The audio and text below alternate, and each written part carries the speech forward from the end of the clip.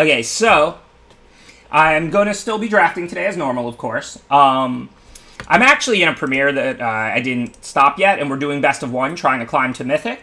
So I'm going to start playing a few games while people trickle in. I'm currently 1-2, so if I lose another game, then we're on to the new draft. Otherwise, hopefully we'll get some wins. And then after this, we'll fire a new draft, and we'll stick with it. But hopefully today, like I said, everybody who can afford to will donate to this charity. Like, you see the goals, you see the incentives, and of course it's not really about making me rap or getting a coaching sesh. It's really about donating money to a good cause and providing mental health assistance to those all over the world. And I think with how crazy a time it is in 2020, I can't really imagine a better cause than that right now. So by all means, like I said, and if you're not rich and everything, please just donate the bare minimum. You know, if you can afford to do more, do more. But like I said, I'm a huge believer in crowdfunding, and don't be afraid to donate just the minimum 5 or 10 or whatever the minimum is set to. I'm going to stream tonight till about 8:45 probably. I mean, it's limited, so I'm going to end sometime between 8 and 9. The plan was a little longer, but unfortunately it took me a while to get it set up because I'm bad at everything technology related, as everybody who knows me knows. I still come from the mindset of, my best ability to fix something is to, shake it and blow on it. I'm not very good with technology.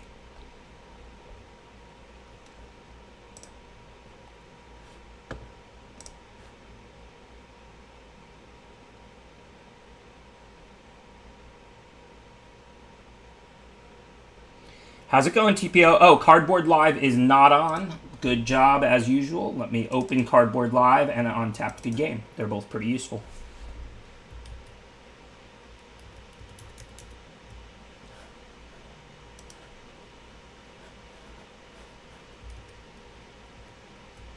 Should be on now. Since I didn't do this draft on stream, the one forest, well, there might be two forests, but whatever, is for the usual card that you splash if you're splashing green. I bet you can guess. Some of my astute followers, some people who watch a lot of my drafts.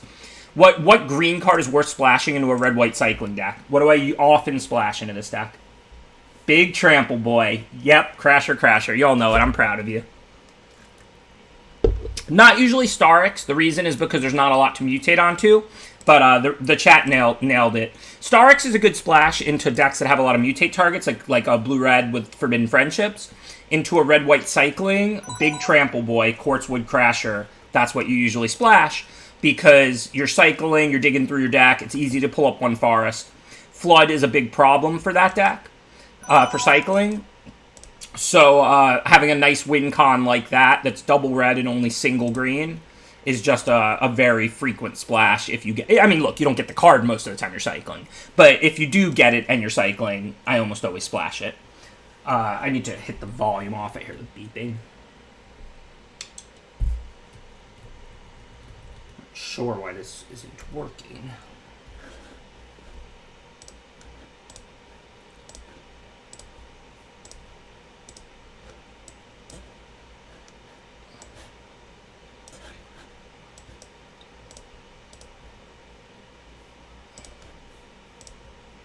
But yeah, you've seen me splash Big Trample Boy into this deck 3 or 4 times.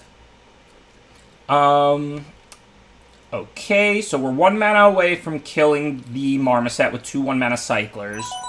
So that means we can afford to cycle once here. Try and dig up land 6. So I think we still have plenty of life. They're not going to kill us right now, so I think we just play Reflection. I'm not playing blue or black. Like I said, the green splash is for Quartzwood Crasher. But it's not like we're losing the race, and with land 6, we could actually just double shoot the Marmoset. So for now, let's just hit for 8.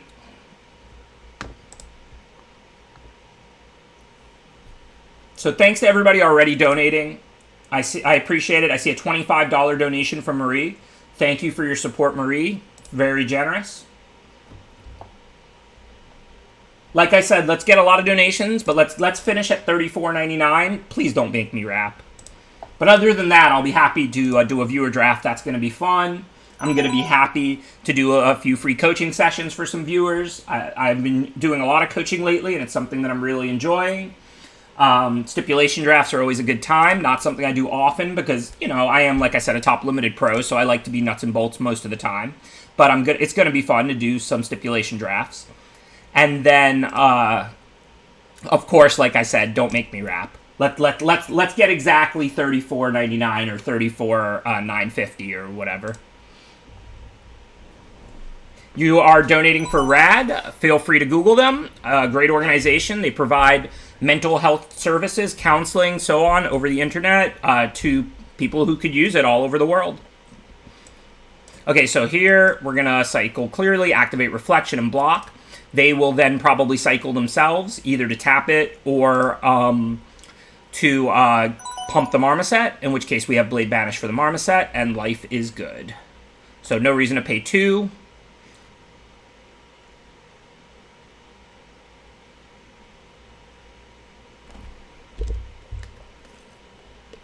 Thank you for subscribing, Izzy Kun. Appreciate the support. Of course, today I would like to see all donations to the charity and not to me personally. The support for my stream is incredible. But of course, if you do want to subscribe, I always appreciate that. Thank you for subscribing for 10 months and supporting my stream, Izzy Kun.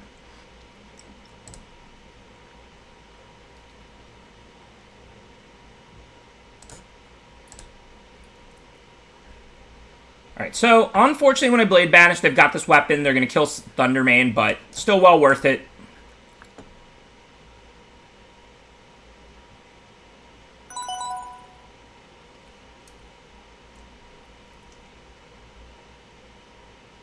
I mean, I can't stop them from killing the Lion. They have the ability to sack stuff either way.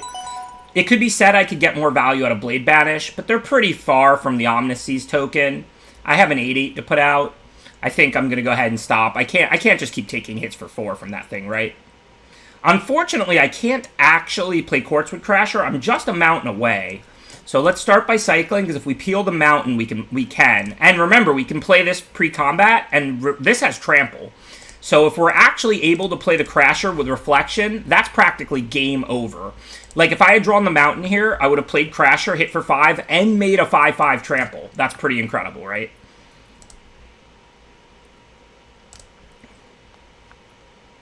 Sadly, it didn't happen. But what are you going to do? Alright, we have another 1-mana cycler to turn it on, and I actually have a ton of cyclers in this deck. I'm not short at all. So, end of turn, I'm going to cycle and tap one of those. Try and find that mountain. No reason to turn it on end of turn. Okay, there it is. We still have to, of course, turn on the Reflection, or it can't attack. And then I'll play Crasher. Pre-combat, of course, because if the Reptilian Reflection does deal damage to the opponent, it has trample, and I'll be making big dinos there.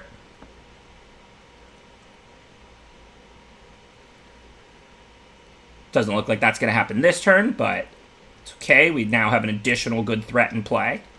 And we drew a Reunion, so I don't even have to worry about Flood Out. The subs don't go to the charity. Subbing goes to me, donations to the charity. I mean, you could choose who to donate to, but if you are going to make a cash donation, please do it to the charity. Thank you, Leverathon. But I know the vast majority of subbing and stuff is also just the Twitch Prime and renewing it and stuff like that. So if you want to sub to support my stream today, I appreciate that, of course. Thank you to everybody who subs to my stream and supports my limited content and my streaming. If you want to make a cash donation to the charity, it's a great cause. Like I said, as long as you're not putting it to $3,500, please make donations to the charity. All right, let's see. So that's on 7. So now we should assume they can make an 8/8 possibly. Thank you, Jordan the Jew. Appreciate the subscription. Let's start by cycling. We have plenty of mana, so I kind of want to see if I draw another land to discard to the Reunion. Obviously, I have no clue whether their last card in their hand is a cycler or not. With the C's on 7, there's no way to really have a read on that. They could not. I could play land Lava Serpent. Doesn't seem great. If I attack with both of these and they cycle once, it's really bad for me. Marmoset eats Reflection with first strike. Ominous sees 8/8 eats Crasher, so I can't really attack. So I think I'm just going to cycle again and see what we get, because right now, if we get a land, we can discard it to Reunion. So even though this cycle doesn't actually accomplish anything, I've got plenty of enablers, and I can't really attack. I think it's a little too risky. So I'm going to dig, see what we can find. I'm not going to send this Lava Serpent away for now. Might end up casting it and attacking with it. Just going to cycle into some lands, Reunion. That's kind of what I wanted to pull up. Now, next turn, we can play Snare Tactician, which can then cycle, tap 8/8s. So next turn, the attack will be a lot more comfortable. Even though they may not have a cycler, and I may be letting them draw a card and make an 8/8, as long as they don't kill the Snare Tactician, it's not really a problem, because I can just tap their 8/8 next turn. And then I can tap the Marmoset, and then I can attack with all this trample and win the game. I mean, they could sneak in lethal here. 8, 10, 12. Yeah, I might actually die here. I mean, of course I can activate the Reflection. But if they draw another cycler, they can tap the Reflection. So I could die, but there's not really anything I can do about that. If I attacked, it wasn't killing any of their creatures. 8/8 would have just ate the 6/6. That wasn't actually going to help me. Hopefully they didn't draw a cycler. I might as well cycle this. No, the Serpent is... I have enough mana. The Serpent's a 5/5 haste.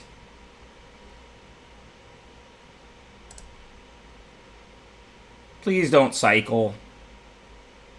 Okay, they didn't cycle, so that's good. So let's see. If I block one of these 2 powers, I take 10, 12, 14, 16, so I have to chump the 8/8. It's not trample. It's okay. This isn't looking great, but Snare Tactician can still win this game. I don't know the last card in their hand, but if it's a land, this game is looking fine for me. In fact, they might be dead.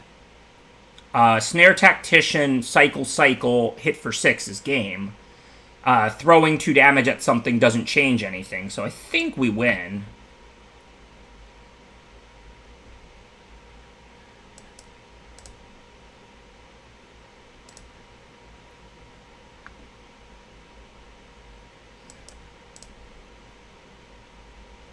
Unless I'm missing something, we won.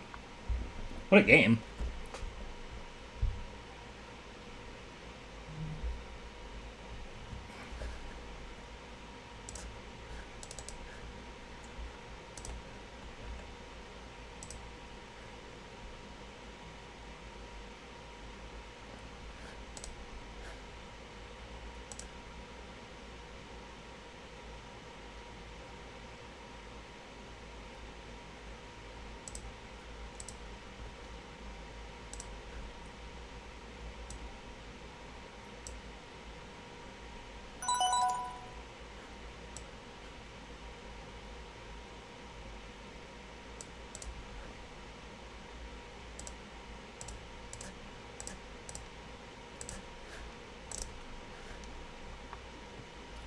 Thanks again to everybody donating.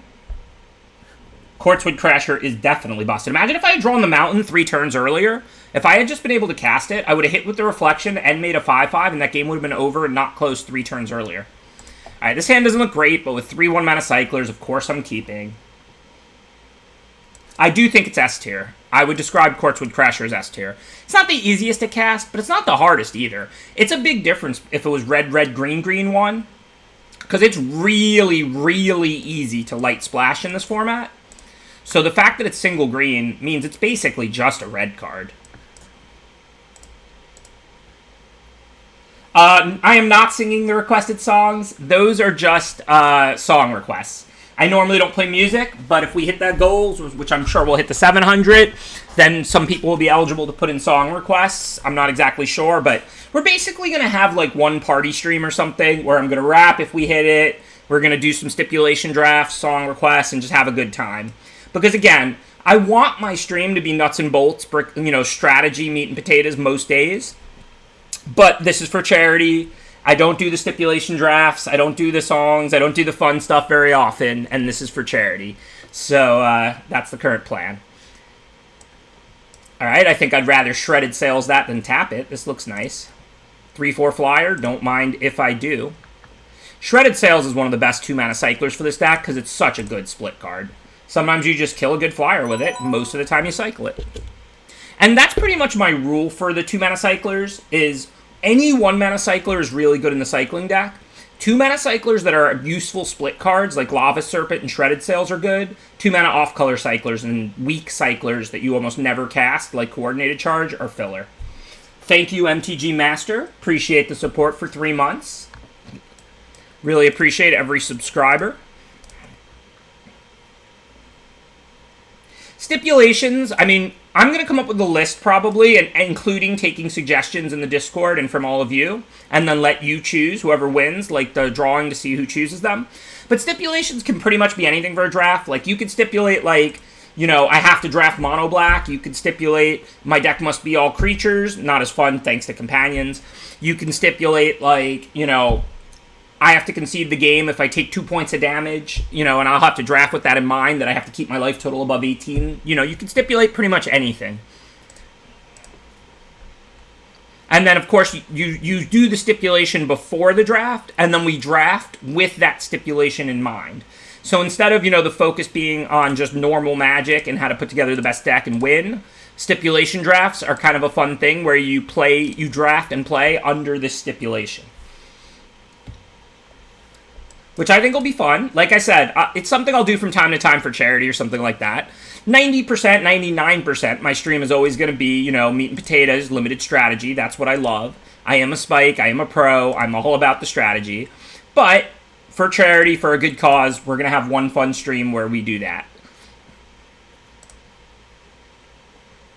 Well, if you make it something like Must Draft Vivian, that means if I open Vivian, I'll take it no matter what, but I can't control whether I open it or not, of course. But I'll take suggestions, and then make a list, and then whoever we draw as the winner of that will get to choose the stipulations. That's how it's going to function, like, technically.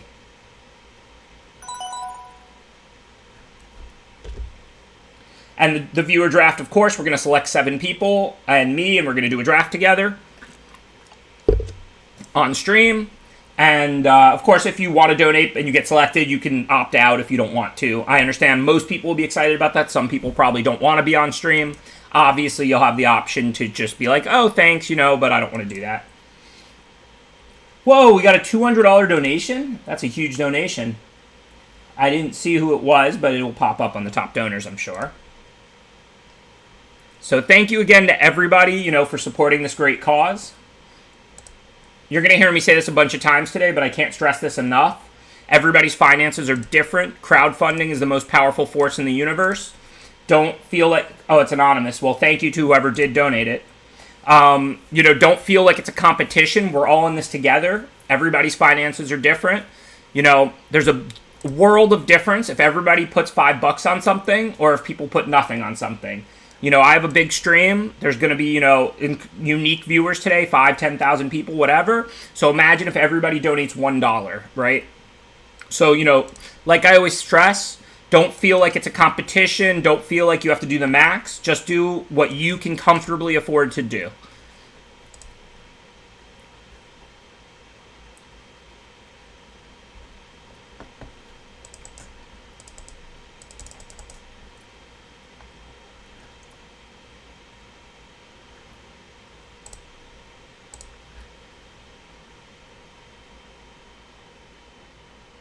Thanks, Salmon, for that generous $100 donation. Appreciate it.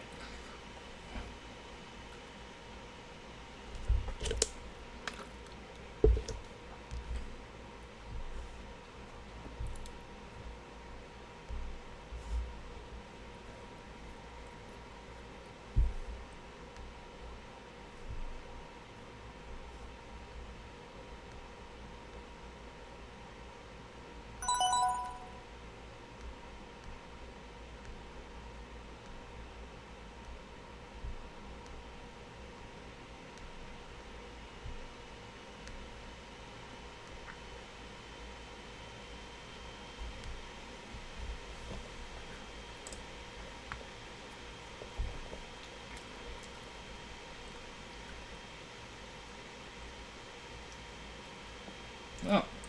Well, I'm honestly, I think it's a great cause, Maximum Magic. Thank you for saying that. I wish the best for you, of course, and for all of us.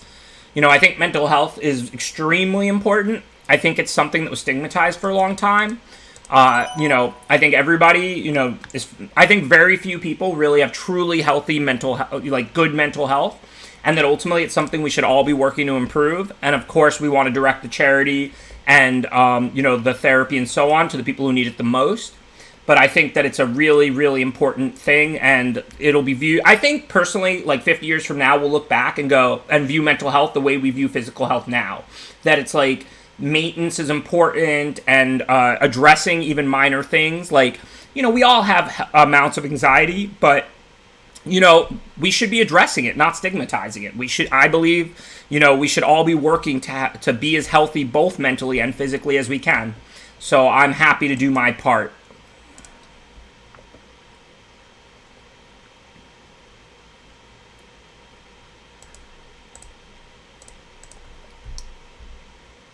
And of course, that's not to say some people don't have much more serious than small amounts of anxiety and stuff. And that's where, the charity and the services and everything comes in.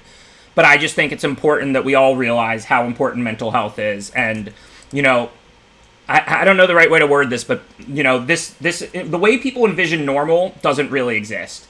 A few people are, a very small amount of people are probably super healthy mentally. But, most people, it's like physical health.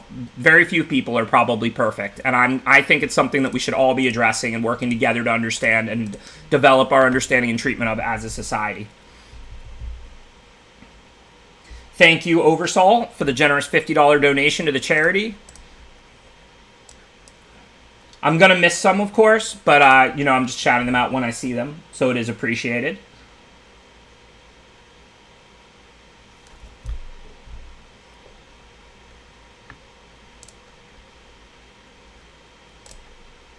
Thank you, Dustin Rada, for the very generous $100 donation.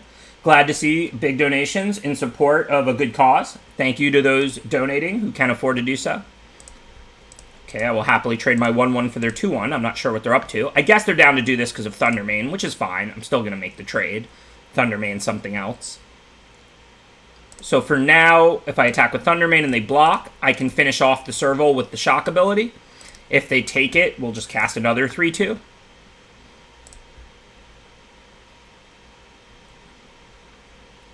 I mean, the songs request thing is literally just supposed to be for song requests. It's not me singing. If you want me to rap, you got to hit that 3,500 goal, which, again, I hope we raise a lot of money for charity, but I'm honestly hoping for 3,450. I'm not going to start rapping immediately on stream. I'm going to, write a rap and then open one of my streams, which I'll tell you in advance, of course, so you don't miss it. Plus, the VODs will be saved and all of that anyway. But the song goals are not going to be me singing a song each time. It's just the ability to request a song that we'll play on stream.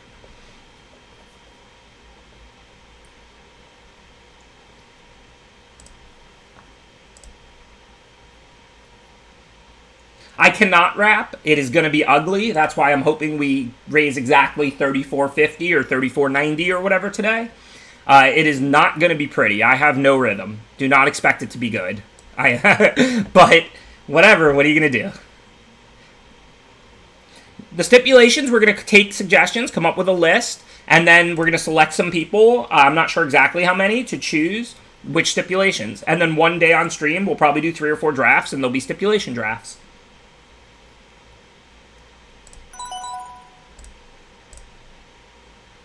I have no rhythm, as anybody who knows me knows.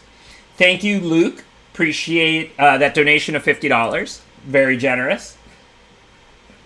I cannot be taught rhythm. One time, not with Rachel, but with my ex-girlfriend, she liked to dance, so I'd go to a club with her once in a blue moon because I hate it. And literally, somebody came up and asked her friend if she needed saving because that's how bad I am at dancing. And her friend was like, "Nah, that's her boyfriend. He just can't dance." I am an embarrassment, believe me. I have no rhythm. Now, I'm not going to be dancing, but I am going to write the rap myself as well. I will be writing some kind of short magic rap, probably about why Limited is the greatest or something, and then performing it on stream. So like I said, let's all agree to raise $34.75 today. stipulation drafts, a few free coaching sessions. These are going to be a good time. These are going to be rewarding. Let's all agree that we're going to raise $34.75 because nobody wants me to do a magic wrap. My favorite archetype in this format, as far as power, is cycling. I do think cycling is the best deck. I don't force it. I look for it. I draft it when the cards are there. But I do think it's the best archetype. Sounds good, Bit Error Music. If we get there, try and shoot me a message if you remember. I'll try and shoot you a message if I remember. The stream is going to end around 8:30, 8:45, whenever the last draft ends around then. So that's how long we've got. And like I said, let's shoot for $34.75. That's the goal. All right, let's see.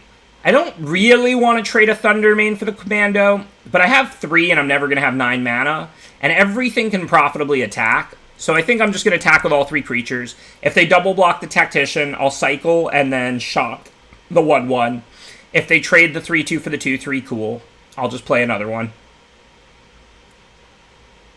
Oh wait, I can just cycle and give it first strike. I can't shock anything, but even better, I'll just cycle Smasher, and then I won't even lose the current Thundermane if they don't have anything.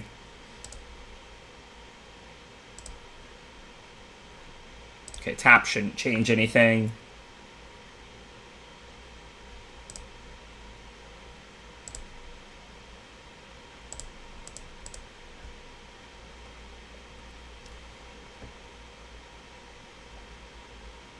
Take it easy, Rada Hazard. Take it easy. No filling gaps. I do appreciate that generous donation, though. I saw you donated like 50 or 100. Take it easy. Again, we set the goal pretty high, expecting that, I'll donate, some coaching streams. That's me, not streams, but coaching hours, to some people we select, which is basically, a direct donation from me because, I do charge a decent amount for those. And, everybody's going to donate small amounts, and stipulation drafts are going to be fun, and playing some songs is going to be fun. Nobody wants me to actually rap. That we're not trying to hit that one. We're trying to hit the other 4. The viewer draft at 2,800, that's the real goal. Take it easy.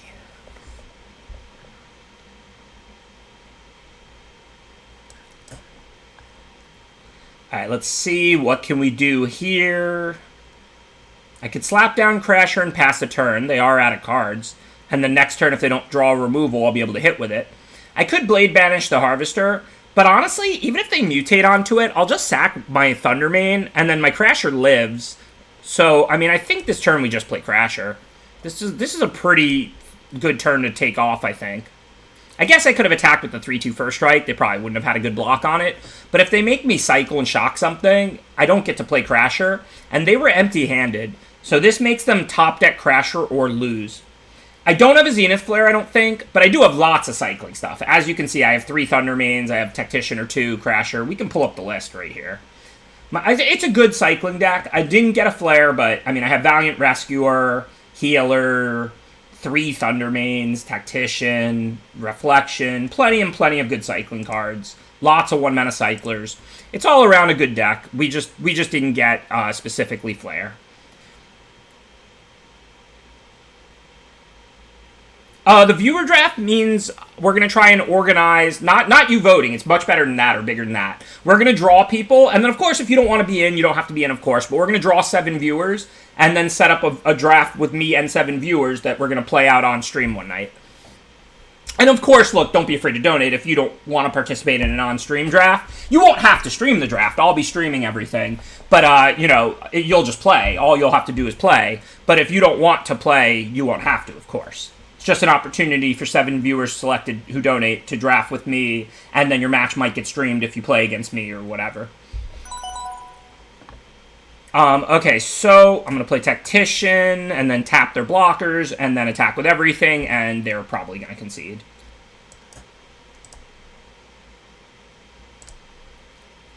Right, your draft won't even necessarily be on stream. Obviously, we're going to stream my draft, and then if you play me, you'll get to play me on stream or something, but that's it.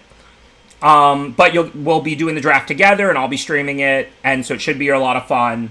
And like I said, if you're not interested, I understand some people are shy, no problem. You can just say, hey, I was happy to donate. I just don't, want to participate in this on-stream draft next Tuesday or whatever. Maybe you'll be busy. I mean, whatever. But I think it'll be a fun thing, a nice way to reward some viewers, and just a good time.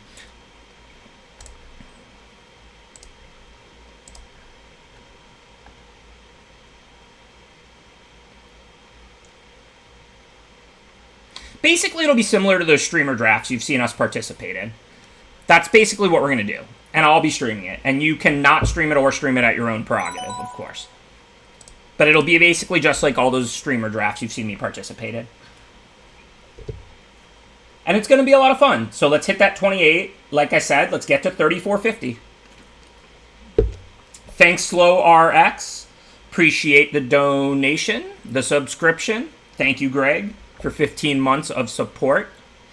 So unfortunately, they did top deck a removal. We're not dying on the backswing or anything. We're dealing them a bunch of damage, and we have plenty of life.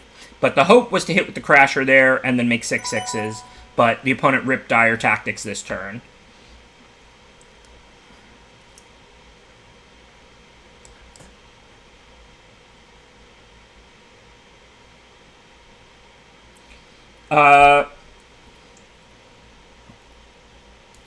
Fine. I don't think it's going to happen. Like I said, I don't know if we're going to get to 3,500 or not, but I will agree to do 2 different wraps if we get to 7,000, but because I don't think that will happen. I am kind of nervous we are going to hit 3,500, but whatever. I'm a man of my word. Everybody who knows me knows I'm not the most sensitive, but I am the most honest, and I will be writing a short magic wrap and opening one of my streams with it, performing it on stream if we hit our goal. So hopefully, like I said, hopefully we won't hit it. Thank you for subscribing, Oversol. Very much appreciated. Thank you, Wild Shadow, for the generous donation. $125 it looks like. Appreciate the support. All right, let's see. So we can Blade Banish their one really good creature and then tap a couple others and attack. 2/3 can bounce with 2/3, so we don't really want to let them block with that. I could also cycle and shock. I can shock the 2/2. Never worried about them recurring it. That's a lot of mana. And then tap a couple of things. That looks better than Blade Banishing. I have infinite life. I'm not that worried about them top decking a cycle, mutate creature. So I think we just want to go cycle. And then we can do 2 shocks here, right, for 4 mana with 2 Thundermanes. Let's just hit 2 blockers, tap 2 other ones, leave them like what to block with. I guess we do want to just leave them the 1 blocker. I guess 2/3 is the smallest blocker we can leave them. So tap 2/4, tap 4/6. This game is pretty much over. I mean, they can make a 1/1 also, but... And then we'll go ahead and shock off 2 of their blockers.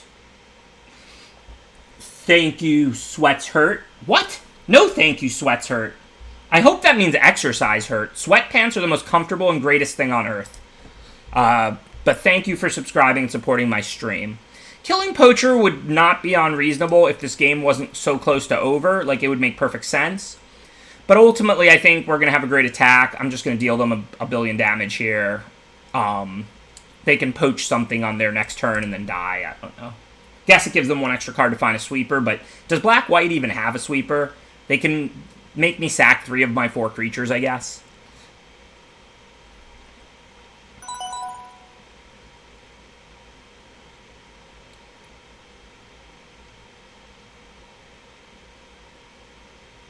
Extinction event, but I'm split between evens and odds, so that shouldn't be that bad. Plus, they are too, right? It'll kill, like, at least something they have, and then 2 of my 4 creatures. I even have this reflection with haste if I want it. I can't imagine this is seriously a game. Let's just start thinking about donations in the next game. I really can't conceive they can win this game.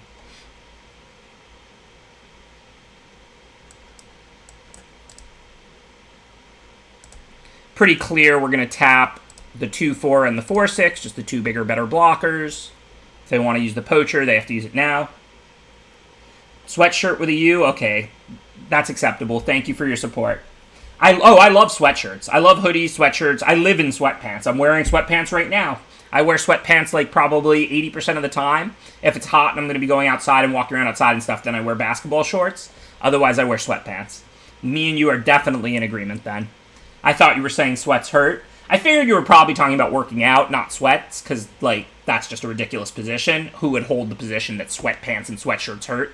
They're literally like wearing a blanket. But but nonetheless, I saw sweats hurt and I was like, whoa, what's going on here?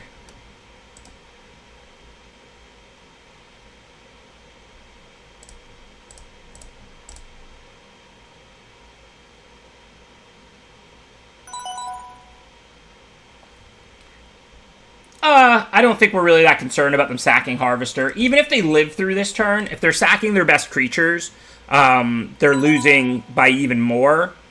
I mean, look, I'm not saying you're necessarily wrong. That game was just so over.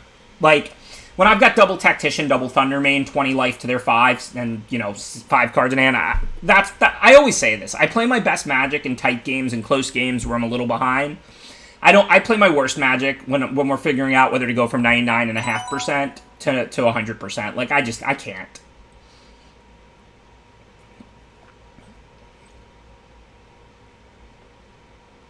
The Arena Open, I made day 2, and then I went 3-2. So basically around a break-even thing. I got a bunch of gems back. Didn't cash for the 1K or the 2K.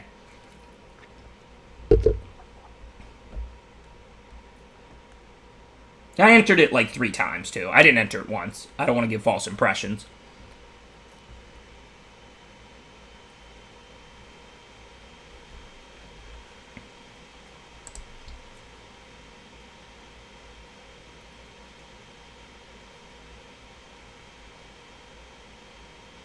I played cycling, just like a Jeskai cycling proactive list that I'd been working on that I think was pretty good for it. I got wins with it, but I didn't advance.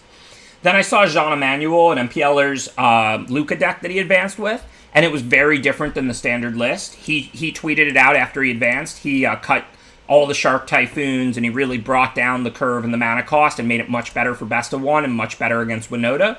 So then I copied his list and advanced first try with it, going 7-2. And then on day 2, I played Blue-White Control, which I think is a deck a lot of people had success with, multiple people cashed with. I think it was a good choice for day 2. Like I said, I went 3-2, not 0-2, and you only get 1 crack at day 2, but lost some close matches and went 3-2.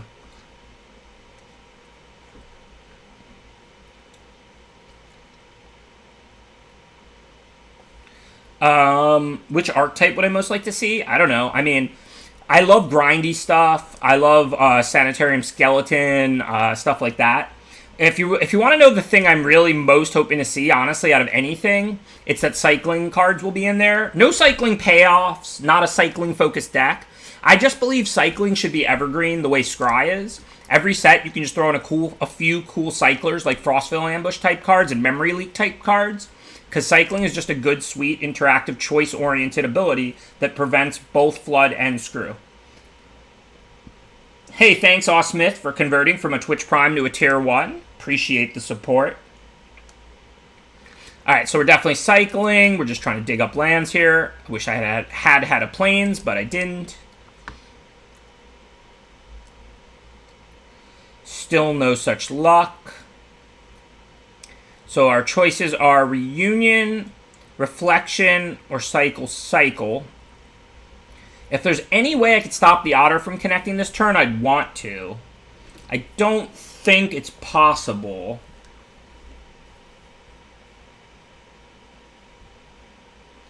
If I cycle this, I can draw like a Dranith Stinger or a Fire Prophecy. I don't think I actually have either of those.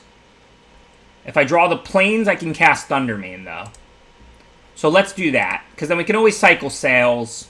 So let's start by cycling Healer, because if we find Plains, we can cast Thundermane and try and block Otter.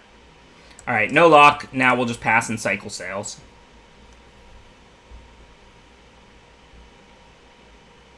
Oh, we could definitely talk about some disses. Could be a diss track. It doesn't have to be a targeted diss track. I can just get in a line about Tom Martell and Gyre Engineer. You know me. I'm not afraid. I don't pull punches. We could certainly include... It doesn't have to be a diss track. We could certainly include a line or two that are some disses.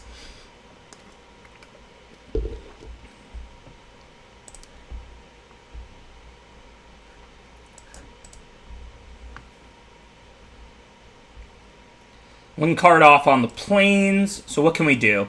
I really don't want to let them hit with Otter anymore. I think I'm just going to cast Reflection and pass. We drew a 1-mana Cycler here. So if they attack, I can cycle in combat, activate Reflection. If they play a land, they could like sack both 1/1s to kill Reflection and hit with Otter, but good beats. That's their whole turn.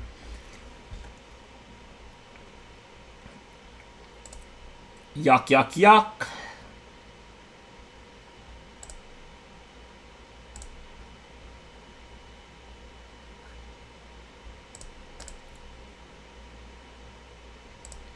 We've got plenty of cyclers. I think I'm just going to cash this in. Try and dig up whatever outs we do have. Okay, so we can't Blade Banish the Flyer that's drawing cards.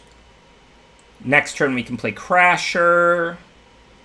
This turn we can play Thundermane and cycle. We need an on-tap land to go Thundermane, cycle, shoot, gain 2, though. It's really not looking good.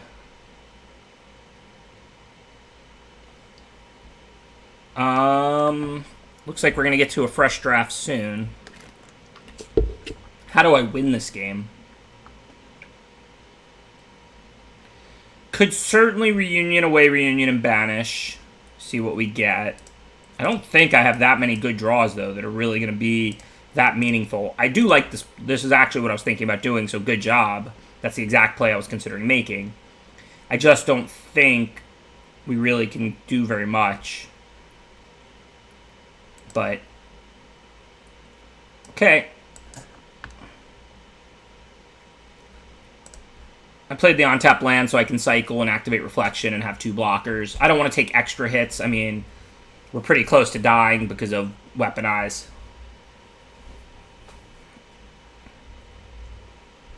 Unfortunate. I mean, I do have a couple Snare Tacticians that would have solved this problem. 2 of them.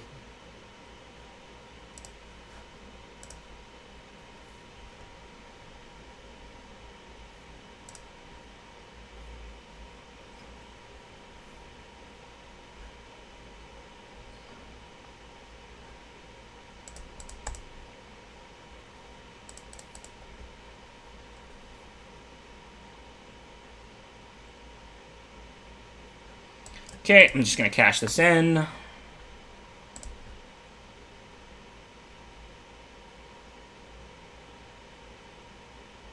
I love 4-mana black enchantments. They're my favorite. Alright, so if I pass and they don't play a land, am I dead? 5. No. I can tap a couple things, block. So I can gain a life, so I'm actually at 7. I can't play Crasher or I'm dead on board, so it has to be Tactician. So I don't think there's really any choices.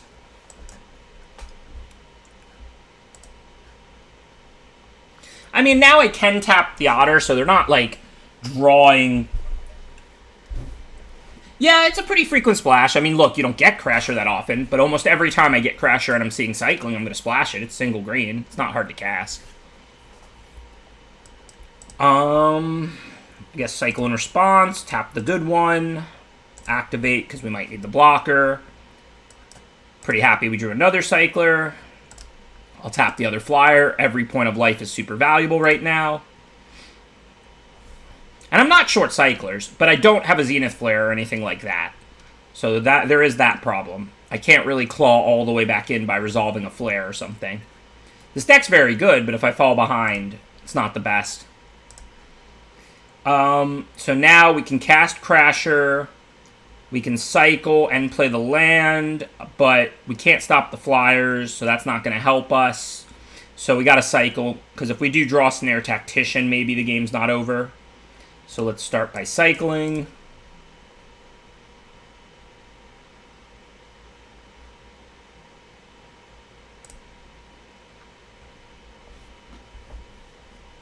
That's certainly not a Snare Tactician. We're dead on board to the flyers if we don't deal with them, at least one of them, maybe both of them. We really are in deep trouble. Weaponize goes to players. I'm not even sure if I technically have outs.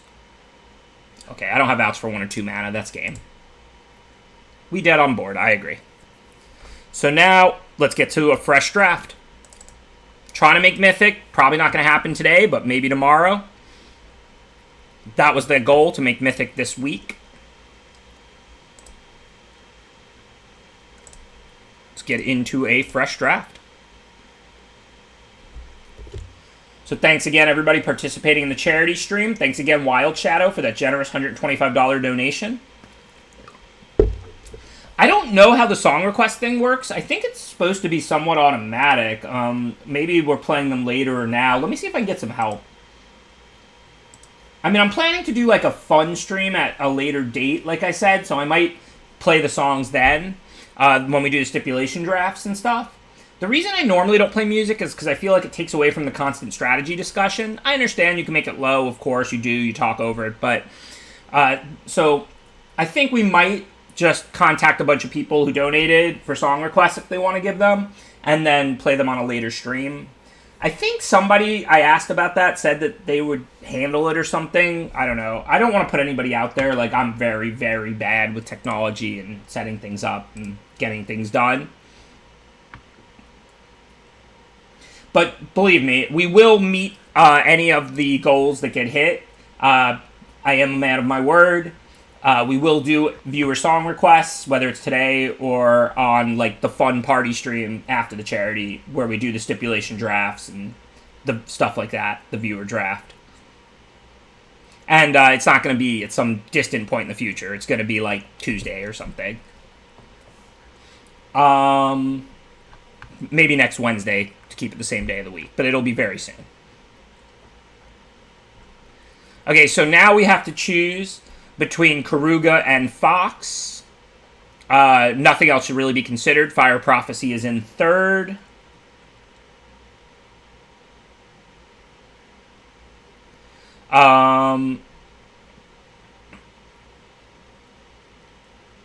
Karuga is awesome. I mean, if you start with it, you can really draft around it.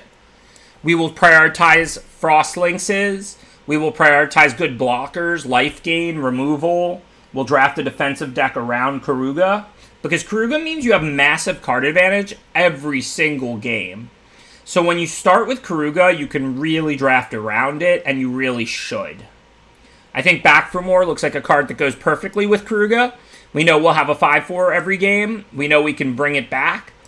Fire Prophecy is a card I'd take over Back for More sometimes, but of course we can't play it with Karuga in the companion slot. Fertilid, Goriak go up in value in a Karuga deck because you want to make your 3-drop every time, and they're both pretty good ramp blockers. But Back for More is a really powerful card. So it's a Karuga party this draft. The change is not in effect yet, right? I don't have to pay 3. So far we took a black-green card. We're not by any means committed to black and green. But Sandworm goes well with Back for More. I do want to prioritize cheap cards, but Karuga is blue or green, not blue and green. So for now, let's take a green card, Greater Sandworm. We haven't really seen any defensive stuff yet, but believe me, I will be keeping my eye on it. I understand what we're drafting. We do want to make sure we get a bunch of 3-drops, since we can't play any 2-drops. Missing turn 3 is completely unacceptable. So I'm going to grab Mole here. The only other thing to consider would be Snare Tactician, but that doesn't go with what we're doing. Primal Empathy is not... it's a good card in general. It's a good win condition. You have like cheap removal, good 2-drops, and then you rely on it for counters and card drawing to win the game.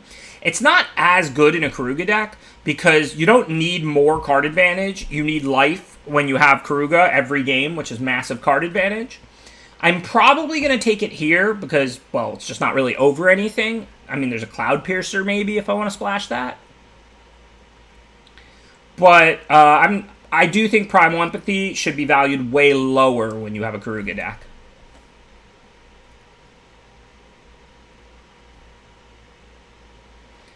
Alright, nothing really to see here. I'm going to grab Night Squad Commando over nothing. I hate Clash, as you know. So the good thing is it looks like green is open. The bad thing is we can't play Ram Through, the best green common.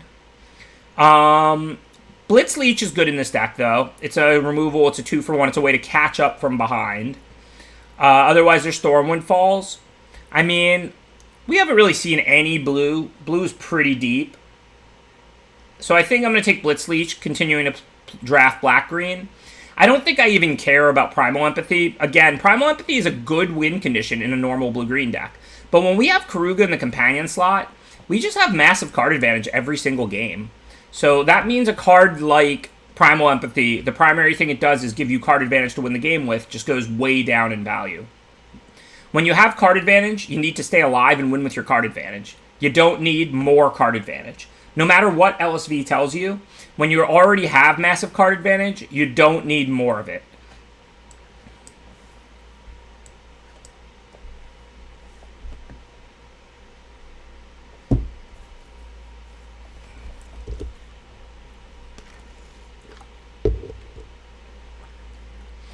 All right, let's see. Blitzleech, Fertilitter, Goriak. I'll definitely play 2 Blitzleeches, but we already have one. I think we just take a nice early blocker. We don't have any mutate, and this is a fine creature to mutate onto anyway. I think I just want him gum up the ground, not get run over. Taking the 1/5 for the same reason. Don't know if it'll make it or not, but we need to get a lot of 3-drops. Fertilit's kind of slow. It's fine. Moss Coat Goriak is the opposite. It's kind of underpowered, but blocks really well. And that's exactly what we're looking for in our Karuga deck. Me? Oh, I would never diss anyone. You know that. Thanks, Million, for the generous $25 donation. Really appreciate the support from everybody donating to this charity. I see we've already raised $1,100, and I've been on air for like an hour. That's pretty incredible. All right, let's see. Colossification sucks. Healbonder would be excellent for us. It's not here. This is a pretty bad pack for us. I mean, we can't take the removal spells because they cost 1 and 2 mana. Poacher is the kind of card I'm talking about, though. This gains life and blocks well, so it's kind of exactly what we want. Antelope, this would be fine in our deck, too. I really can't stress this enough. I'm going to keep stressing it the whole draft. We have massive card advantage every single game because Karuga is in the companion slot. The reason Karuga and companions are broken is because they go in the companion slot. Okay, easy Boneyard Lurker here. Nice 4-mana 4/4 to recur our Karuga after it dies, or just to put out a good blocker early.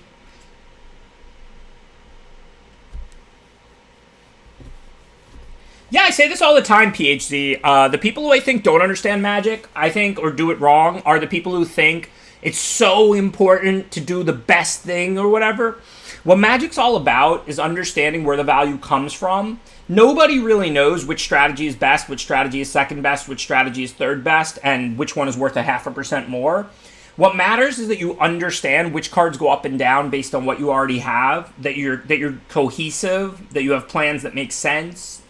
I'm very different than a lot of players on that. I don't care that much if I'm drafting the second best strategy or the best strategy. I care that I know how to draft, what my deck is trying to do, that I can take the cards that make each other better, not worse, and put together cohesive decks every time.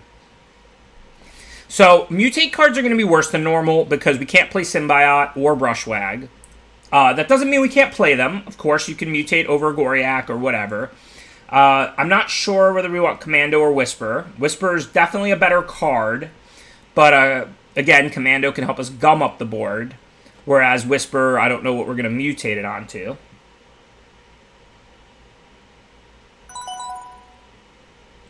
I don't really worry that much about the signals I send my neighbors unless they're super blatant. I don't think we want the Crystal. I mean, it's serviceable maybe, but I don't really want to play that on turn 3. I'd rather just get one of these 2 fine cards. I think Commando is just what we want. Gum up the board, like I said. Does this gain life or anything? I think it does. Gain life equal to the greatest converted mana cost among creatures. Well, that's not very exciting. No, we don't need that. So I think I'll just grab another Mole here. We already do a little bit of Graveyard Recursion. Moles could be useful for us. So again, I would take Greathorn over Poacher sometimes. Like if we were going to go turn 2 Symbiote, turn 3 Greathorn. But a 3-mana Mutate doesn't help us if we're playing no 1 or 2 mana cards. So I'd rather have the 4-mana blocker life gain card.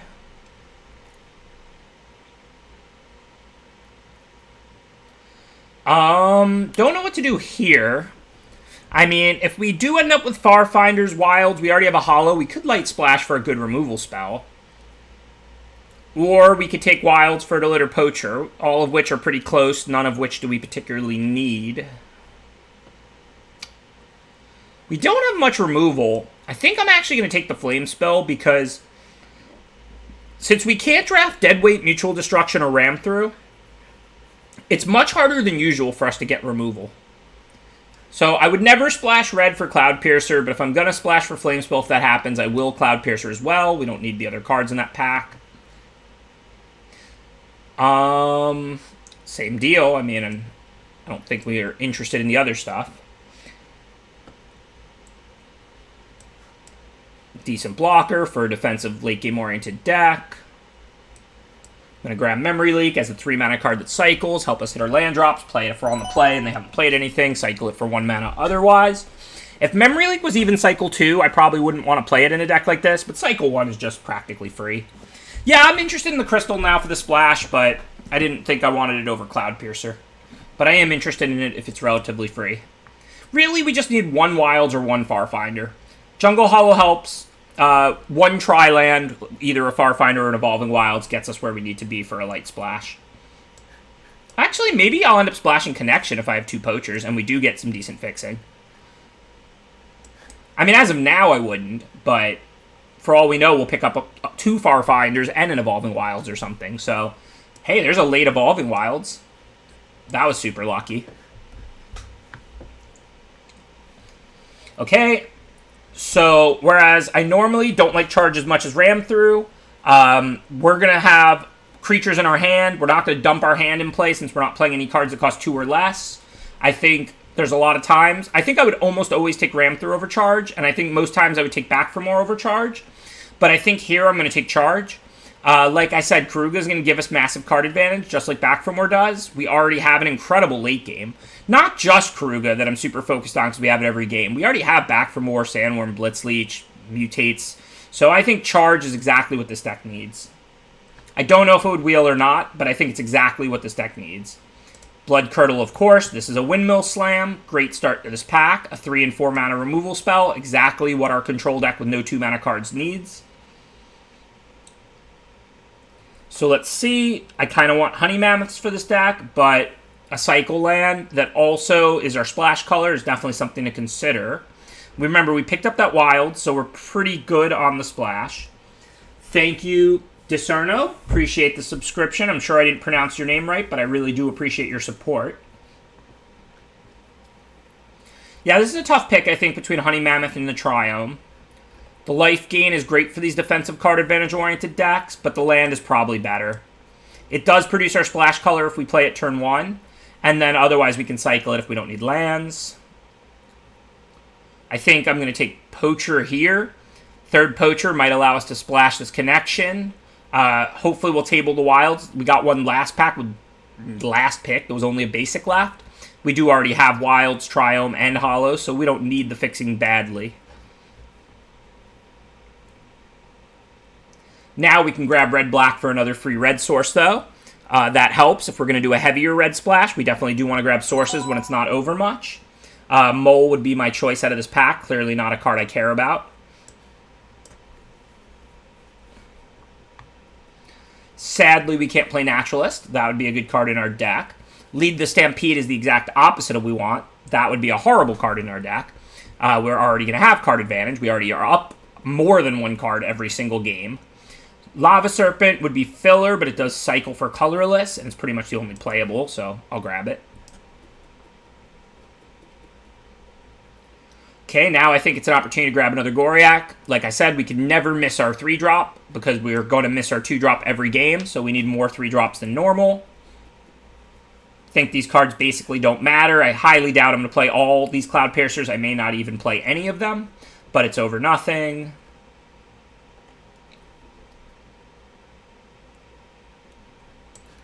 Don't think this matters.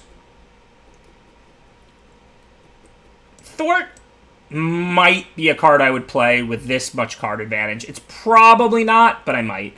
Yes, we tabled the Honey Mammoth. I'm very happy about that. I really wanted 1 Honey Mammoth for this deck.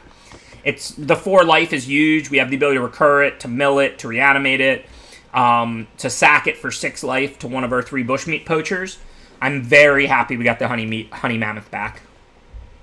That's actually an exciting pickup for me. So with 4 lands that are going to make it, this is 25. So we're going to cut like 2 cards.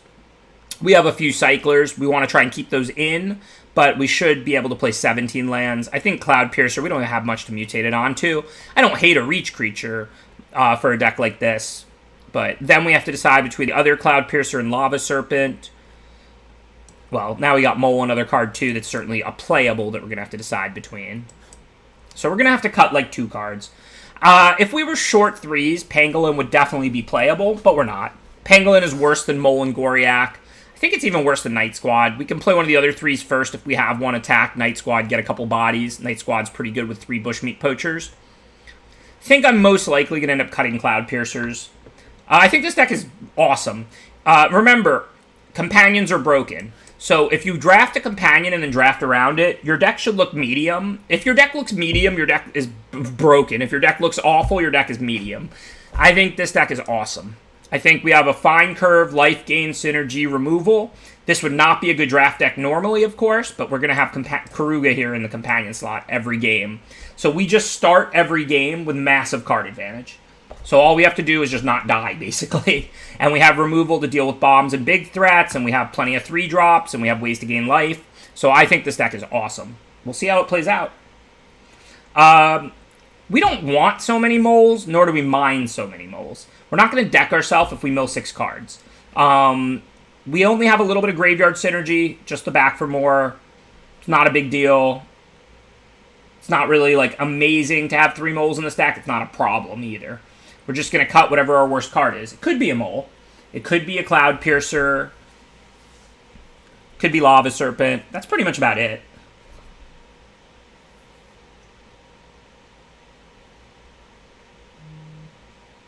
I think 17, I would definitely play 18 if we had no cyclers. But we have Lava Serpent, Greater Sandworm, and Memory Leak. So we have 3 cards that cycle. That's why I think we can get away with 17. Do you disagree with that? With 0 cyclers, I would play 18.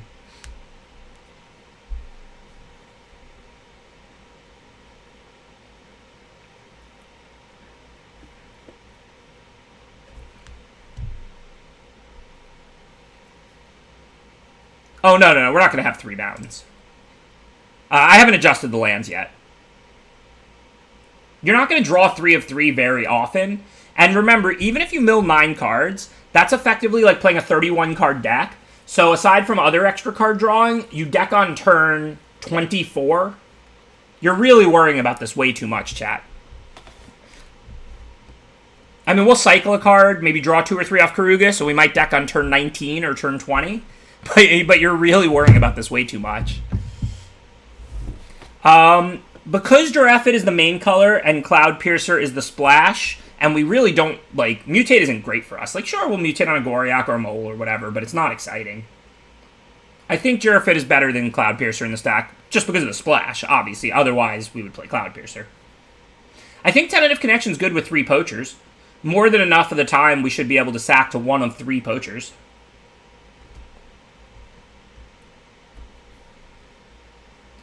I think we do not have too many moles. I do not think it is a problem at all to play 3 moles. I think Mole is one of the weaker cards in our deck, so I think it's cuttable.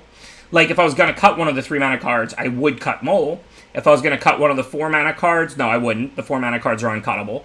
I think the cuttable cards are Mole, Piercer, or Lava Serpent. This is 16 lands. We're definitely playing 17. I just removed a mountain because we're certainly not playing 3 mountains. We might not even play 2. I probably will play 2, but we're not going to play 3. But, so, like, we do have to cut a card.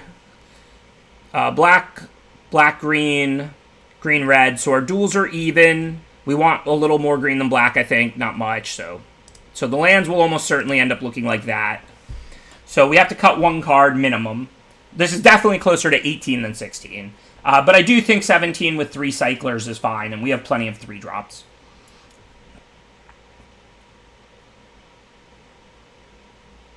I think Piercer is extremely cuttable. Lava Serpent is extremely cuttable. Piercer is extremely cuttable. 3rd Mole would be my first choice out of the 3-drops. Alright, well, I'm all about trying to win, but I think this is extremely close. I do want to thank Wild Shadow for the very generous $125 donation. I think that's the biggest donation we've had other than the anonymous one. So I'm going to cut the third mole. I wouldn't do it if I didn't think it was extremely close, but I would say that as a tiebreaker, Wild Shadow certainly earned that with the very generous donation to the charity that we're raising money for today. If I were alone, I would have probably cut Cloud Piercer, but I do think it's extremely close. Like, if a teammate of mine was like, I'm going to cut Mole, I would be like, sure, go right ahead. I wouldn't even try and talk him into Cloud Piercer. I think it's extremely close. I think Mole was the worst of the 3 drops. Cloud Piercer and Lava Serpent were the worst in their slots and nothing special. So I would cut any of those 3 cards, and I think it's extremely close.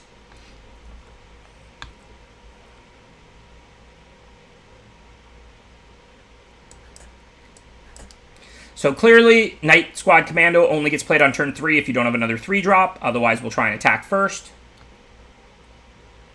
Well, that's great, Journeyman. It's probably because of the organization Fade to Karma, and they're like working in partnership with Soft Giving. But yeah, I think charity is very important. I think at least a couple times a year we should certainly be doing charity streams. The last one I did was for Christmas for Toy Box, which I was really excited about. We raised about $3,000 for gifts for kids. That was awesome. And now we're going to try and raise about another $3,000 for mental health, a very serious and important cause.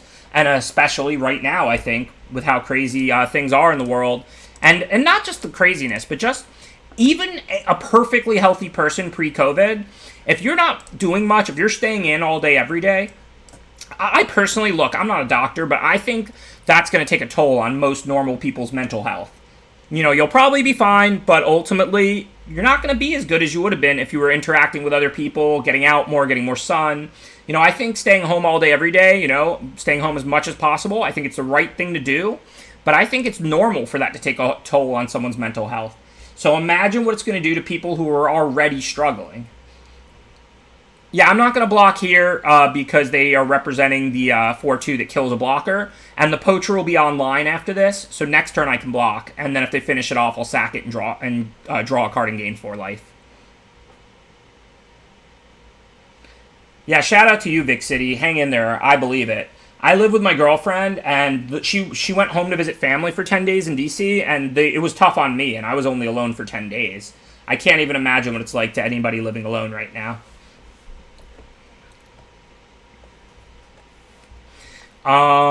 Okay, so they killed the poacher. I think just attack and play commando looks good. It's not a good use of mana, but there's really no need to flame spill either of those 2 creatures. I like that this gives us better blockers.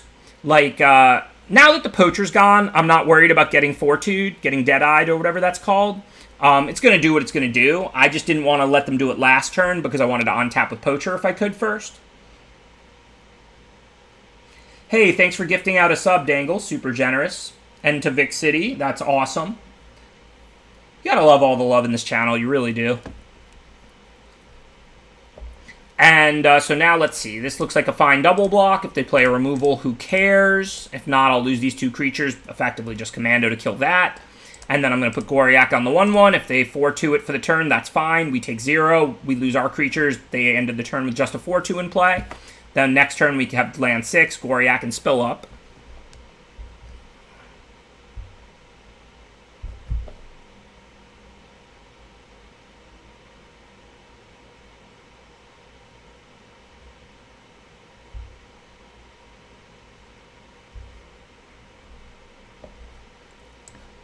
So they Fire Prophesied.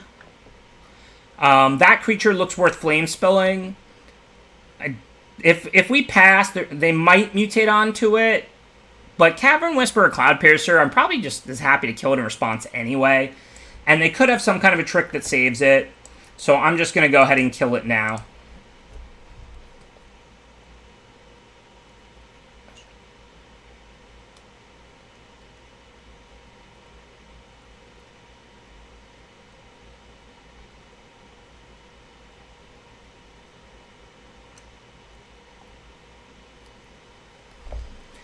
Let's see. We want to play creatures before Karuga. Don't have anything I want to loot away. Looks like pretty easy. Just cast Cloud Piercer. If they attack, I'll block and trade.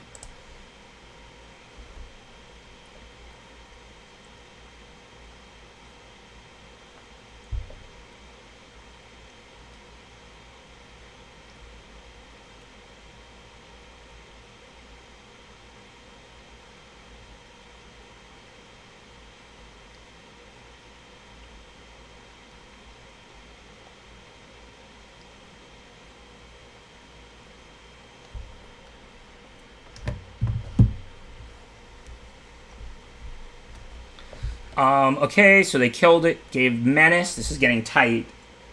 A double block here is still fine. We can double block it with Poacher and Goriak. So as long as they're out of removal now, we're fine. We're raising money for mental health awareness. And not awareness, but also treatment.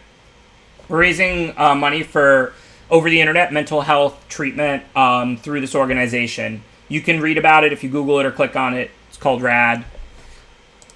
I mean, I've never personally used it or anything, but I think it's a great concept.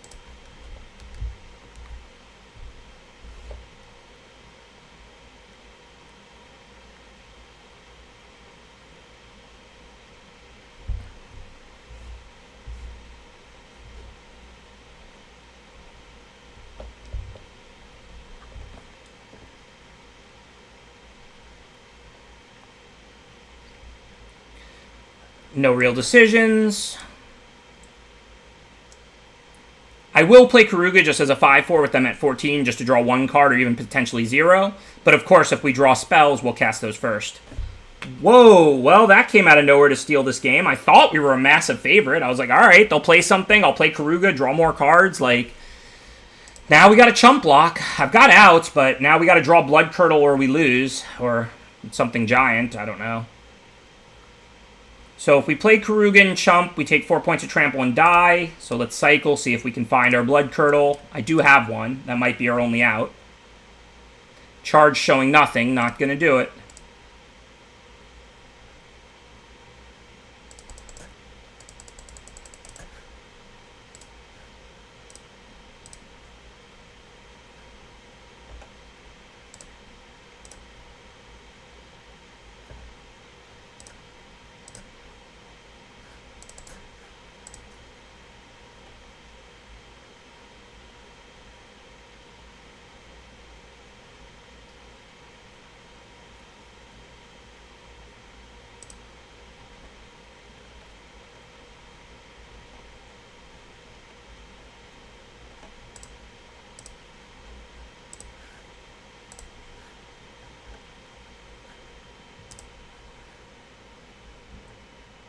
I think the changes to Companion are good. They had to do something, no question. I don't know exactly how much it's going to change, affect it. I know of course it's going to make them worse, which is what's supposed to happen. There's no way that'll backfire or something. But as far as whether or not it's enough, I have no idea. Honestly, it's such a new mechanic, so different than anything else we've seen before, that I honestly can't evaluate it. You can ask me quickly after the change goes into effect. I'll draft plenty this weekend. I'm doing several limited coaching sessions this weekend.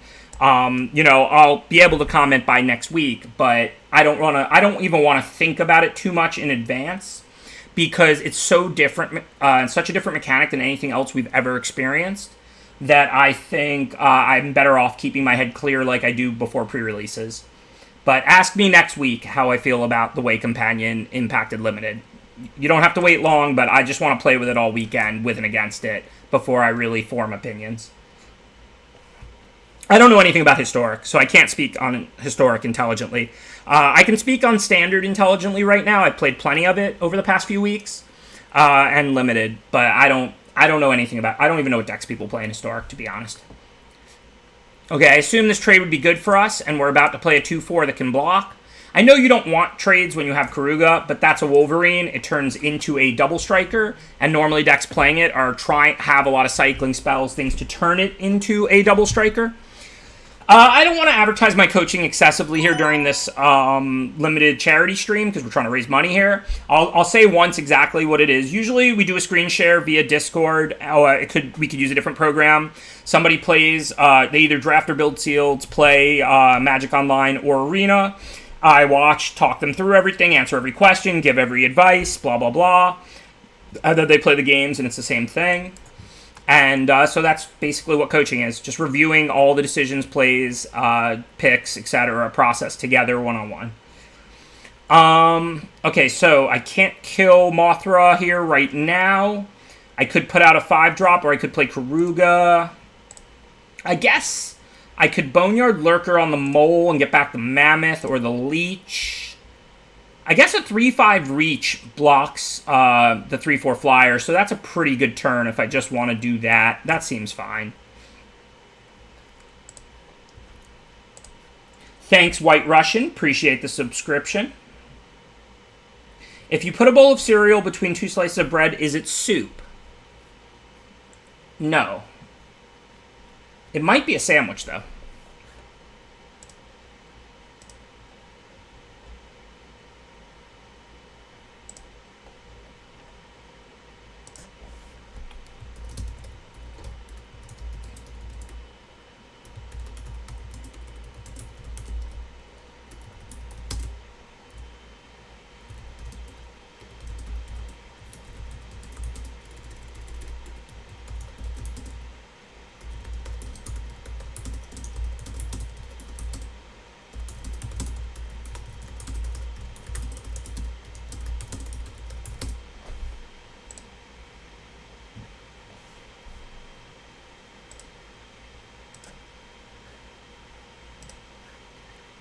Okay, let's see. That was kind of a weird flame spill. Poacher's really good, so I understand wanting to kill that. If you let people on tap with Poachers, I mean, you can't really kill other creatures, or they just sack them and draw cards. Like, if they waited for a better target, I would get to sack it when they flame spilled it. It's only 1 mana to use this thing. So, I mean, you do normally kill those pretty aggressively. For now, I don't know what to do. I could Boneyard Lurker on the Mole. I don't really need to do that. I could Karuga, but I don't really need to do that either. They have Scatter Mana up, so I probably don't want to play Karuga yet. I don't want to risk that getting countered. Plus, it'll only do more later. I think I'm just going to cast Boneyard Lurker, just put a 4-4 in play and pass the turn. I always tweet during the stream. It's not hard to do.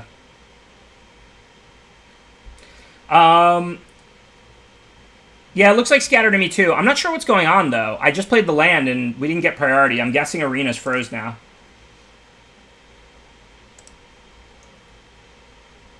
I don't know what's going on at the moment. I'm going to close and reopen Arena. We'll be right back.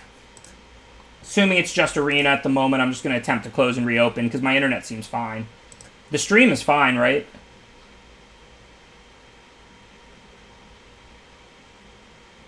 I'm not going to mutate it because I'd rather have an extra 4-4 in play than an extra body in my hand. I already have massive card drawing, like I said. It's close. It wouldn't be unreasonable to mutate it. But I just think I would rather have an extra 4-4 in play. If I mutate it onto a 3-3, I'm basically killing the 3-3, let's say, because the 3-3 just turns into a 4-4. And then I get one of these back in my hand. I mean, if I didn't have Karuga in hand, I would probably mutate it for more value to potentially get back Honey Mammoth or something. But I feel like we have enough going. And I can attack with the 4-4 because they can't. If they block it and trade off Broodmoth, I'm ecstatic. If they block with Wolverine, then they get their Wolverine back because of Broodmoth, but they would just be chump blocking, and then they can't block next turn.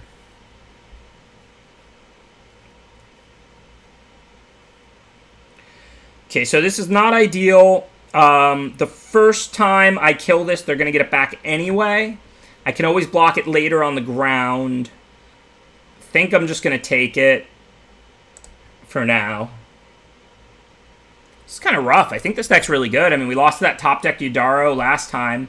This opponent seems to have quite a good draw with everything as well. We can still win, but I need to draw removal, which I don't have none of. I don't have a ton of, but I've got a Blood Curdle, I've got a Charge, I've got a Flame Spell. Like, where are my cards?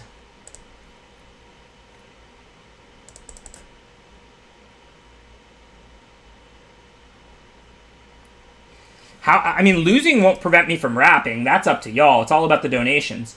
Speaking of, thank you, Danubius. Really appreciate that donation. Thank you for the generous $100 donation towards the Rad charity.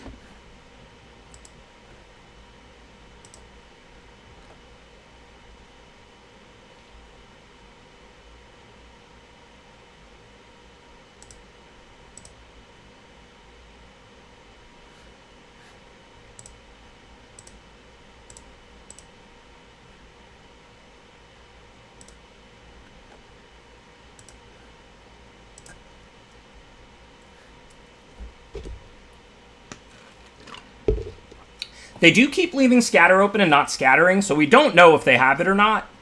I mean, at the end of the day, I'm going to cast the weaker targets into it first, and then I'll cast Karuga. You know, if they've got it, they've got it. So, I want to start blocking, sacking, and stuff. This is a tight game. I'm not going to put Poacher on Wolverine, even though it trades. They just get it back as a flyer. I don't even want them to get it back if it comes back into play untapped, which I think it does. So I think here I either chump with Mole or take it.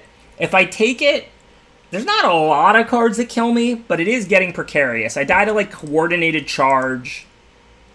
Startling Development's a point short. I mean, I think with a Karuga in hand, effectively, I'm going to chump block. The Wolverine doesn't have Trample, and I'm not killing it and them getting it back. It's going to first strike out the Mole and deal 0 to me, and I'll take 3. And then we'll see what else they're going to do. Yeah, Raking Claws would be lethal if I took it, you're right. And that is a common, too.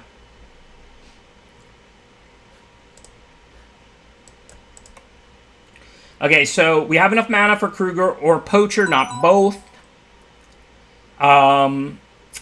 See no reason to play Karuga over Poacher. I'm not even sure if it's better. So I think what I want to do here is play Poacher, see if it resolves. If it does, I'll attack with Lurker and Mole. If it doesn't, I'll attack with just Lurker.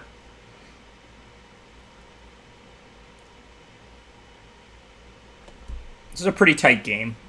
If we gain 4, we're effectively at 13. Ouch. Well, that's not good for me. I mean, I'm not dead by any means, but that's not good. So I'm not going to be able to block sack. I guess I just sack the Lurker here since it's going to stay tapped for 2 turns and I need the life. Seems like a pretty automatic play. Okay, that's a really good draw if we don't end up losing or dying. Can I attack with the Mole, or am I going to block with it? So this turn, if I take the hit, 3, 6, 9, 12, I don't actually die to Raking Claws. I do die to Coordinated Charge. This is a tough call. I'm not that scared to go to 1 because I've got the Poachers, so I won't be there forever.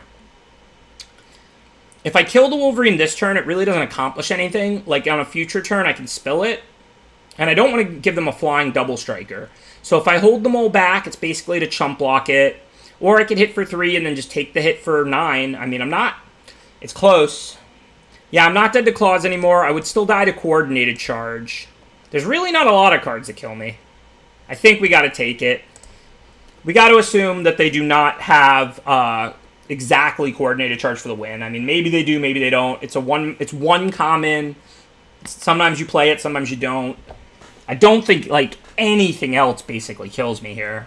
Like, there might be some rare or whatever, but...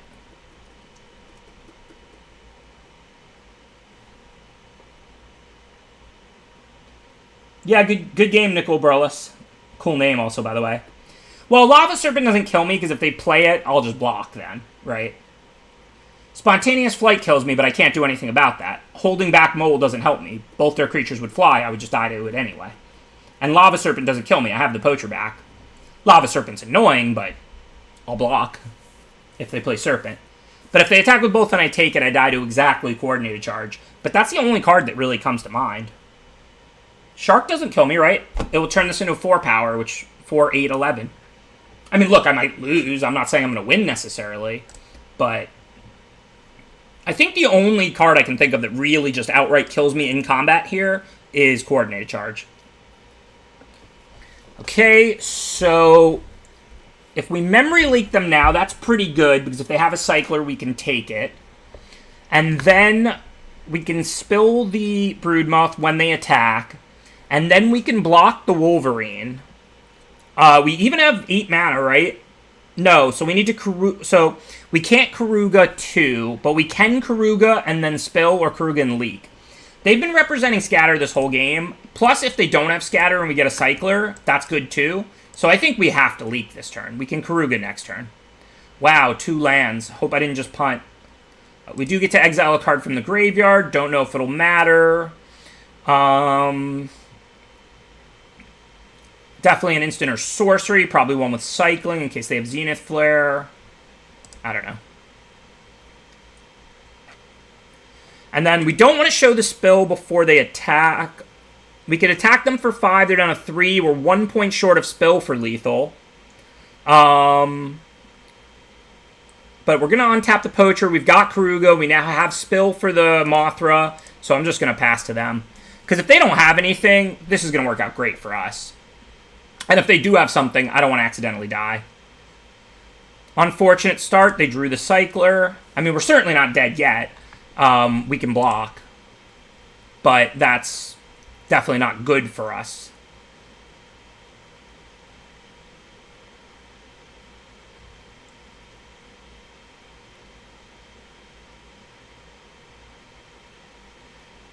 Wow. So if that happens, they tap one of our 2 blockers. The creature, I know I can spell in response, but then they get the 3/2 on tapped as a flyer, the Archipelago off to the side, so we're figuring stuff out. Now, it hasn't mutated, so it'll only tap one of the 2 blockers.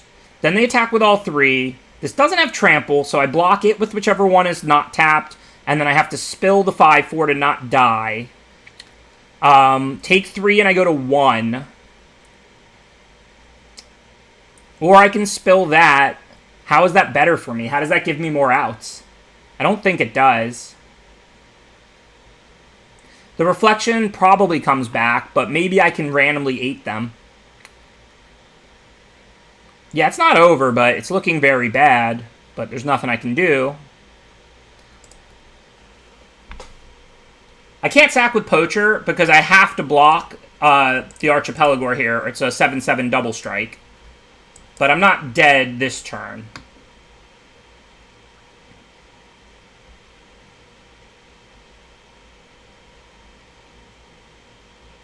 Alright, so now we can play Karuga, see what we get. Well, we've got Blood Curdle, so again, it's looking bad, but if they don't draw another Cycler or Removal or Mutate or more, come on, Brick Ever. I think I'm dead now, right? I guess I can sack the Poacher. So it's like Karuga on... Oh, no, that flies. So I'm taking 8. Yeah, now I'm dead. Jeez, man. I thought we were going to win both these games, and then at the end of the game, it's like Cycler into Archipelago into Cycler.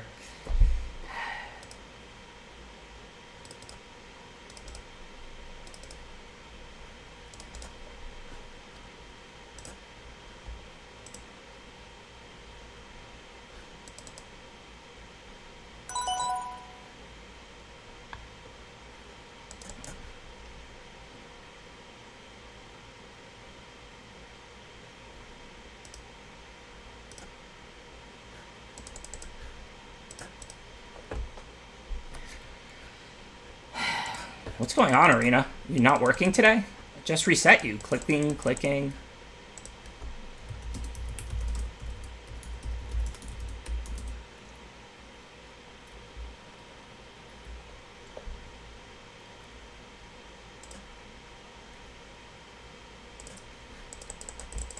Well, I don't know what's up with Arena, but I'm going to close it and reopen it again immediately.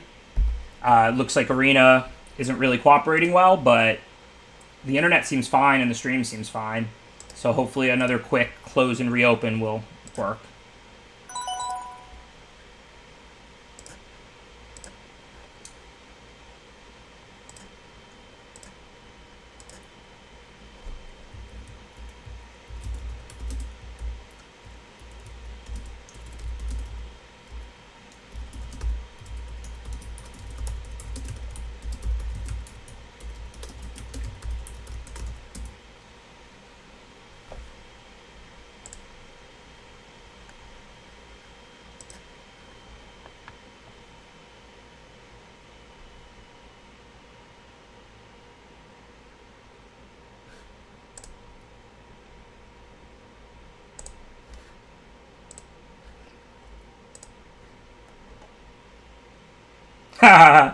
White and Nerdy is strictly better than Ride and Dirty. I do agree. Yeah, I do need my paid actors after those two top decks. That was painful.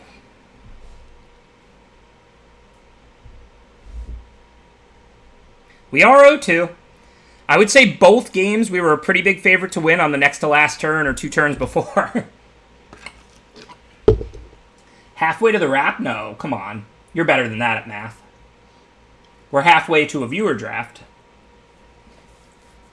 Did I say I was ending the stream at like 8:30, 8:45? I meant 7:30, 7:45. We did hit 400 though, so we will be doing stipulation drafts. Thank you to everybody who did donate so far to get us to that. Thank you, Steel Toe, for the very generous $135 donation. That's quite a large donation to a stream. Really appreciate it.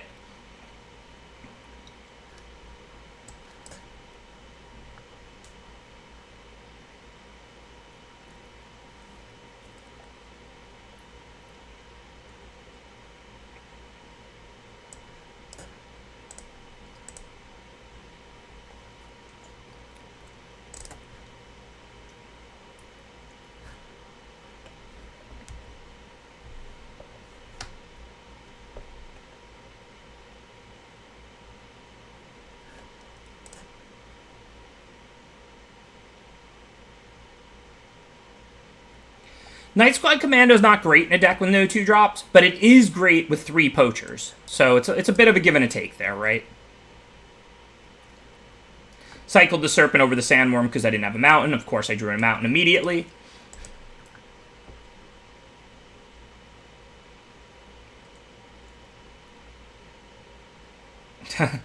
Listen, the way we're going to do the stipulations, I'm going to open the floor on the Discord and take suggestions for the stipulations. Then I'm going to choose like 10 of them. Then I'm going to let like 3 or 4 people that we draw randomly choose a stipulation each. So all suggestions for the stipulation are good. But at the moment, obviously I'm probably not going to remember it or whatever. I'm in the Discord at some point. I'm going to ask and take suggestions for the stipulations. And it definitely will be all viewer suggestions, and you don't have to donate to suggest or anything. We'll just pick, like, you know, a handful of the coolest ones from the suggestions, plus anything I think of that's awesome. Make a list, and then we're going to draw people to choose, who did donate, to choose the stipulations. That's basically how all of those are going to work. You know, we're going to choose people who donated, but at random, because I didn't want to make it a competition for who donates the most. But I did want people to donate to be eligible for the sweet rewards. So we're just going to choose people who donated randomly to participate in the viewer draft should they want to receive a couple the free coaching sessions should they want to choose the stipulation should they want to, etc., etc. And song requests too, of course. And we're just going to have one fun party stream, basically, where we're going to play songs, do stipulation drafts, do the viewer draft, etc. And hopefully I won't start it off with a rap, but that's yet to be seen. So I'm definitely blocking. What happened? Why did my creature just die? And there's Liv. What did I just miss? Oh, I didn't see the +2/+1. Hit the punt counter. I was looking at the donation goal and stuff. I apologize. That was ugly. I mean, it's not a huge deal, but it's just a clear mistake.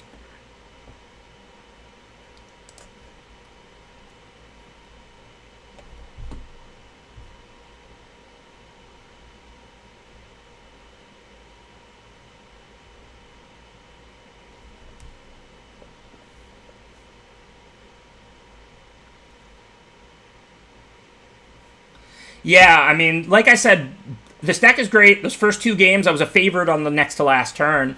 I mean, look, it's Magic. It's a high-power format. Sometimes people get there, sometimes they don't. But, I mean, you saw the games. It's not like the deck wasn't performing. Okay, I think I'm just going to put on another 5/4 Reach. No need to Karuga earlier. We should play the next land, play Sandworm. Turn after that, we can go Goriak and Karuga if we draw land. If not, we've got a bunch of spells. Thank you, Astrith. Appreciate the 12 months of support. Welcome to the Big 1 Year Club. Thank you for supporting my stream.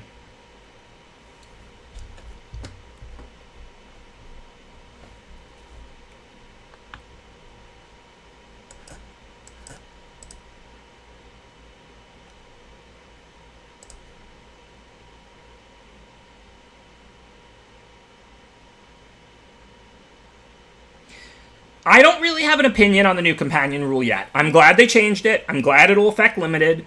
Had they done something like ban Urian from standard, I'm not saying Urian shouldn't be banned from standard, but I would have been disappointed that they didn't also do something that affects limited.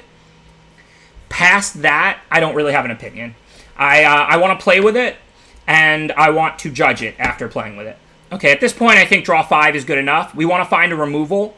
I didn't really want to attack Sandworm and have them block with Smasher, Cycle, and shoot it. We have no idea right now whether they're holding a Cycler. They could be, they could not be. But now it's interesting because we drew back for more. The plan was to draw a bunch of cards so that next turn I'd have a removal online. But now that I drew back for more, I'm probably just going to attack for 7. Because if they don't have a Cycler, they have to take 7. If they do, I don't really care. They can kill it, I'll back for more it, kill their biggest creature, get my 7/7 back, life is good. I don't know why my mic would be rusty. I haven't touched it or done anything to it. Hopefully it'll go away in a second. The new rule will apply to Arena, certainly, but I think it starts tomorrow or Friday, or tomorrow at midnight, or tomorrow afternoon. It hasn't started yet, in other words.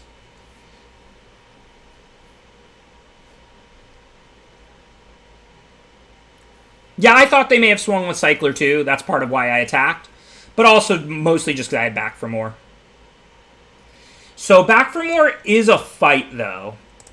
So we do want to kill this 3/2 if we can first.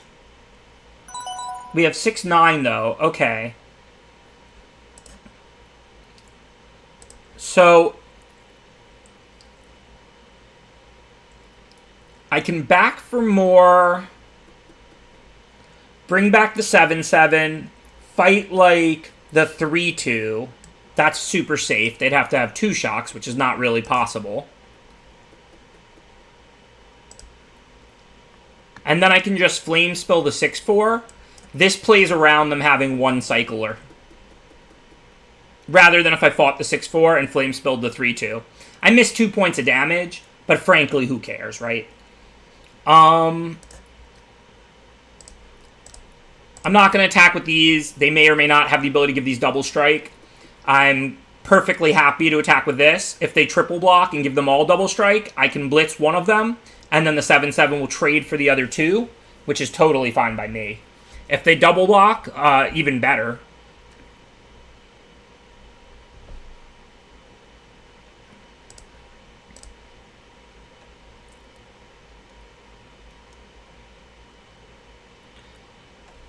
Ouch. I just keep getting owned. They keep top decking exactly what I want them to have. Like, I was like, okay, whatever. They'll cycle, like, a card, turn on the Wolverines, I'll blitz 1, and then the Sandworm will trade with the other 2.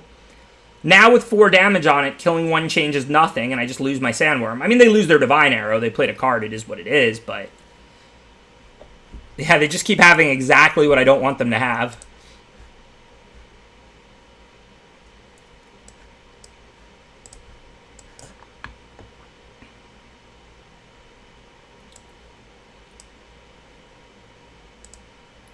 Guess I should mow first, so I'm more likely to mill a land.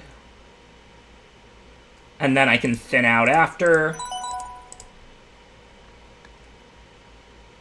Haha, that was one of my favorite matches ever. Shahar played so well. And I played pretty well, but just barely not well enough to lose it.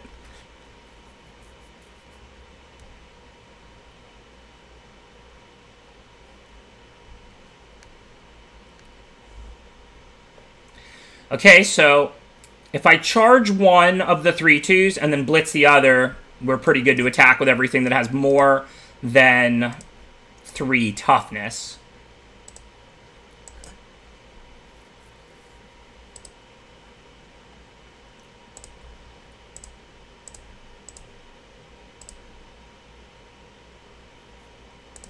I'm not going to send the Poacher, of course. So you can see how they kind of owned me 3 different times, but we still have massive card advantage. This is why you draft around Karuga so much. I know it's hard to say, like, this is why when we're 0-2, but again, we lost 2 close games that we were winning on the next to last turn. But, like I said, if you look at this game, they've kind of owned me a couple of times by having or drawing exactly what they needed, and we still have absolutely massive card advantage.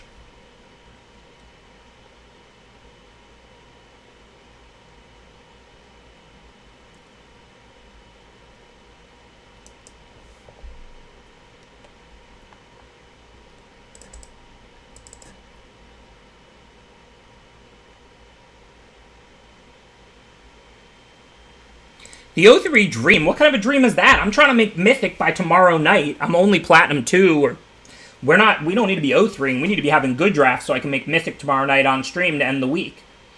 What kind of a dream is that? Hold the door. And we're even both big Game of Thrones fans. I'm just kidding too. I'm not serious. I don't even get mad when people call me racist on Twitter. Believe me, I don't get mad about jokes around me O3.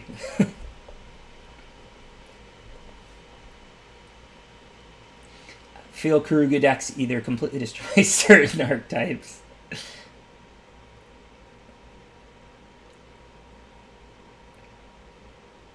Tomorrow's a Mythic or Bust stream? I don't know. Maybe. Maybe it is. We'll see how today goes.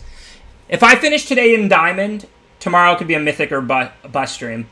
It would be a long conversation. Certainly nothing that's actually racist, like by an actual definition of the word, not even remotely, not even close. But, you know, these days, if you say something like, you know, Bush may have done more harm than Trump, that means you're racist to a lot of people.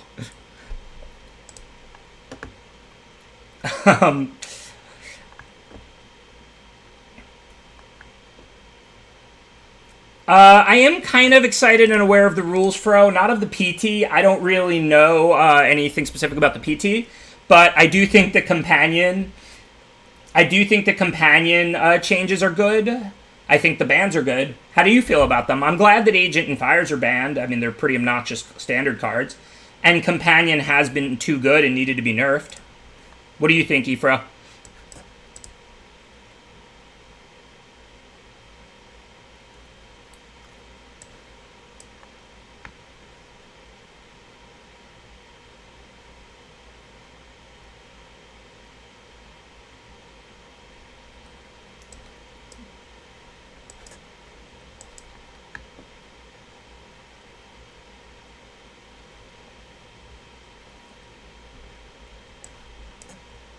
Oh yeah, I mean, look, you know, when I'm doing Magic, I want to discuss the strategy. I don't mind politics even during ads and chats, and definitely not on Twitter.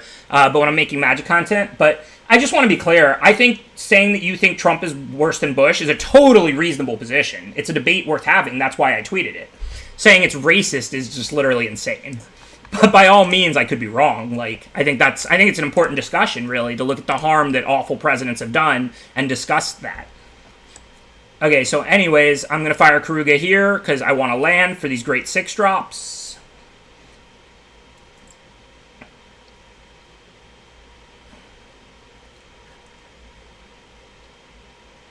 I like the suggestion that somebody in our stream made. It might have been Thunderwonk, who suggested at the start of the game, you put a companion in your hand, and then you put a card from your hand of your choice on the bottom of your library. I thought that would have been the perfect fix to companion.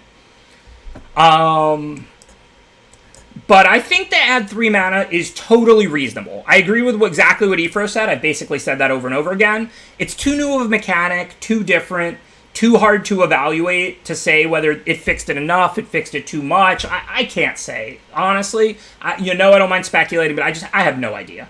I'm glad they addressed it. Companion was definitely too good, no question. I don't know if that's enough or not. So here we clearly kill the 2/2, and then we attack with everything. They're forced to chump block the 5/5 with the 4/4, or die.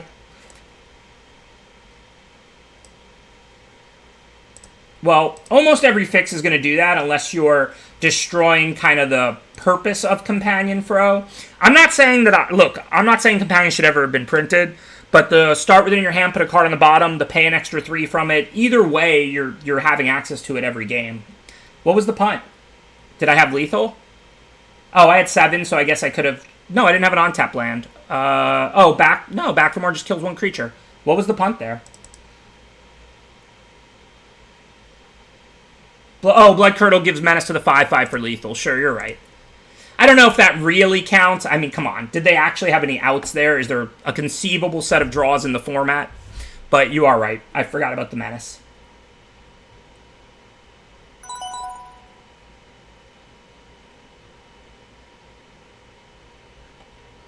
Alright, so 2 lands. We've got a Cycler and a 3-drop. We're on the play. We've got our Poacher Connection combo. I don't know. I don't think this is a mulligan. I could be wrong. I mean, we don't have a forest, but we do have like 9 or 10 green sources. There's quite a few green sources in this deck.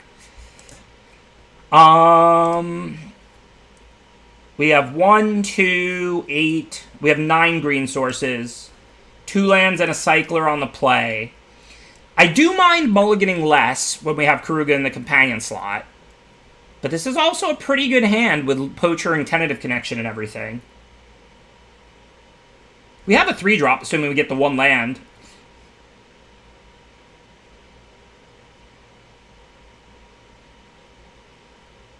Do you guys think this is a mulligan or not? This is a tough spot. I don't know. I think this is super close. Fro, you like keep or mulligan if you're still there. Without a companion, I would keep for sure. But we have massive card advantage.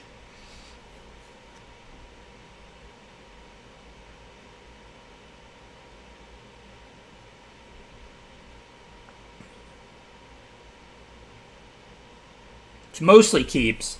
I mean, I would normally keep this, but with a companion, I think it becomes extremely close. With a card advantage companion.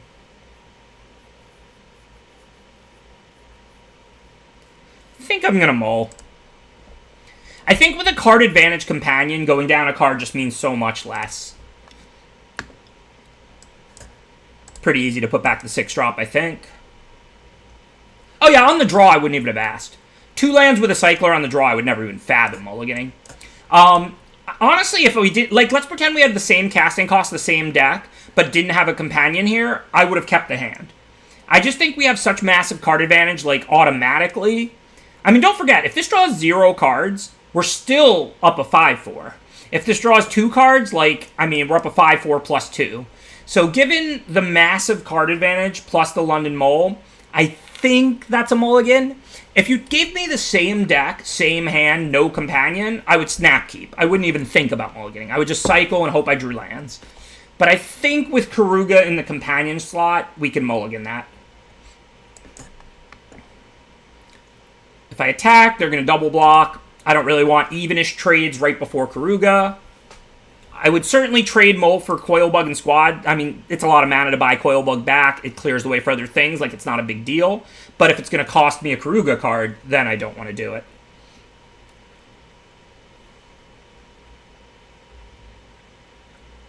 Thanks to everybody donating. If you haven't noticed, we're raising money for mental health treatment, a very important issue, especially in these trying times. If you can afford, I know there's a lot of big donations up there. Thank you, Danubius, for that 100. But don't forget, no donation is too small. Everybody's financial situation is different. Crowdsourcing is really, really powerful. If you can and you want to slap $10 on it, it's very much appreciated. How many squads is this person going to have? Remember, the real goal for the day, $34.75. Nobody wants to see me rap on stream, but for some free coaching sessions that I'm donating effectively. A viewer draft will be fun. Stipulation drafts and some songs will be fun. We're going to do some fun party stream like that.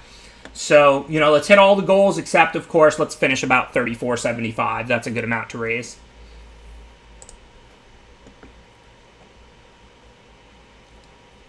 Okay, I do want to start making trades, and the Boot Nipper has Death Touch, and I want land 7 for Sandworm, so I think I'm happy enough drawing 3 cards off Karuga here.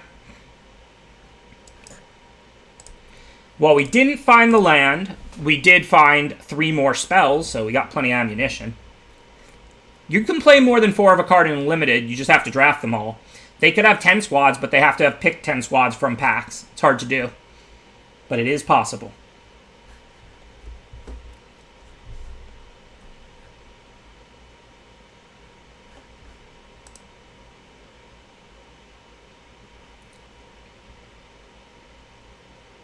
So let's sack Poacher to Poacher, because while you can't sack Poacher to itself, you can sack Poacher to another Poacher.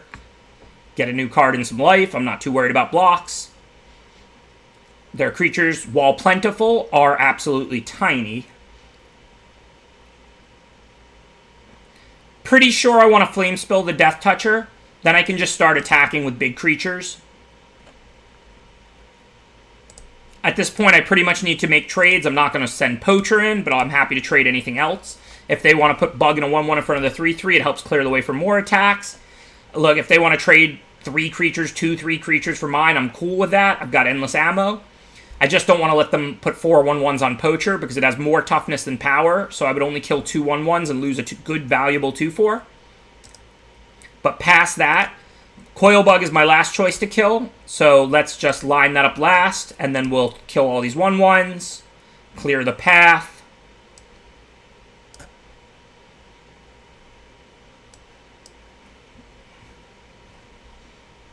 It looked a lot more impressive than it was, right? 5 1/1s is just a 5/5.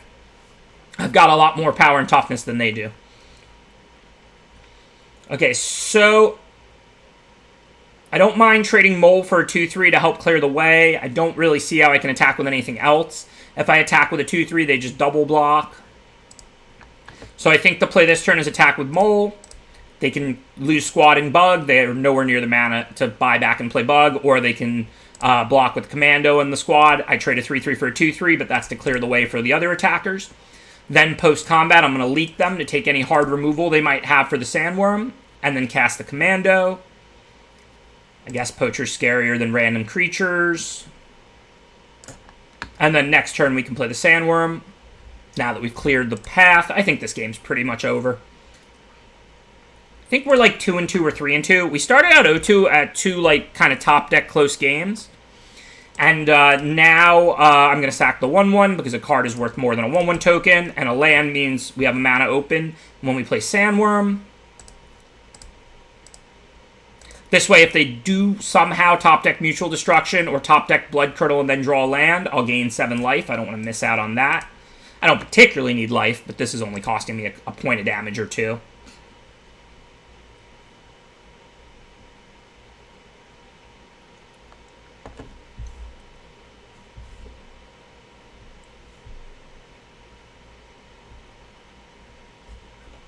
Hey, and they did draw Mutual Destruction, but that's cool. They now have no board. This time, these top decks won't matter. All humans, no Mutado. But there's no 4-mana black-red sweeper here. Let's just dump stuff out, and this game is over.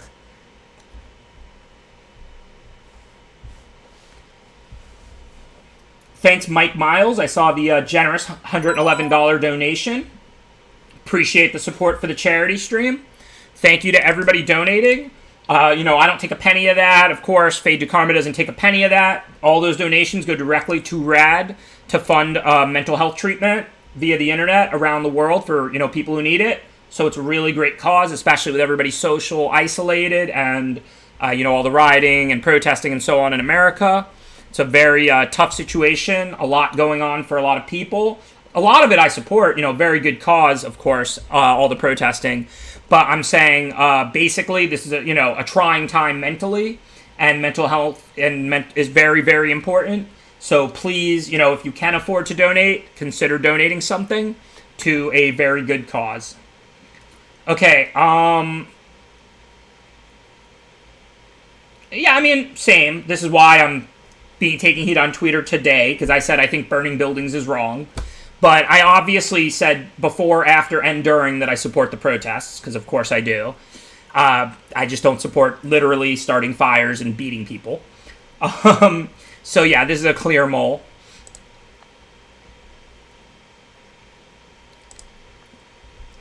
Now let's see.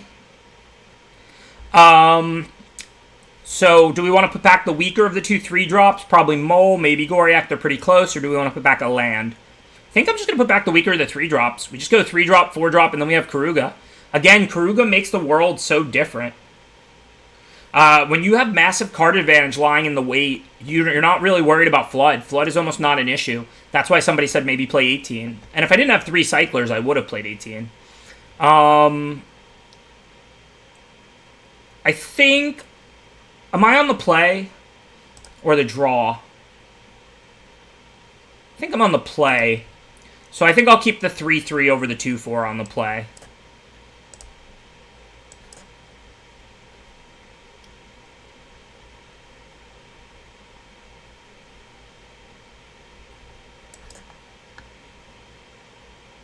Don't worry, the magic is what's happening. You know I keep it about magic on my stream, but at this point in time, we're raising money for charity. We're talking about mental health, talking about what's going on a little bit. We're not here for a political discussion. We're here for magic content, magic strategy. Really, we're here today to raise money for charity. That's what we're really here for. I mean, look, streaming is always great. Playing Magic is always great. But Rad is doing mental health treatment for those in need all over the world via the internet. All the money donated goes directly to their organization. So please consider donating some money for a very good cause. Okay, similar to last time, I don't really see a reason to turn Mole into a 4/4 to get back one of these. Wait, I could get back the land. That's actually a card I really want. I was going to say, why would I get back a Poacher or Cloud Piercer rather than cast a 4/4? But getting Bloodfell Caves when my hand is Mammoth, Karuga, and Cloud Piercer is kind of huge. I might actually mutate just to get back Caves here.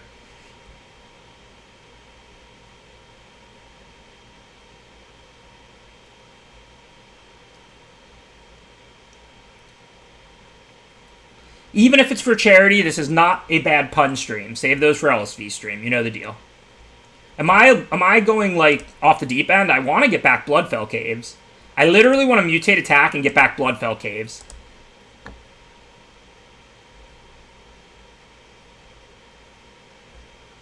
I'm doing it. It's what feels right to me.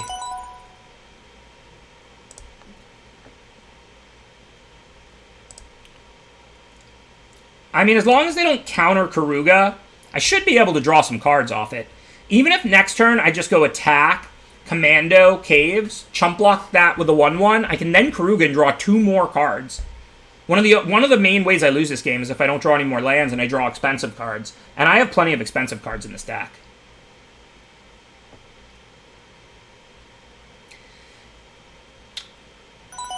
A Benes pun stream? That might be too punishing for you to handle. Okay, seems easy. Play the land, play the 4-drop.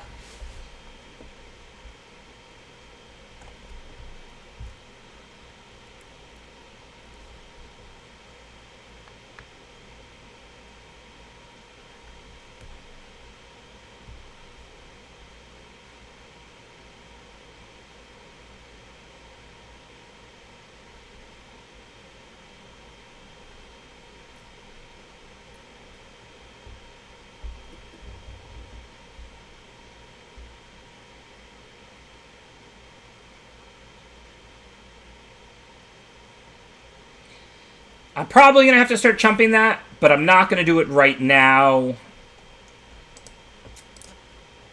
Can always, like, well, if I attack to make a 1/1, I'm not going to be able to use Poacher, but either way, I'm not chumping with Poacher, so let's see what we draw. I guess if they don't have anything else, I can double block. What's under this thing? Anything meaningful? When it mutates, it's a Symbiote. Glowstone Recluse, so if it mutates again, it'll get even bigger. It's currently a 7/8, so the only way I have a double block is if I play the Mammoth, which means I'm tapping out. So if they do mutate onto it again, I'm going to have to chump it, and I won't be able to block sack to Poacher.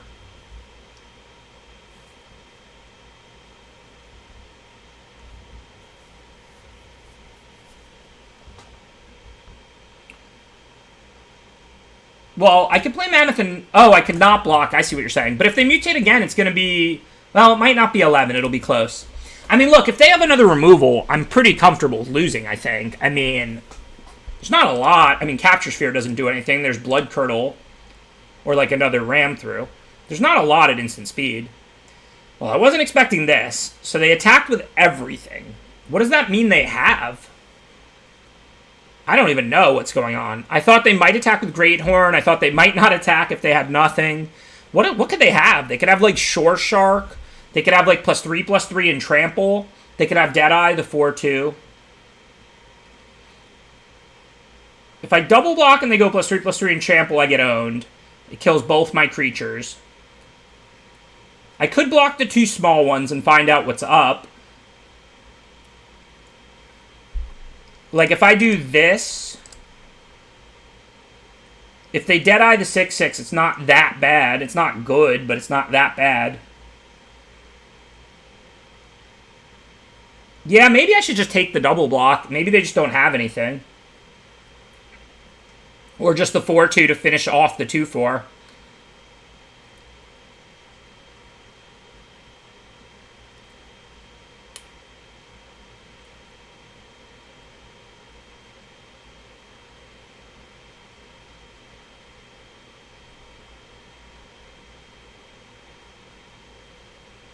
I think this is right. I don't know what they have. I really have no idea. I'm not going to lie to you. But this block's pretty good against +3/+3. It's not amazing against Death Touch. It's not horrible. That does make sense, though. That's how they can send all the little ones. Maybe I should have just double blocked. I mean, that looks worse for us than it is. Don't forget, they could have just cast this. Like, we just killed an 8/8, effectively. I agree. It was a very tough call. And I don't know if it was right or wrong. I still have no idea, to be honest. Okay,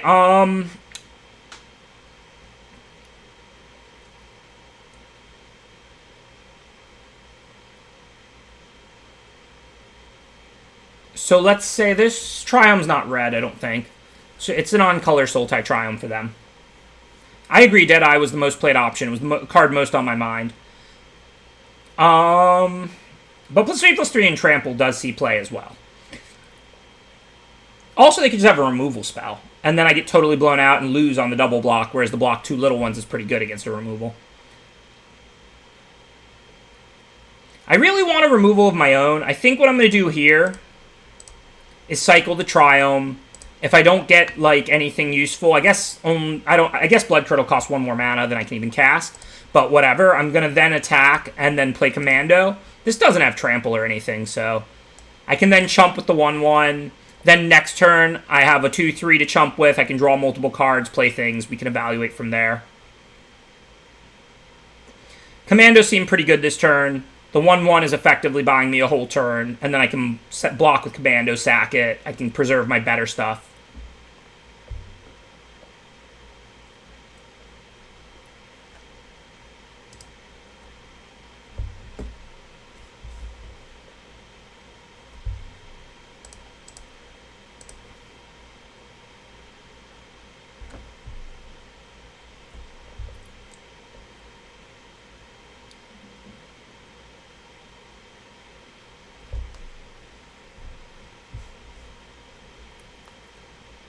Yeah, this isn't going well. I mean, I have Blood Curdle I could draw into. I think we're never going to draw more than 2 cards with Karuga, because we're going to have to be chump blocking and trading and blocking. I can't double spell this turn otherwise, so I'm going to play Karuga, get my 2 cards. This way, if I hit lands, I can at least double spell on later turns. Clearly, we don't have an attack. This is a rough spot, of course, with them having Empathy 2 to draw 2 cards a turn to offset our card advantage. But this doesn't have Trample, so I can block Sack. Of course, there's 2 giant monsters. 8 toughness. I can't kill either of them. I don't specifically need lands anymore. So let's go ahead and search out. We have 1 red, so let's get red. And then I do need life. If I get 4 life, I can take the 7 and go to 1. Seems better than throwing away an extra creature. Otherwise, I'm like chumping both, but I can only sack 1. So I think I do that. They don't have anything on board to kill me, right? I'm not worried about +1/+1 from the hand anymore.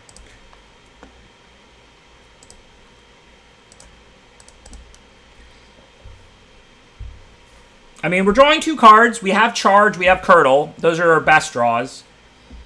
We also have Back for More. We have 7/7s. I mean, we have useful stuff to draw into. Another one? What is going on here? This opponent's deck is just like the biggest, fattest, scariest set of monsters in history. Okay, so what we're looking to do, chump, double block, if possible. Sack one of the chumpers. So I need 8 power that I can put on the 7/8, and 8 toughness, so only 1 dies. So these 2 would work. I don't think we have that much mana yet. I have 4 8 mana, so it looks unlikely I can accomplish that here.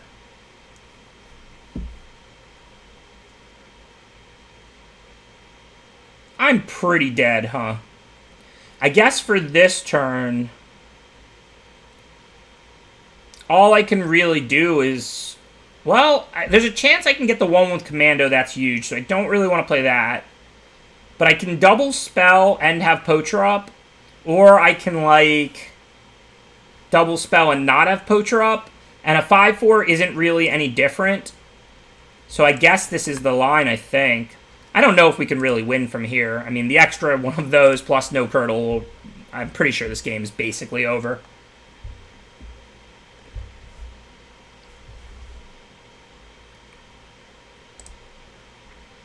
Are they out of cards? Maybe I can deck them. Empathy's not optional. Just like it shouldn't be in real life, but it seems to be.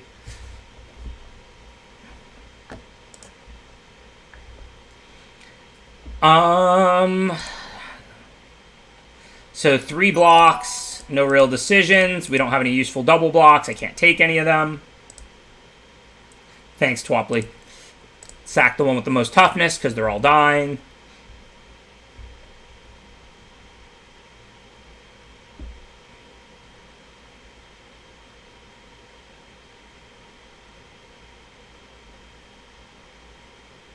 Yeah, I don't think we can win this game. It was a good game. All 3 games we lost were good, and most of our wins were by a lot. But it looks like we're going to go 3-3. I mean, unless I can deck them somehow, I just can't really conceive of how we win this. With 9 mana, I think we need the toughness more than the power. If there's any way we can live, because it's an extra life.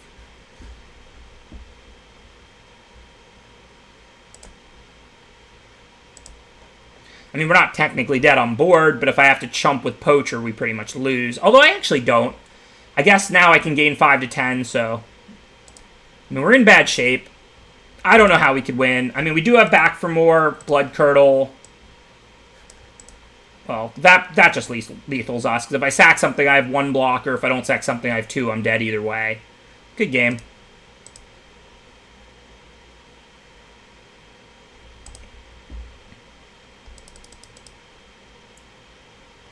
Disappointing 3-3 for what I think was a pretty good Karuga deck. I mean, like I said, if you watched that whole run, you saw all 3 losses were super close. Let's get back in the queue and get to the next draft. Like I said, I have an engagement at 9 tonight, so my plan is to stream till around 8:30, 8:45. I want to give as much time as possible to raise money for the charity, so...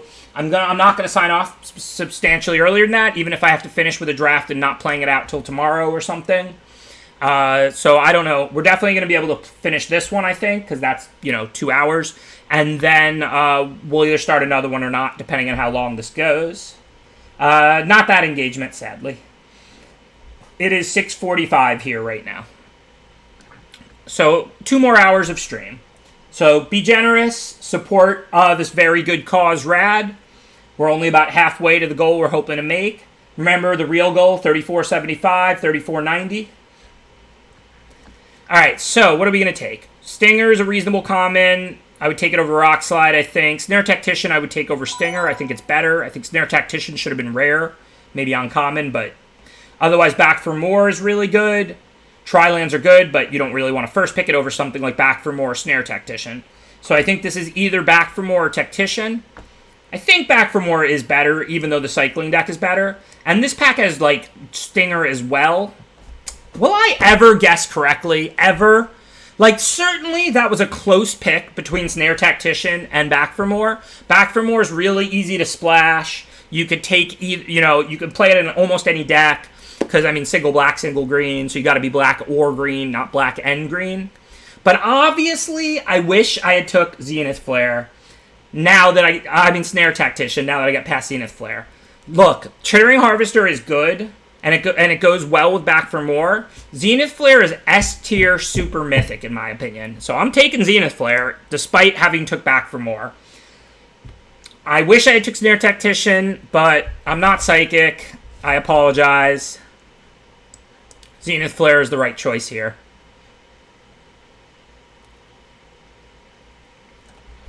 Alright, nothing great for any deck in this pack, really. I mean, there's some okay playables. Weaponize can be good. I don't really like it that much in cycling. It's good if you get, like, the 3-1. If you have a lot of small creatures. The 3-1 that makes 1-1s.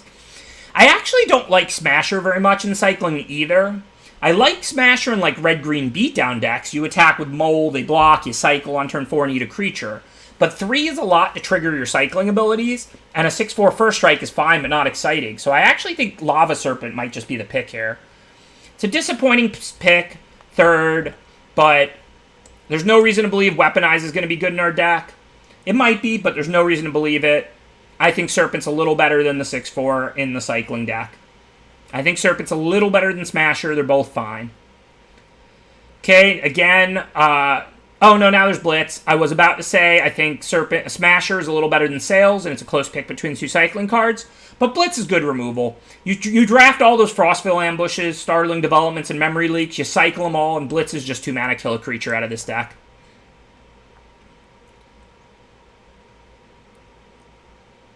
Alright, so no cyclers here, but I do like ways to buy back Zenith Flare. I wouldn't mind being a spell-heavy version of this deck. We already have Blitz.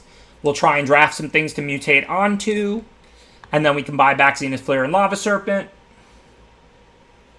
Along the same lines, Forbidden Friendship. Forbidden Friendship's good with Blitz, good with Dracus. Seems like we're going to do a half cycling, half spells deck. Seems fine to me. This is actually how it should be. You shouldn't be able to just get hit in the head with perfect cycling decks. I guess we could audible into a red-black grindy deck, potentially. But, I mean, Zenith Flare is so broken. I think I'm just going to grab the Evolving Wilds here. Off-color 2-mana non-spell cycler doesn't seem exciting. The person passed us Zenith Flare. I got to imagine these packs have just been weak for cycling. And, of course, there's probably somebody 2, 3, 4 seats down playing cycling, as there should be. But I don't believe the person passing to us is playing cycling. I think those packs were just weak. And you can see, here's Marmoset and 2 cyclers. Grab Marmoset, of course, one of the good cycling enablers.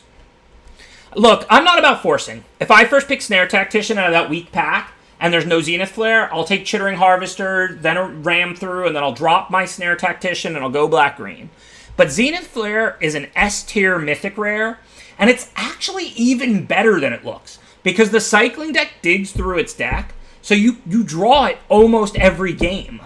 So it's like this non-interactive, near-unbeatable that you get every game almost. And clearly, as you can see, cycling not being overdrafted, the fact that there's Stinger and Tactician in this pack is literally disgusting.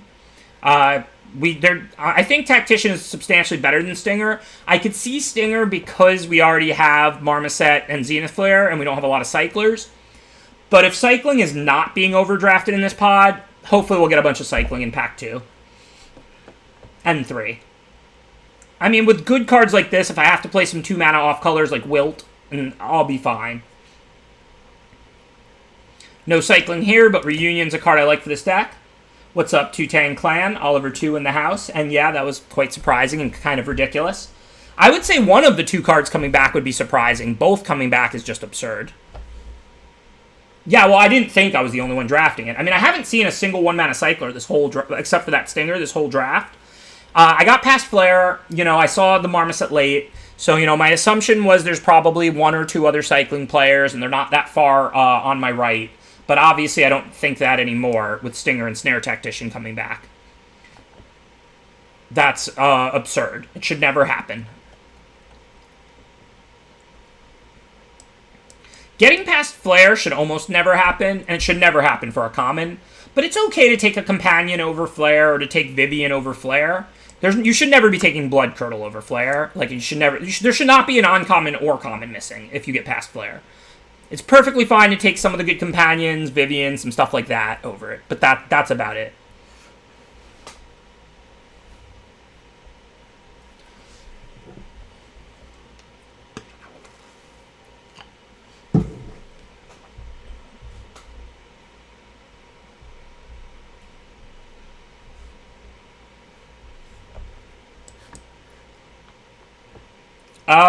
I think Flare is definitely better than Crystalline Giant, but I might take Crystalline Giant pick 1, pack 1. It's just an artifact good in every deck. Doesn't matter whether you're seeing cycling, doesn't matter what you're seeing. So yeah, I would pick 1, pack 1 Crystalline Giant over Flare.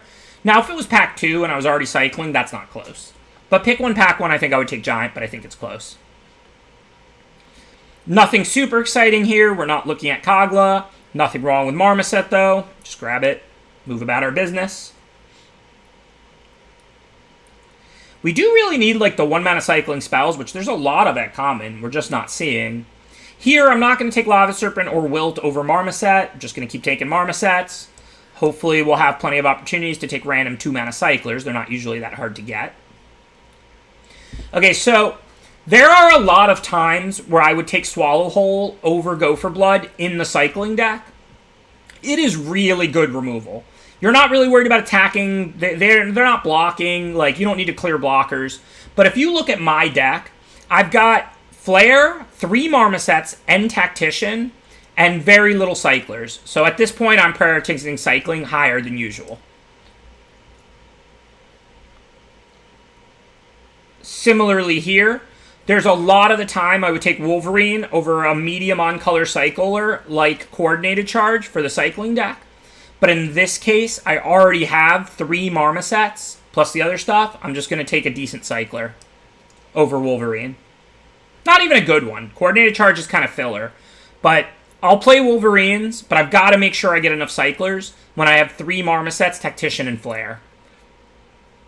And I still want to draft good enablers. Like, I don't want to take a cycler. I mean, some of them cycle, but I don't want to have to take a random cycler over, you know, more Snare Tacticians, over Thunder Mains, over things like that. So I got to grab these medium cyclers even over stuff like Wolverine, because I do need to get cyclers pretty badly. Here, it's going to be Tactician over a random 2-mana cycler, though, because, of course, Tactician's one of the key cards for this deck. So there's the balance. So we're really hoping just for any of the 1-color cyclers, off-color or on-color. We already have tons of payoffs. Obviously, Stinger and Healer are better than Memory Leak and Frostvale Ambush. It's not that important to fuel this blitz. But I'll gladly draft Frostvale Ambush, Startling Development, Memory Leak every pick of the draft. We just really want cyclers now. I wouldn't think of it as a minimum because you don't really have a choice. You're just trying to balance payoffs and cyclers, and you have to prioritize them appropriately. There's a million cyclers in this format, so normally you prioritize the payoffs much higher. But like I said, we're in kind of a unique situation where we're low on cyclers and high on payoffs. So easy 1-mana cycler here.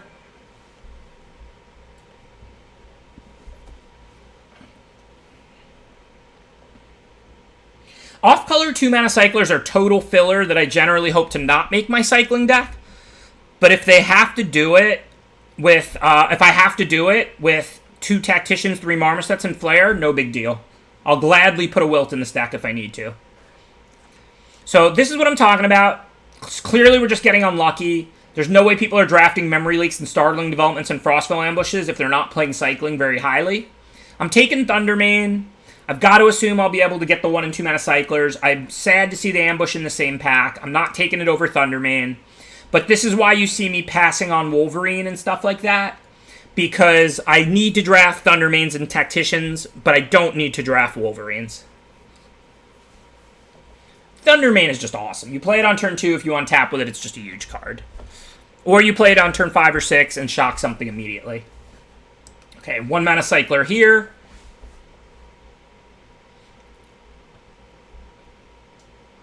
The Ambush would not be the correct pick, I don't think. It's not by a lot. The Ambush is great for us, of course. But I think it's a good 2-drop. We're not even a 3-color version. We should have red-white on turn 2 most games. Okay, no cyclers here, so this is between Arrow and Friendship. We haven't got any more Mutatos. We've still got the 1 Dracus, which we do kind of want to play. But we've got 3 Marmosets to mutate onto. So I think Arrow is better.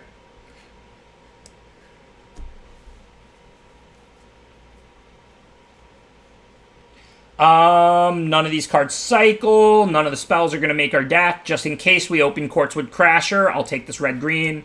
Plus, if we just get some Wilts or whatever, I might play it. Will of the All-Hunters, a fine 2-mana cycler. Not great, not horrible. I think this card is worse than it looks. I think it tends to underperform.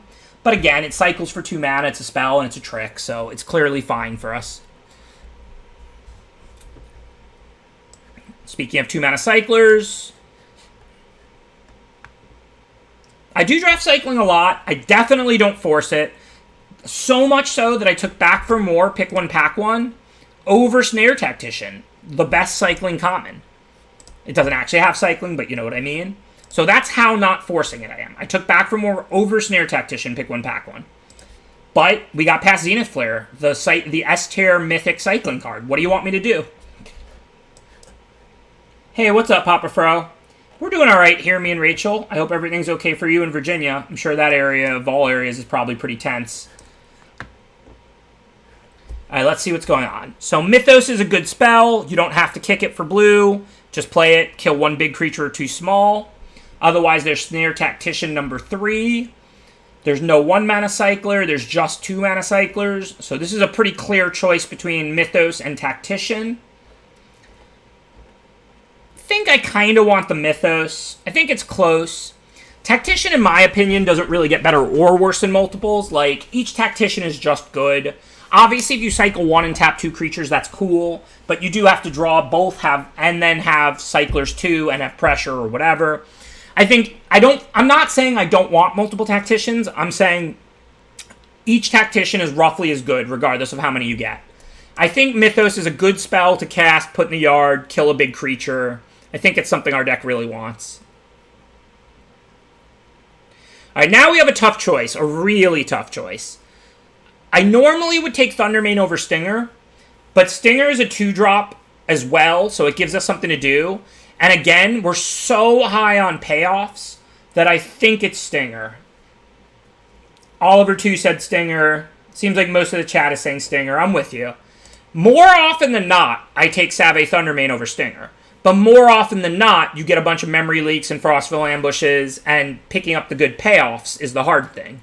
In our case, we're overloaded on good payoffs. We have 3 Marmoset, 2 Tactician, Zenith Flare, Thundermane, so I want the Stinger. This one's easy. That one cycles. End is one of the better payoffs. End is a great 2-drop. This is just ridiculous. Other people should be drafting cycling. This really needs to stop happening. Cycling doesn't have to be this gross. If there was 3 or 4 people playing cycling in every pod like there should be, cycling would be balanced. It would be good, but it would be balanced. You should never be the only person playing recycling in a pod. Like, it's just dumb. This is a deck that you don't need rares, you don't need uncommons. The deck is good with just the commons. Snare Tactician, Marmoset, Stinger, Healer, and a bunch of 1 and 2 mana cyclers is a fine deck and some removal. More people need to draft cycling. Easy 1 mana cycler here over like a 2 mana cycler, I think. We're not even considering the Mythos. I think the 1 mana cycling spell is great for us. The Mare would be my second choice out of that pack after 1 mana cyclers. I mean, honestly, I would take Startling Development over Mare as well. But after the 1 mana cycling spells, the Mare would be my next choice. But I think a 1 mana cycling spell is exactly what we need. I don't think we need the red-green land. We already have one. We're not even going to play it for 1 wilt. I picked it up last pack just because we might get a Quartzwood Crasher. Here, there's no cycling cards, so it's Reunion or Fight as 1. With this many payoffs and not infinite cyclers, I think we want Reunions. I think they're pretty good for us. Okay, I don't see any 1 mana cyclers, which means 2 mana cycling 5/5. Seems pretty obvious. Again, I don't see any 1 mana cyclers, but there's a decent 2 mana cycling spell. Seems pretty obvious.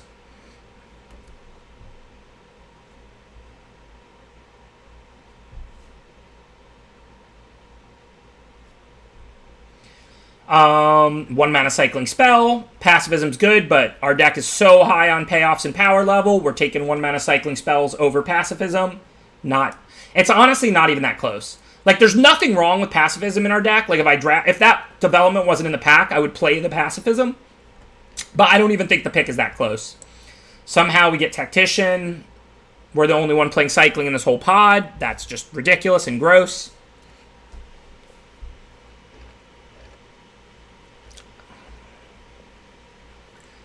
This deck is just absolutely disgusting. Like, it is literally gross. We're the only cycling player. The Thundermane just came right back. I mean, we're not going to play 50 cards. I mean, if I have to cut a Marmoset, I will, because we want to draw Zenith Flare as often as possible. And I don't think we're going to deck. I mean, we're pretty good at closing. So I don't see a reason to go above 40 just because we could. I mean, obviously, if we could... I know you're half joking, Oliver. But I'm just saying, if we could make a rule that me and the opponent had to play 50, I would do it in a heartbeat. But obviously, we'll just make the cuts and make the deck as good as possible.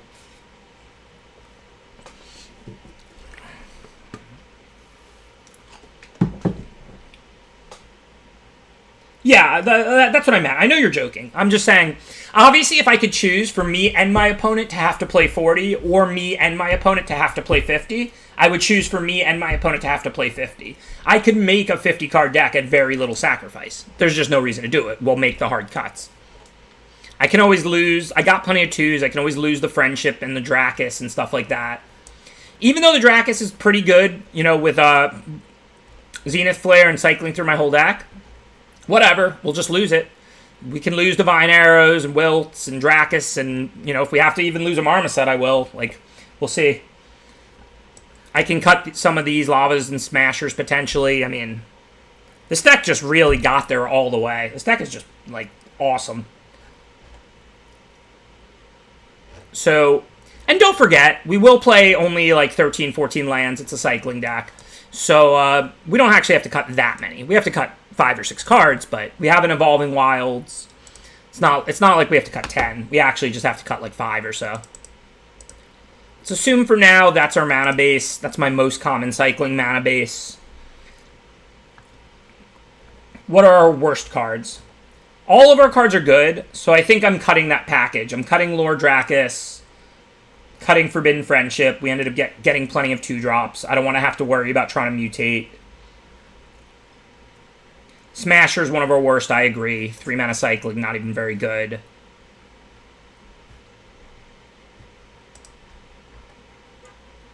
Wilt, just an off-color 2-mana cycler, sure. We do want spells for Blitz, because we do still have a lot of spells. But, I mean, I'll take Wilt out, but then I think I'm going to take Serpent out over Charge to keep the spell count up for Blitz. Oh, yeah, Zenith Flare, we can cut that.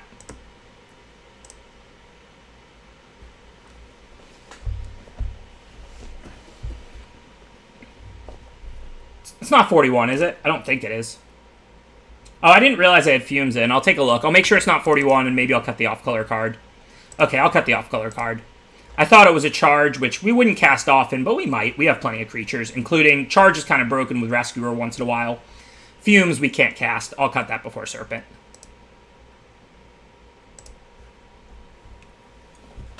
Yeah, Reunion is good.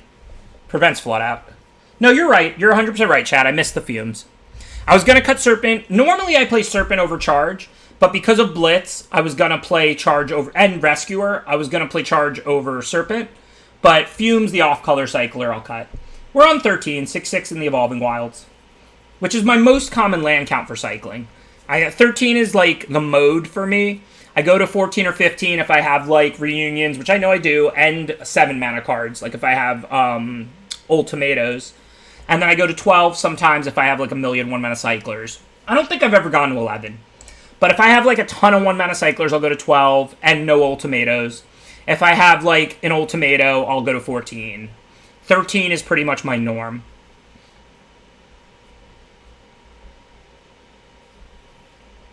Yeah, I have tons of cyclers. 13 is totally fine, even with the Reunions here. The only time I go to 14 is usually if I want to make land drops up to 7 instead of land drops up to like 5. But with no Ultimatos, I'm happy if I have to cycle those Serpents and I have a land light hand. This is a deck that I think wants to go just definitely 13. I think 12 or 14 would be a mistake. Okay, I'm not going to cycle the 1-mana cycler. I'm just going to play Thundermane. We have no idea if they can kill it or not, but if they can't, we can kill the Boot Nipper next turn, or the Booty Nipper as Elias calls it.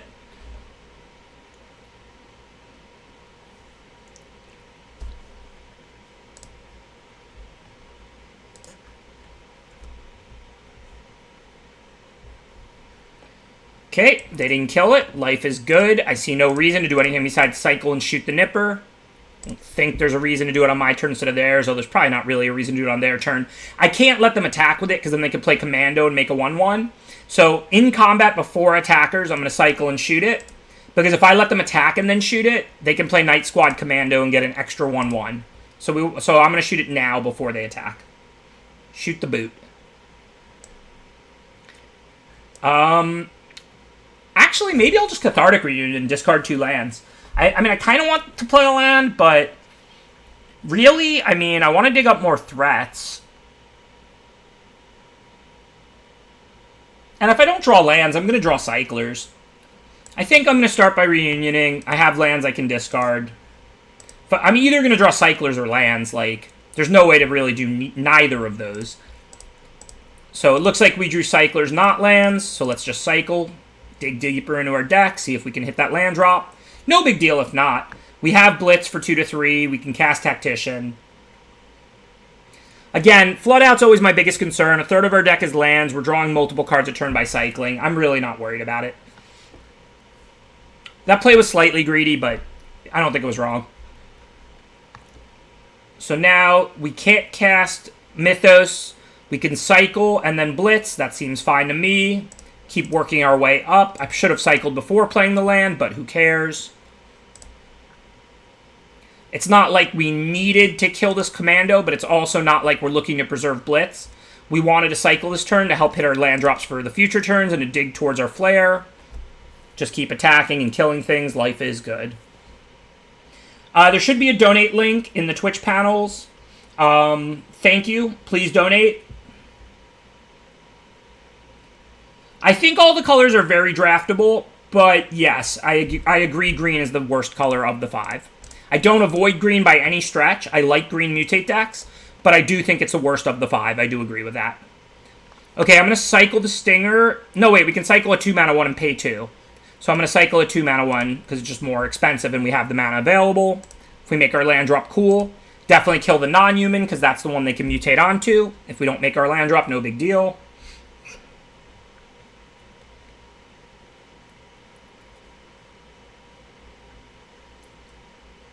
Thanks to everybody donating. I like the pace we're setting. We'll probably hit 3 or 4 of the donation goals, but we'll finish just short of the wrap, which is exactly what I'm rooting for. So thank you for looking out for me, stream. I know I can always count on my viewers.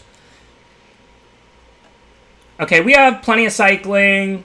I'm not that worried about tapping something. I think I'm going to cycle like a Vantasaur, try and work my way towards this Serpent. Then I'll just cast like Tactician. Maybe I should have played Stinger, but Tactician uses more mana, is more valuable.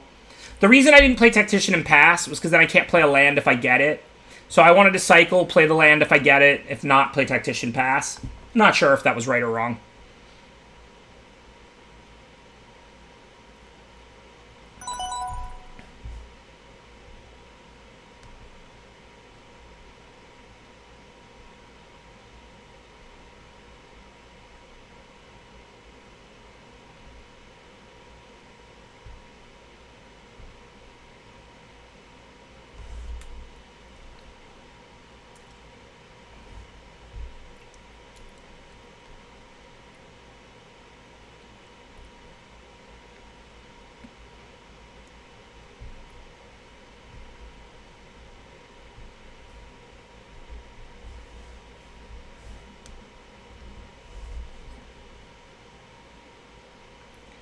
Okay, seems like Stinger and Tactician. We've already got our land drop for this turn. I mean, I do want to make land 6, but again, we're not really in a rush or anything like that. I see no reason to do anything here besides cast our cards. There's not really any sweepers, so if they have removal, they can use them one at a time on all our good creatures. Thank you, Solo Festa. Appreciate the subscription.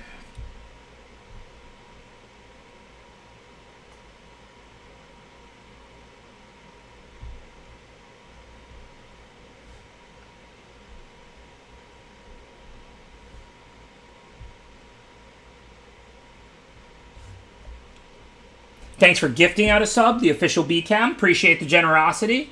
Obviously, everybody's situation is different. And look, I'm streaming for a living these days. I really appreciate the support for my stream. Today, though, consider if you're going to gift a sub or if you're going to donate. I really do appreciate it, of course, the official BCam. But also consider a small donation to the charity RAD. We're trying to raise money for mental health treatment around the world. Great organization for a great cause, you know, doing good work. So, you know, if you're most days, of course, I appreciate every subscriber and every gifted sub and every small donation to me for the same reasons. Crowdsourcing is really powerful. Streaming doesn't make a lot of money. But today, consider sending your generosity, please, to RAD.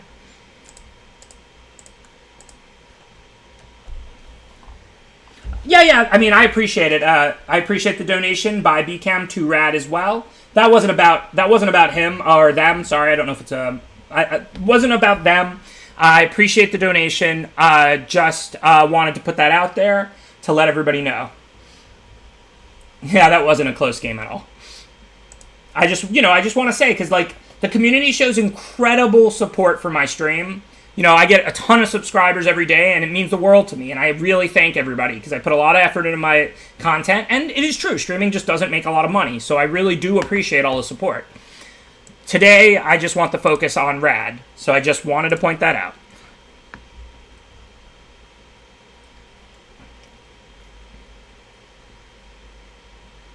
Okay, so I'm going to cycle, try and work our land drops here. Not worried about a 6-drop yet.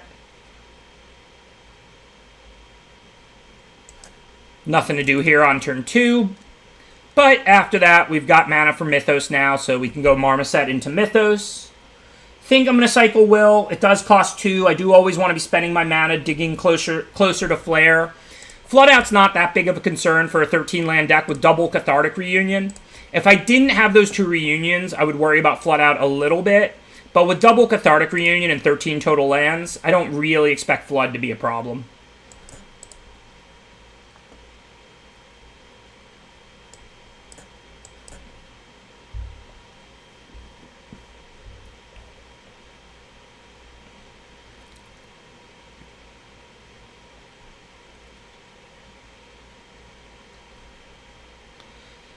Cool. We'll just wrath them right back. Life is good.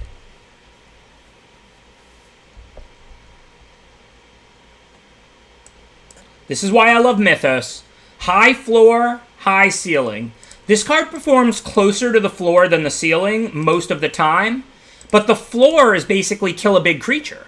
This is a card that has literally a high floor and a high ceiling. The ceiling is one-sided wrath when you kill 2-3 creatures out of the opponent. The floor is kill their best creature, basically. So it does perform closer to the floor than the ceiling more often, but it's basically high floor, high ceiling. I love that card. Okay, let's see. If I reunion and discard charge, that turns Blitz on for the 4/4. That looks pretty good. Otherwise, I don't have a 1-mana cycler. I'm like playing Tactician or Marmoset and passing with no block. So let's discard charge. I think Marmoset is worse than Tactician moving forward.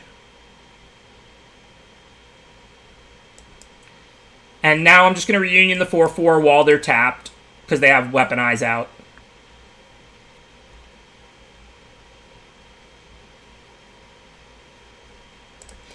I'm not going to cycle anymore now. Now we've made a bunch of land drops. I'll cycle after the Tacticians and Stingers come out. Plus, I'm probably just going to cast Go for Blood. I can easily just play Tactician and then Go for Blood away their Stinger. If their mana's not up, I'll almost certainly do that. If their mana is up, I'll have to think about what their options are. Okay, well, I think I'd rather put out Marmoset than Tactician right now, even though I said the opposite last time. But that's primarily because I'd rather block with it. If they attack with Commando, I block with Tactician. They can deal damage and then sack the Commando to finish off the Tactician.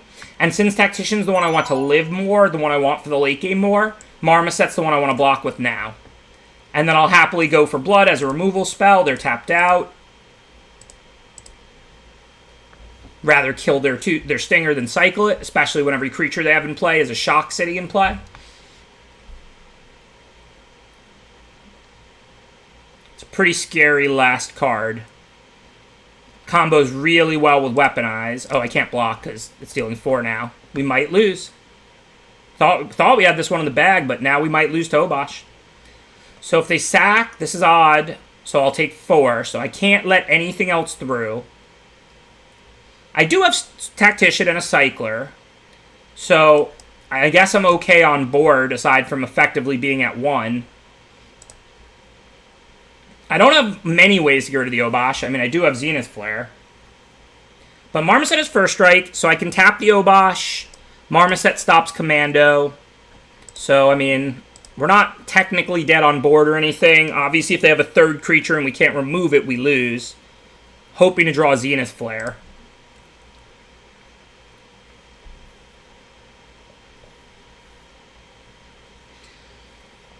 Okay, I'm not going to cycle on a turn. Cycling looks pretty valuable. So I can attack with Marmoset. If they block, I cycle and eat their creature. But then they'll deal 4 to one of mine. That's not even good. Think I'm just going to play Tactician and pass. Next turn when I cycle Sails, I can tap both their creatures. And then I can start attacking. So we need them to not really draw a creature. Or if we draw Zenith Flare, we win. Oops, I almost went to combat. That would have been bad. But, I mean, we have a reasonable clock on them now, and we already have our next cycler.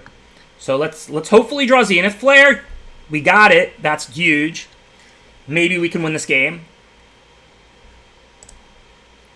So I think the plan now, I'm just going to attack, cycle, and tap their 2 creatures. If they play something, I can flare in response to them casting it if I'm in any way worried about getting lethaled.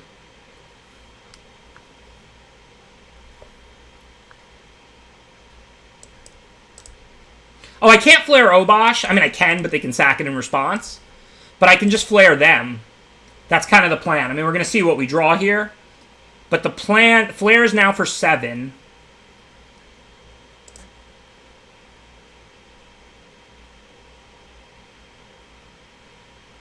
So, let's say I respond to that by flaring Obosh. They can kill 2 creatures. I can flare them down to 9, and then I'm safe. It's not a good game. I don't think I have lethal or I'm getting lethal. Remember, they can sack every creature they have out to deal 4. Granted, if they start sacking their creatures to deal 4 to mine, it's not bad for me. I don't think I flare Obosh. I think I flare them down to 9, but it's close for sure.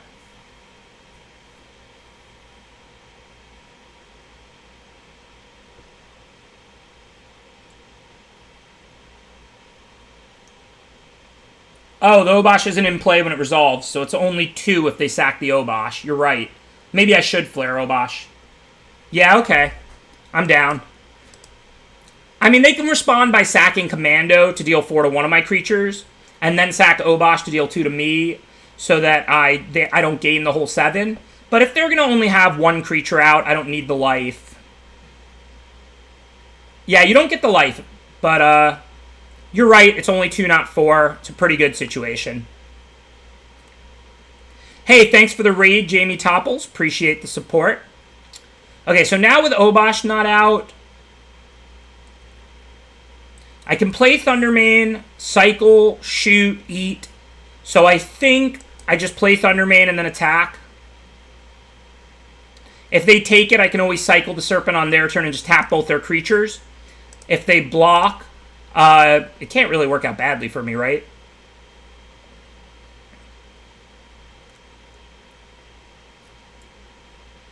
I think I don't shoot it because they'll just sack it in response. I think I just deal them 4 and pass the turn. But they can't, like, kill my creature without sacking one of theirs, which I'm fine with. I have another reunion, so I'm going to hold the mountain. Thanks for the raid. Thanks for supporting the charity stream, Jamie. How you doing today? Sure, everybody already knows Jamie's always drafted.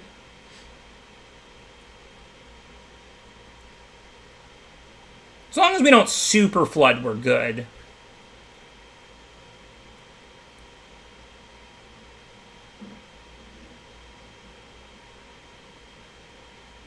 If they attack, I can just cycle.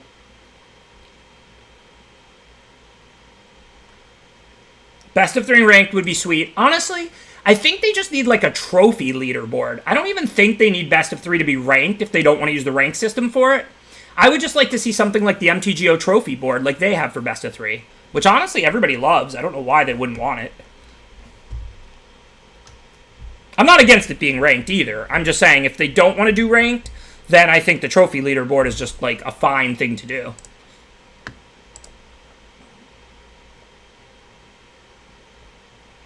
Might as well pay the 2. If they sack in response, I don't gain the life, but there's no reason not to. We have nothing else to do with the mana.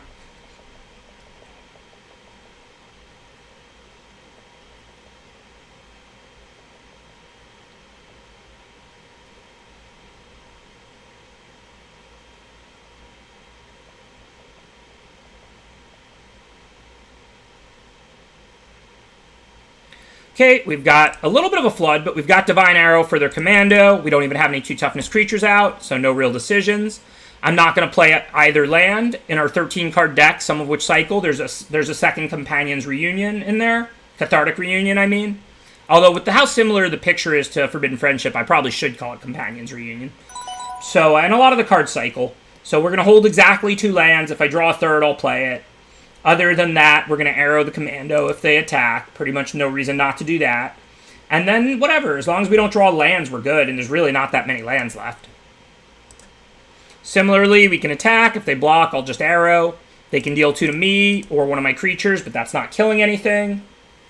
They very well might have the Ultimato in their deck, but I'm not playing around it. This is a tight game. It's clearly not in their hand. It's not like they're 1 mana away, and I need to, like, you know, assume it could be the last card in their hand. In this scenario, they'd have to have it in their deck and top deck it.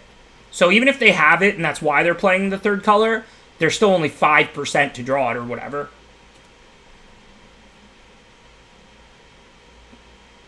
So, well, I guess we don't... No, because they could play a Lava Serpent and just kill me if I don't play Tactician or something. In a game this tight, you're more like... I shouldn't have played the land. That was because I was thinking about whether to play the Tactician or not. But in a game this tight, you're more likely to punt playing around a rare you haven't seen and they probably don't have than you are putting another Tactician in play. If I don't put this Tactician in play, they literally kill me with a Lava Serpent, a 5/5 haste. That's common. Right. 2 1/1s. I mean, that might have killed... No, that wouldn't kill me because I could block the haste one. But yes, if I don't put the Tactician in play, I die to it. Exactly.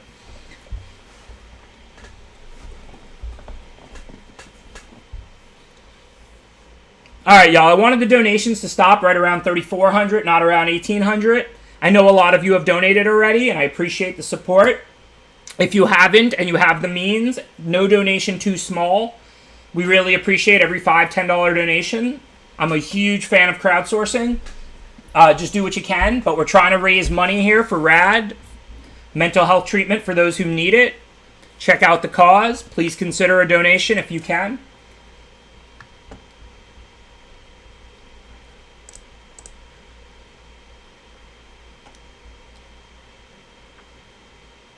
I'm going to cycle to go for blood. We don't really have any business in our hand. Even though Flood Out's the main way these decks lose, again, I'm on 13 lands and 2 Cathartic Reunions. With having drawn 6 of 13 lands in the first 10 cards, if I don't find a Cathartic Reunion, there is a good chance we're going to lose this game. But what are you going to do? Hopefully we will.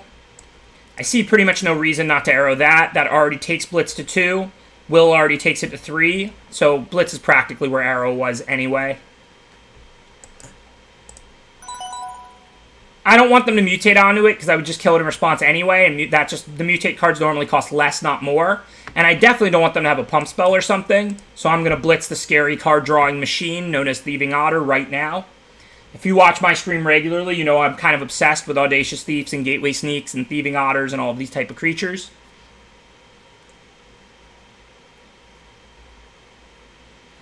So let's thin out. I guess we don't have Fox or anything. I can cycle this Will into their turn. I'm definitely going to cycle it, but doing it now doesn't really accomplish anything.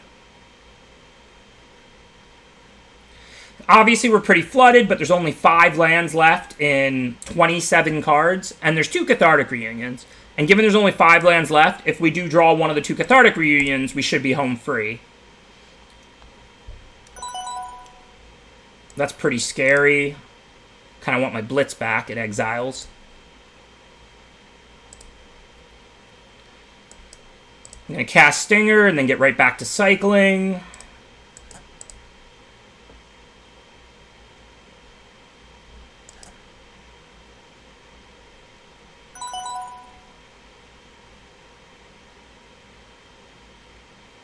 I think most likely we'll lose this game if we don't draw a Cathartic Reunion soon. If I do, then I like our chances. I mean, don't forget, I've got like 3 Snare Tacticians to start tapping the 6/6. Obviously, right now, my hand is pretty much empty. That's why I think I need a Cathartic Reunion to win. But if I draw a Cathartic Reunion, then I love my chances. Thanks for donating, Skooma Buster. Appreciate it.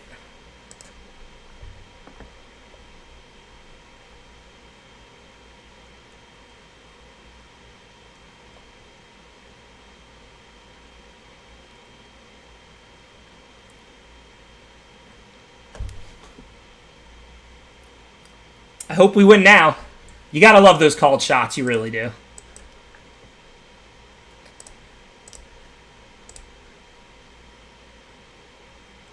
Not amazing. Not horrible, but not amazing. Definitely not what I was really hoping to draw. No cyclers, no snare tacticians. I guess it's just Marmoset. I'm going to hold one land, but not two.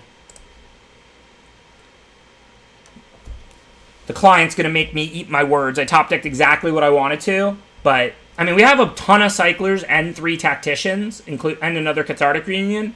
So I thought we'd be pretty home free if we drew Reunion, especially given there's almost no lands left in our entire deck. And I literally mean almost none. We have a Wilds in the yard, too. So that's 3, 6, 7, 8, 9, 10. So there's 3 lands left in our bottom 20 cards. But no block on those.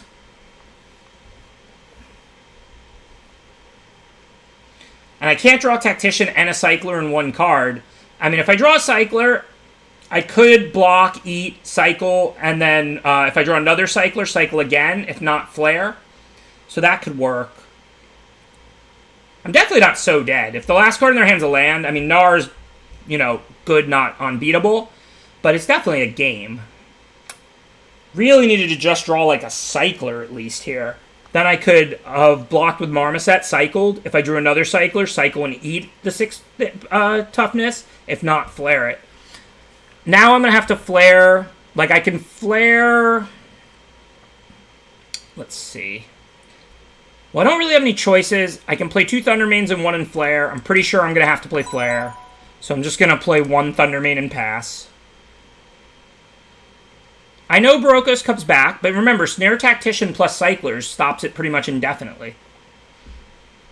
I've got 3 Snare Tacticians and tons of Cyclers. This is what's left in my deck. Cycler, Cycler, Reunion to get rid of the lands, Cycler, Cycler, 3 Snare Tacticians, Mythos, Cycler, Cycler, Cycler, and like 3 lands. That's it. Okay, well, now I'm going to lose, but...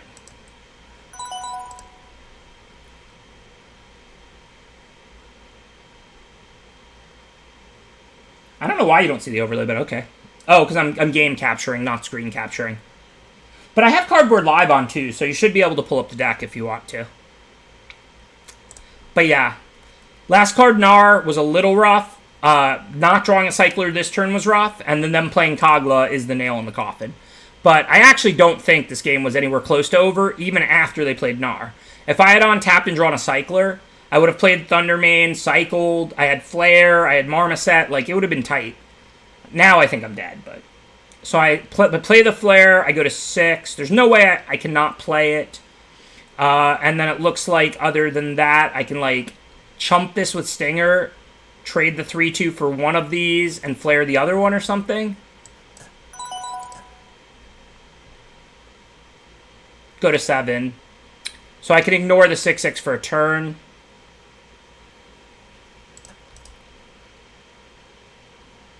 This doesn't have trample, does it? This beast token? If it does, I'll double block. Oh, they're sending the 3/5/2. My bad. So I have to chump that. Okay. It doesn't have trample, I don't think. I don't think I bounce now. I mean, there's a Kogla in play, too.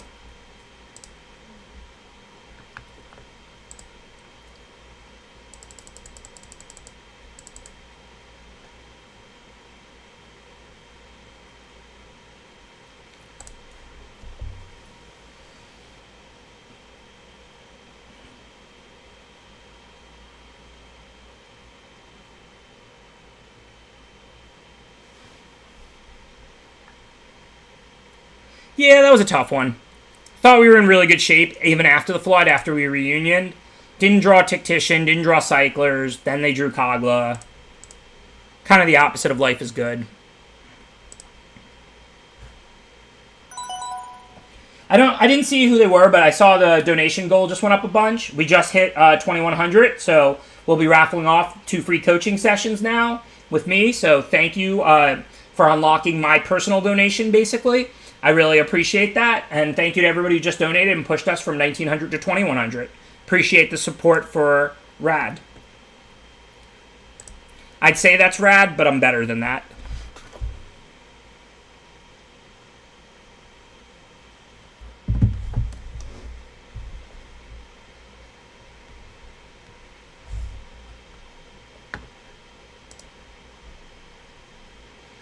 Okay, I'm going to cycle the 2-mana one. The 1-mana ones are a lot more flexible.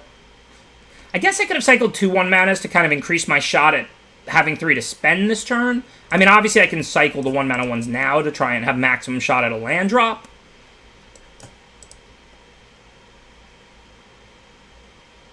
Yuck.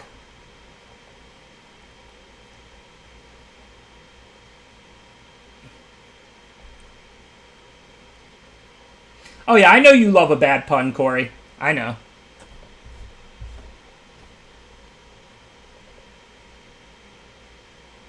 I mostly cycle unless I have payoffs that I'm going to get more value from holding the cycler. I think now I'm just going to start cycling. I don't really care about this Go for Blood. A 1 toughness creature dies nicely to Mythos. So I'm really just looking to pull up lands. Going to play that and cycle one of the 2-mana ones, not the 1-mana one now, though.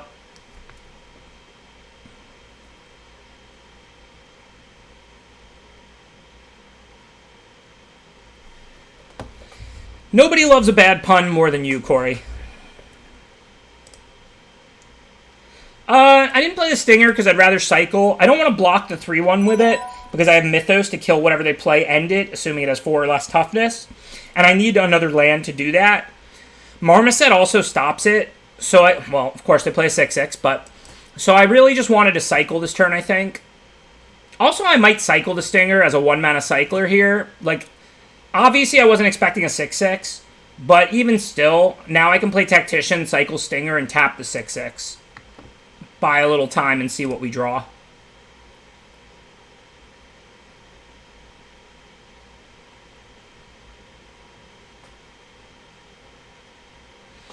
LSV doesn't like bad puns. He likes awful puns.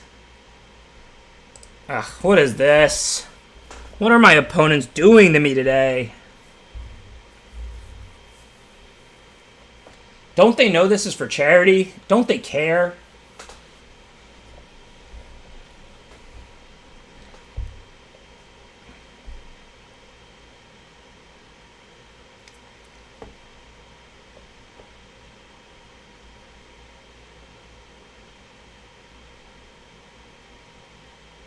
No, I didn't pay any actors today. I saved that money to donate.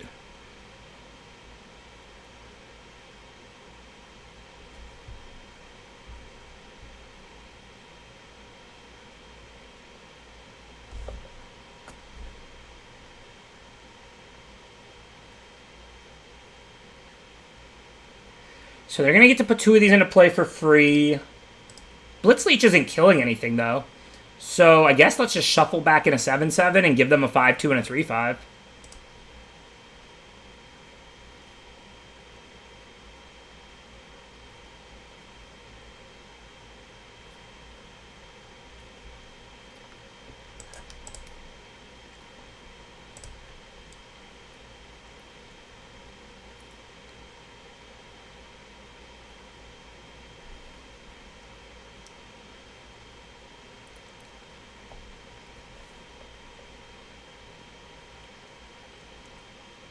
Okay, so I can kill the 5-2 and the 3-1, but I don't have a 1-mana cycler, so I'm taking a really hard hit. I can reunion the lands. If I play Marmoset, I have a 2-mana cycler, so I can tap the 6-6. If they don't have removal, Marmoset can eat either of these, but they probably do have removal. I mean, they've got 3 cards still in hand.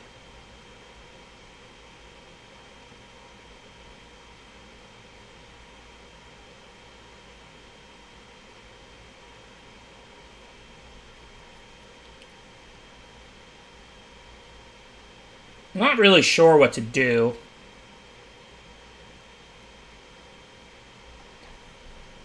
I think I'm going to play Marmoset and plan to cycle Will.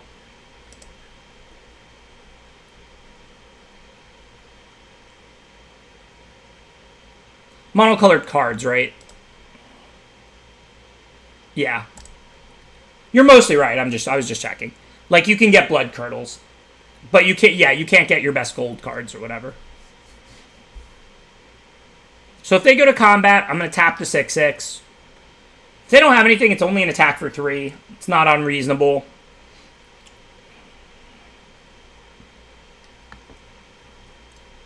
If they have removal, I'll have to make a tough choice. I'll see what I draw off the cycle. I mean, if they kill the Marmoset, I have to take a hit for 5, 8, 10, 11, or trade Tactician. So I'll probably trade Tactician for Leech. I do have 2 more Tacticians. Come on.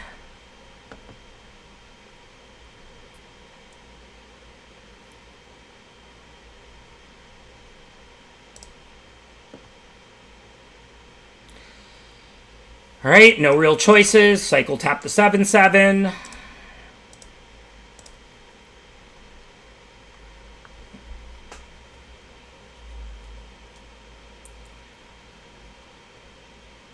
guess trading with the 3/1 makes sense. No guarantee whether I'm going to draw another Cycler. If I do, I have another Tactician anyway.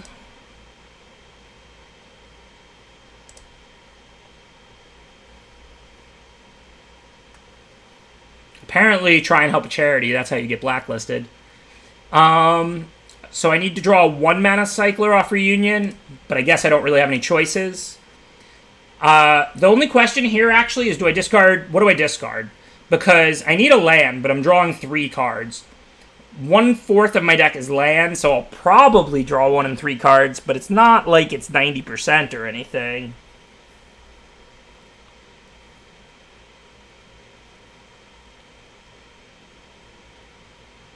Yeah, Mythos didn't work out this game. I could discard Mythos. Let's discard Mythos instead of a land or Reunion. I won't be greedy.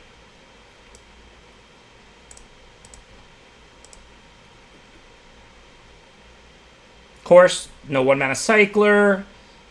Of course, Plains Not Mountain. This is about how my day is going. Am I just dead?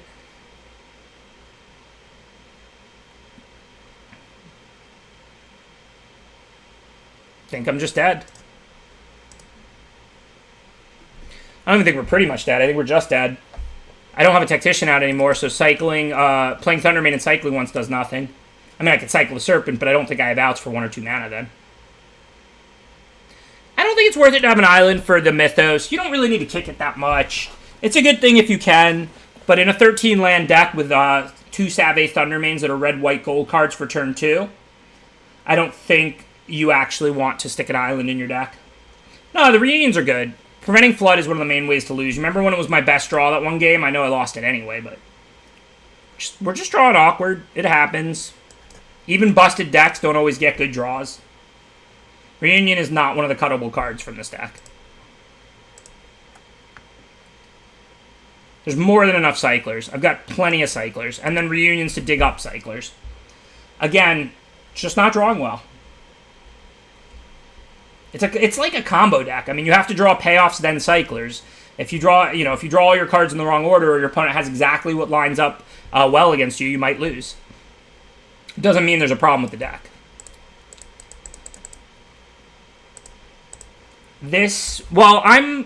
Since this is a charity stream, I was planning to go late. Like I said, I planned something at 9, so I'm going to draft and stay online until about 8:45 or so, regardless, to maximize time to raise money for charity. Okay, end of turn, we can cycle a 1-mana Shock and gain 2, or we could cycle a 2-mana and not gain 2. I think I'd rather cycle a 1-mana and gain 2 life. Nothing wrong with 2 life, even if we're not killing anything.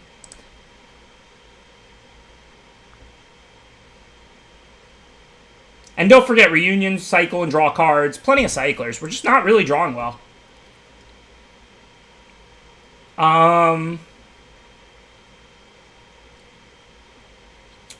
Okay.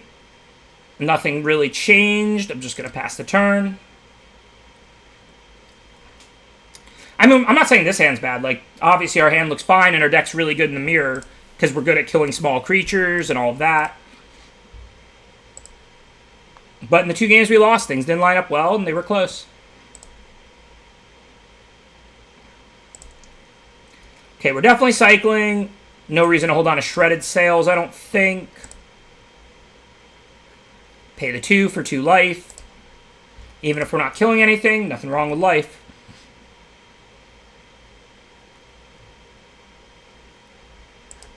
Looks like a pretty easy Marmoset and pass turn.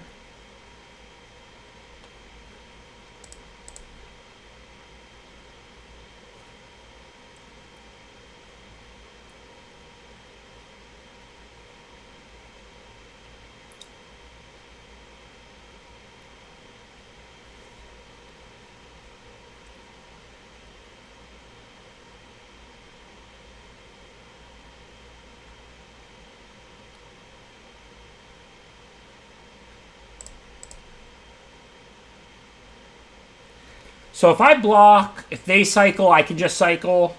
I'm happy to trade Marmosets. I don't get a shock, but who cares? So I see no reason not to block.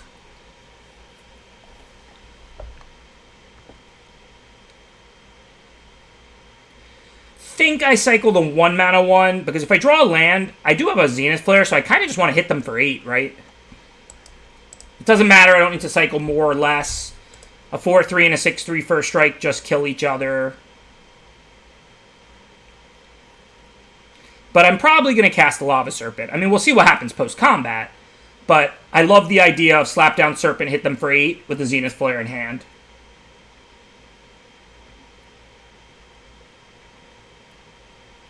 Whoa, whoa, whoa. We're not trying to hit that last donation goal. We're trying to hit the ones up to that. That's the plan.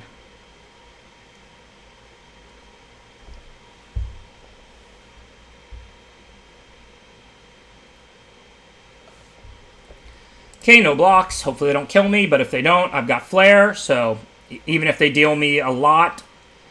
I mean, if they cycle like 5 1-mana cyclers, I think I die. Or is it 4? 12? Yeah, they have to cycle 2 more times.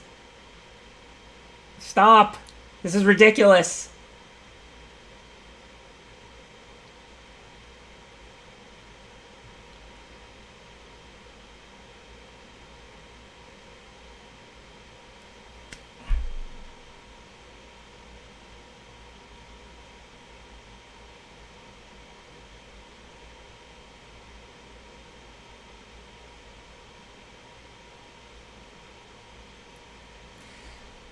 I didn't think I was going to die from 18. I knew there was a chance. But it involved a lot of cycling.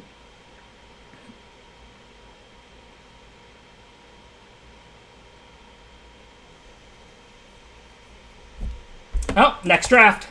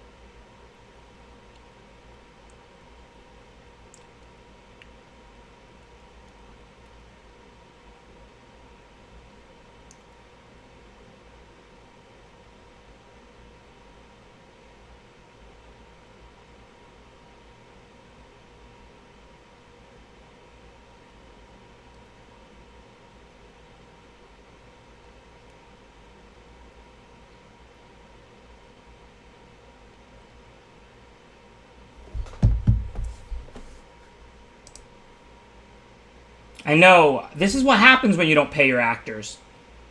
Y'all thought I was good? All that I really do is pay people off normally. But it would be wrong to pay people on a charity stream, right?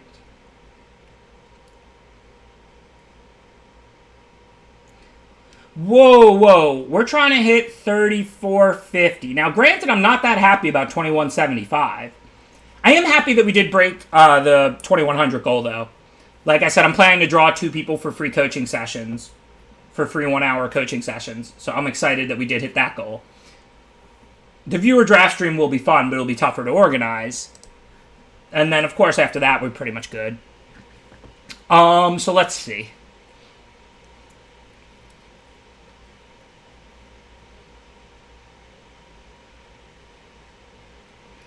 Tri-lands are good, not something you want to be first picking. Fire Prophecy is one of the best commons. It performs well. I think Blood Curdle's better, but it's certainly first pickable. Oracorn is fine. Hellbonder's fine. They're not very exciting. I think this is just a pretty easy Fire Prophecy. Whisper Squad is cute, but we're not forcing cycling, but we'll draft it if it's wide open like last draft, even if it produces an incredible 2-3.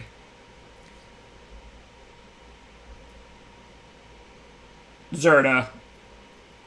Because if you start with it, you can make sure to meet the requirements, even though it's a hard one to meet.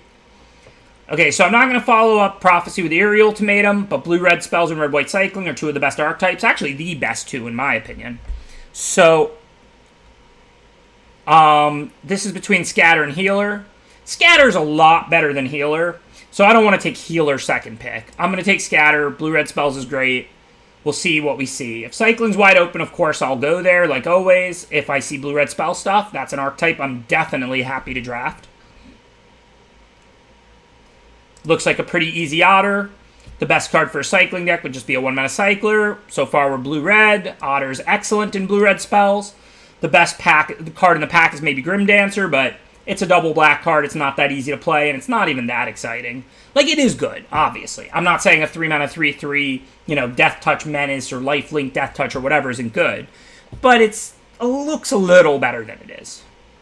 Alright, Rock Slide's excellent in blue-red spells. It's a spell, clears the way for Otter, triggers all your spell synergies while being removal. I'm not that high on Weaponize. I like it. I mean, I'm not cutting it from any decks. In red-black, it's incredible. In red-white, you don't have that many creatures in your cycling decks. Red-green, your creatures are pretty big. Again, I'm not anti it. I think it's a good card that people were underrating early, but I don't have it as something I should be looking at necessarily for a red-blue spells heavy creature light red-blue spells deck. I guess red-black's still an option, but I mean, we have Scatter and Otter, 2 good blue commons here. Of course, now there's no blue cards I want, no red cards I want.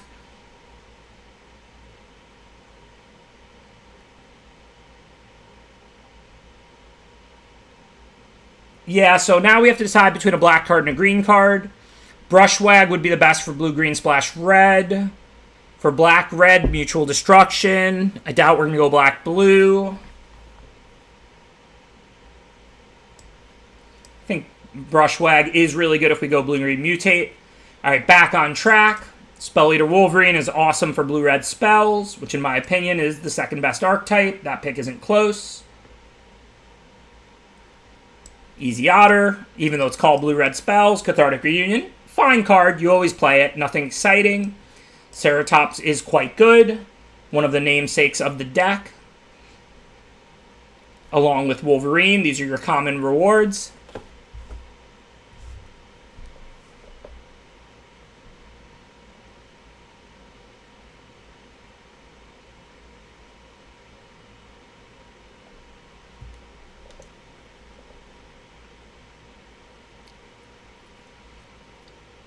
Don't think we're going to play any of these, but if we do, we might splash black. You never know, so I'm going to grab Backwater.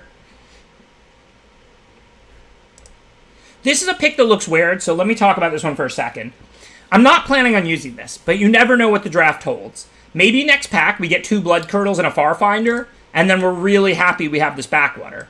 So I think it makes more sense to take that than some total filler that I'm not planning to use.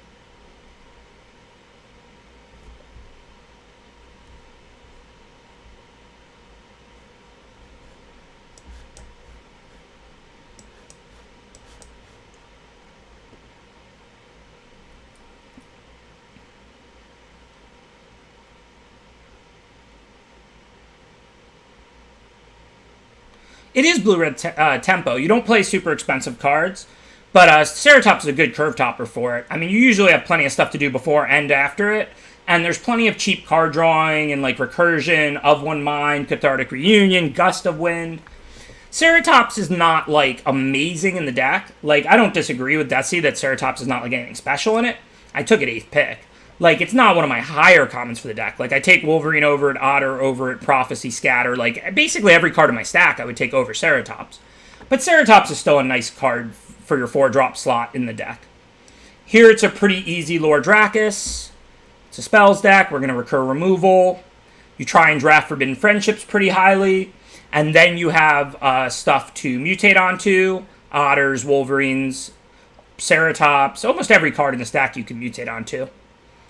Sometimes you get a lot of cyclers, sometimes you don't. In this case, we have none so far, so I don't think I'm looking at that.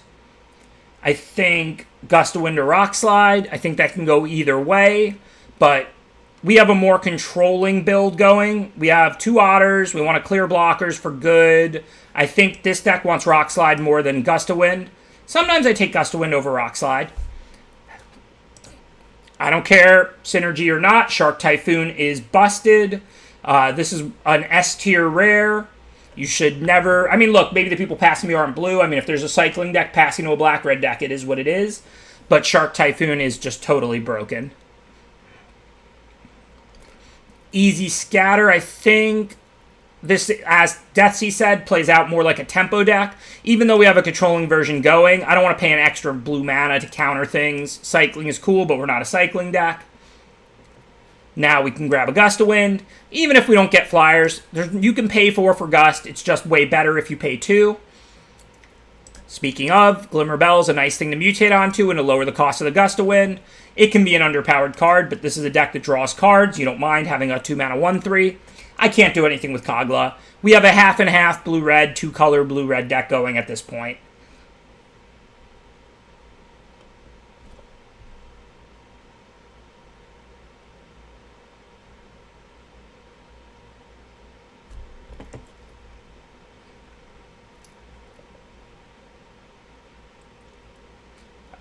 Even though this deck does want Of One Mind pretty badly, I still think Scatter is better. I don't particularly want any of these cards, so it seems like an opportunity to grab a dual land.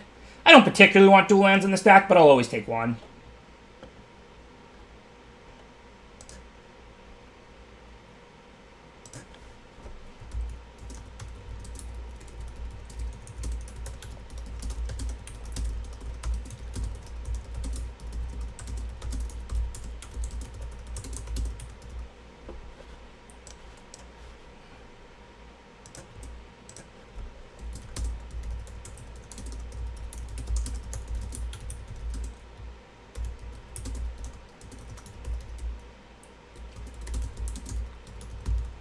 I don't think any of these cards are very likely to make our deck.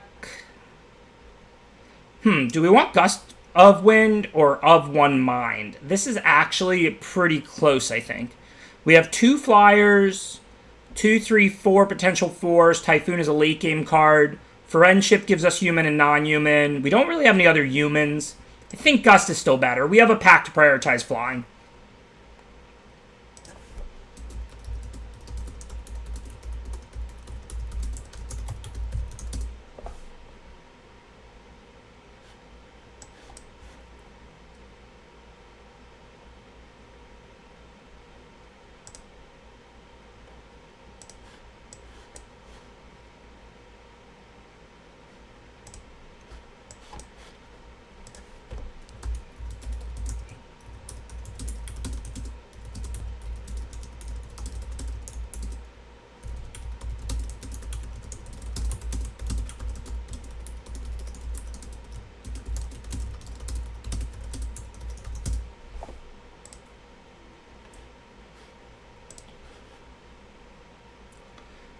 Okay, let's see.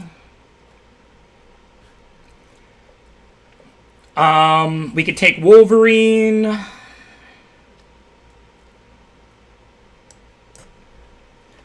It's not exciting. We could take Otter. It's not exciting.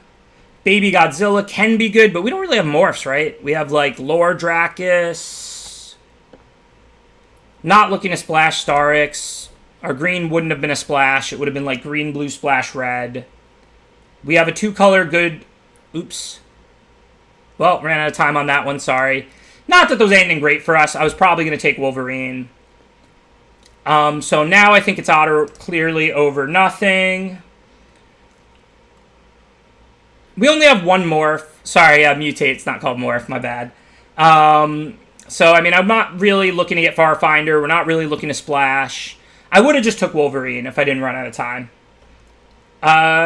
We can't really... We have the Blue-Black Lamb, but I'm not going to toss that and Heartless Act in the deck. We have tons of removal. Otter is what we want.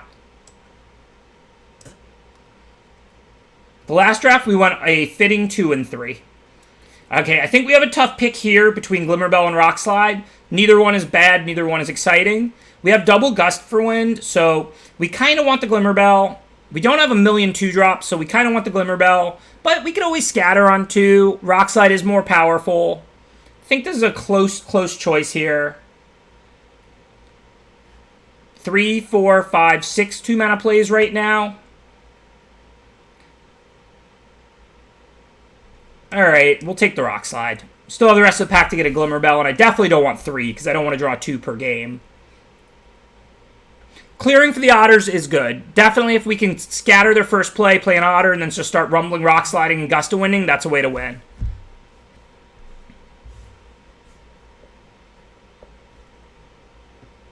Easy Blitz here. We can't possibly get Zaruda in the slot, so it's pack 3, so...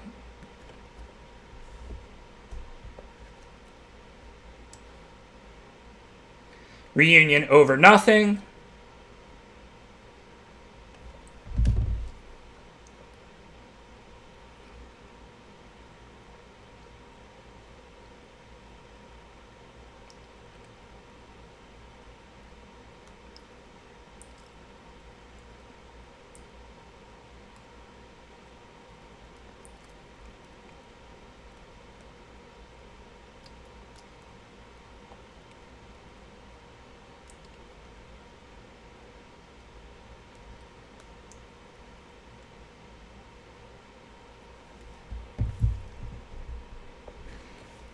Okay, Glimmerbell, Rockslide, or Gust of Wind.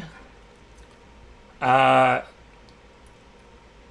I think now we take the Bell.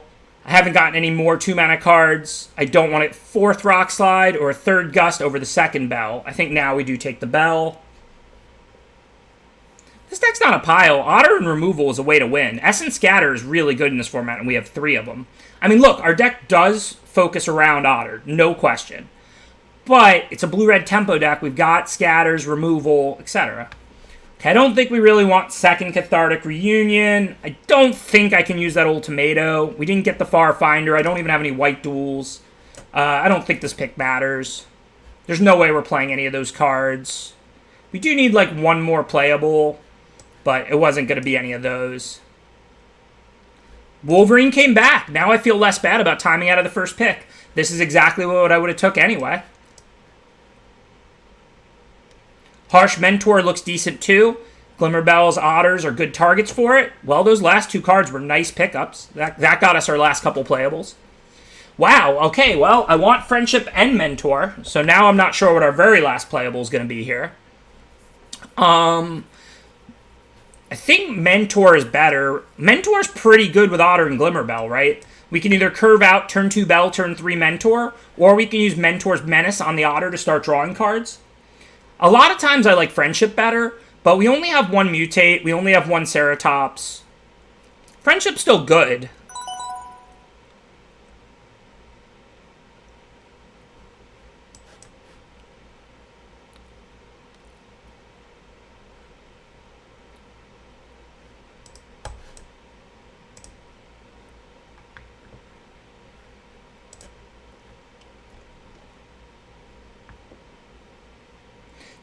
This looks like a 16-land deck, especially for best of 1. Oh, this is 41. So we can literally just cut a land. I don't think this deck necessarily needs Cathartic Reunion. We can spend our mana pretty well. I just don't think we need 17 when all of our cards cost nothing.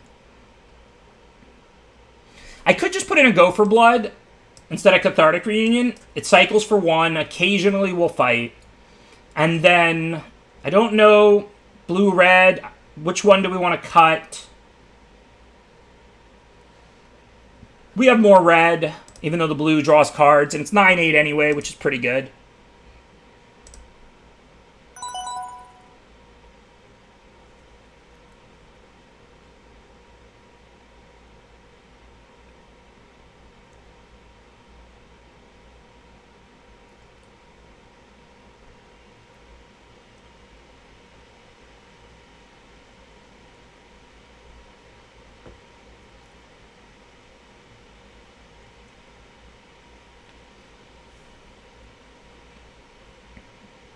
Flooding is a way to lose, but also with double Wolverines and Blitz, I kind of need the spells in my yard quickly, and I don't want to spend 2 mana with like a tempo-ish deck like this on Cathartic Reunion in the early game. With Typhoon and the Mentors as mana sinks, and Otters refilling my hand, and Gust replacing itself, Fire Prophecy bottoms a land, I kind of feel like Flood shouldn't be a problem for us.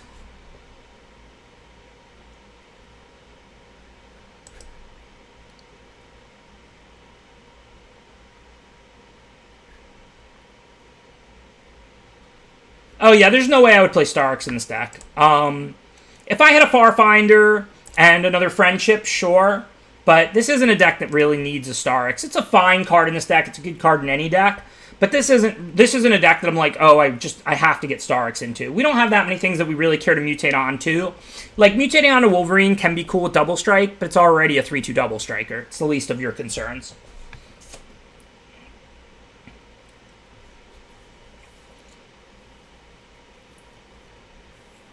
Think we're supposed to be giving away something too, and that hasn't happened yet. You're right. So let me message my charity group and see what's up.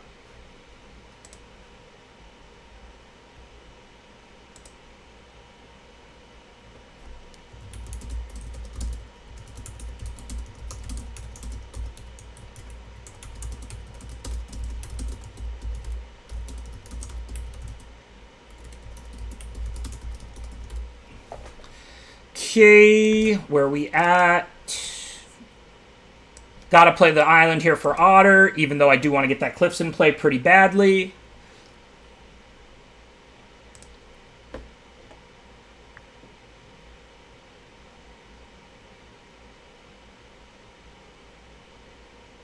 No, I wouldn't have cycled Tornado into turn. I don't know if they have Divine Arrow or not, but I'm going to find out. Obviously, Otter's not that important. Its job is to try and draw me extra cards. If it succeeds, great. If it trades with Arrow, so be it. No decisions here.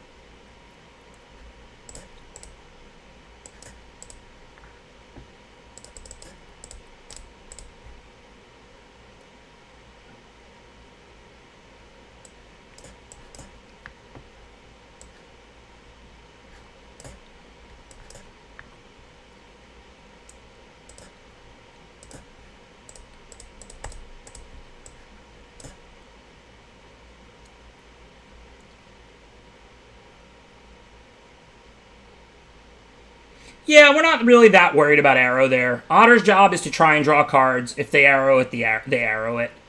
Here, I don't think there's that much incentive to grow the shark rather than just attack. We have a handful of removal.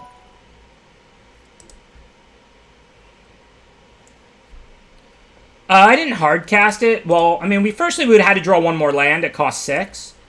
And secondly, we were like so close to killing them. It just doesn't really make sense, I don't think.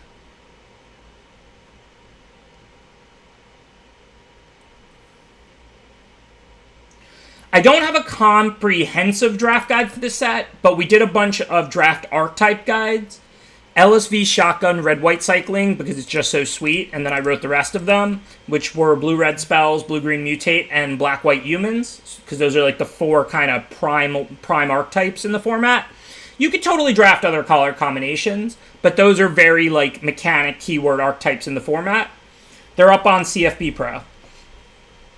The cycling deck went 2 and 3, despite being one of my best draft decks in this entire format.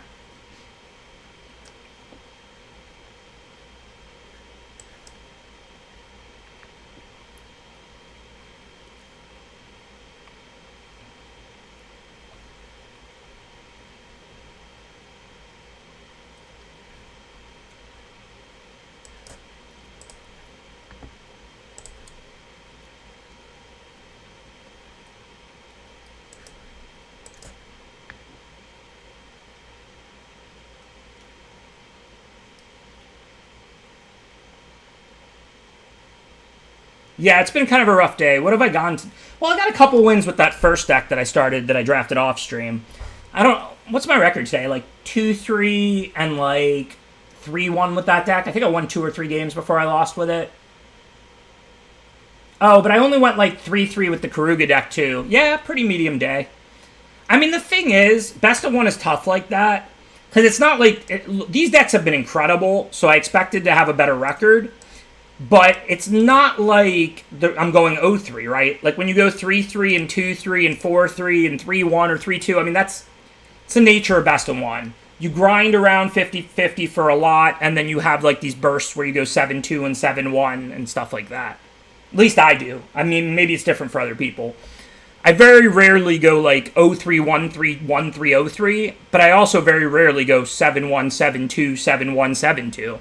I usually go like 4-3, 5-3, 3-3, 2-3, 4-3, 7-2, 4-3, 7-2, 2-3.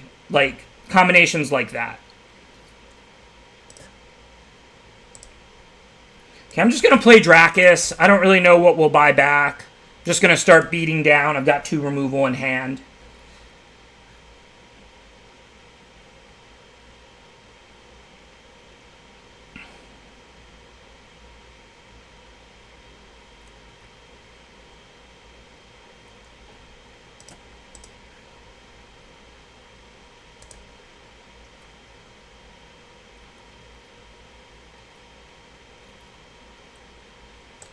So, easy scatter there.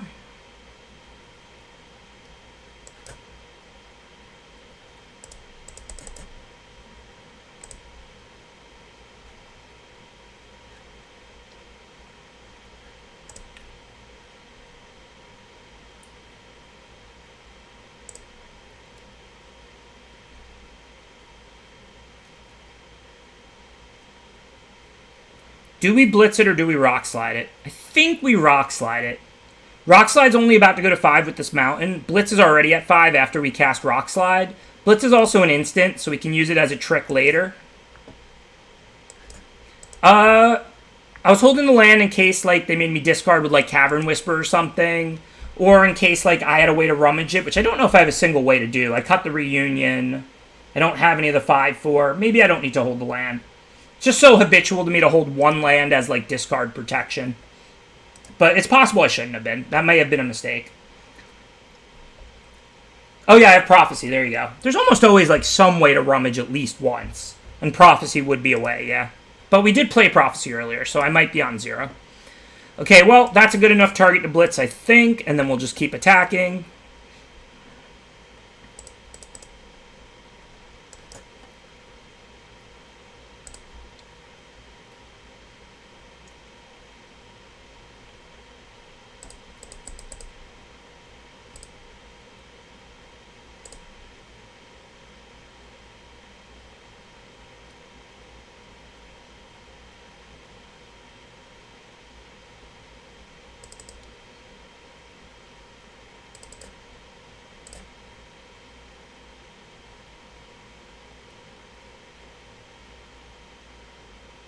I think I cut Cathartic. It was one of my last cuts.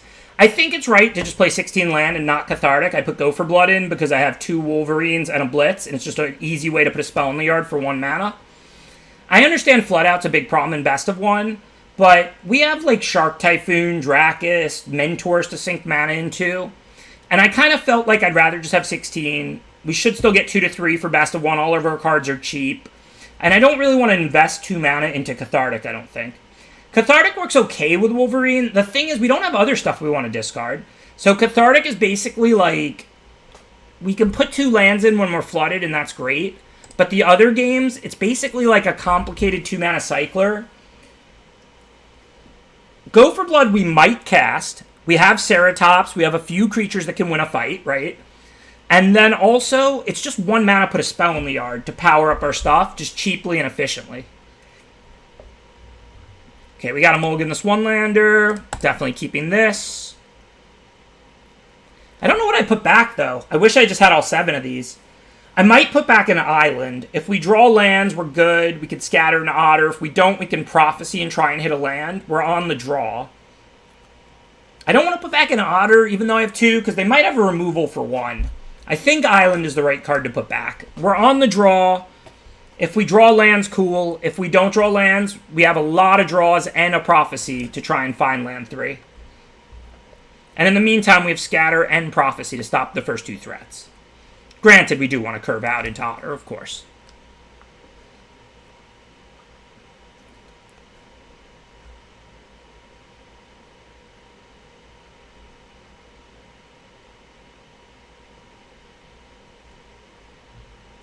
So sadly, didn't find a land in the 3 draw steps.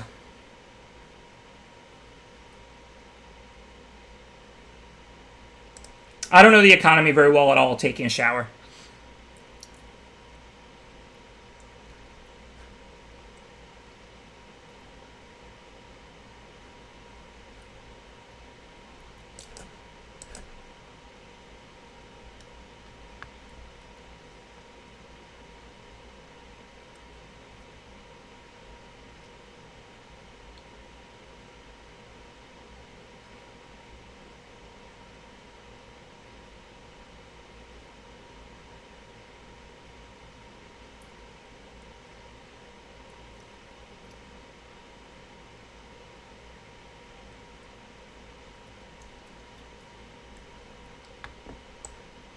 Okay, just easy otter again. I mean, we don't have targets to kill that we care about. What we're hoping to do is start removing blockers and getting in with otters.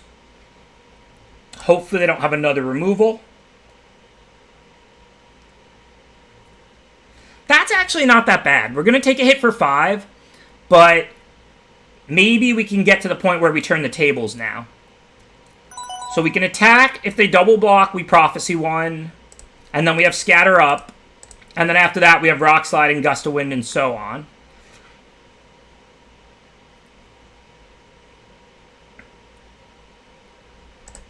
So definitely Prophecy. Assume I want to discard like Mentor, because we do need lands potentially for Rock Slide, or just to play Gust and Scatter. The hope here is that they're out of removal, but they have creatures. And then we could Scatter, we could Rock Slide and leave 1 open, we could Gust, draw land, and then Scatter. So we do need to get to 6 lands. That's why you got to bottom something there. I'm not sure if Mentor was right or wrong, but I think it was the call.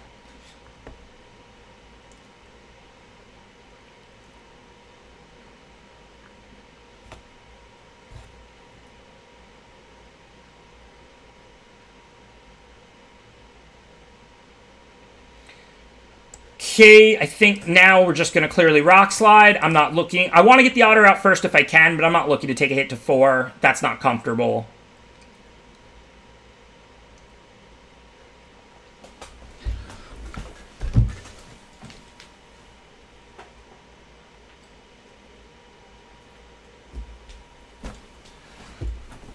Alright, easy Scatter, of course.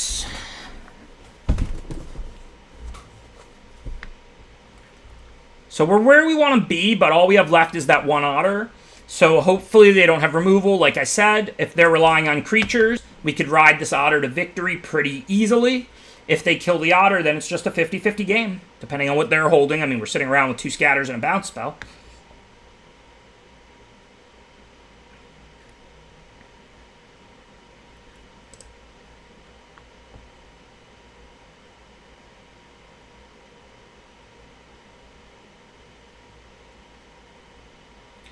So, looks like they had the removal, so we're back to a 50-50-ish game.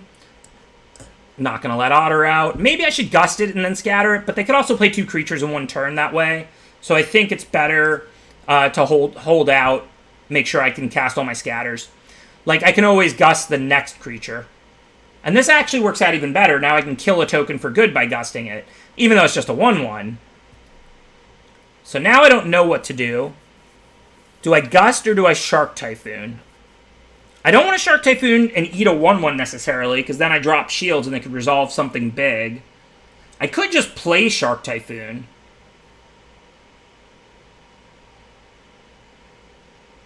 Yeah, I think we play it. Because we have 8 mana, right? Oh, no, we have 7. Oh, but I can gust any big creature they play. So as long as they don't kill us with Archipelago or something, we're fine. Okay. I think it's fine to cast it. Our whole deck is spells. We have Gust. The only problem is it's a little risky, but it's really not that risky. Like, they had to have a big mutate, and then even then, unless it's Archipelago, which is uncommon and we have no reason to put them on, it's not likely we're getting lethaled.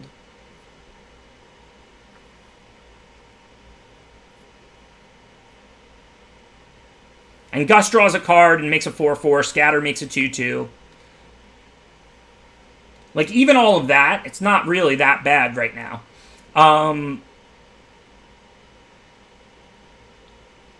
So a 4/4 can trade with the Piercer. I think we Gust first, because we might draw a land to Rockslide the Marmoset. Well, we can't do that, because we need to scatter anyway. But it's fine.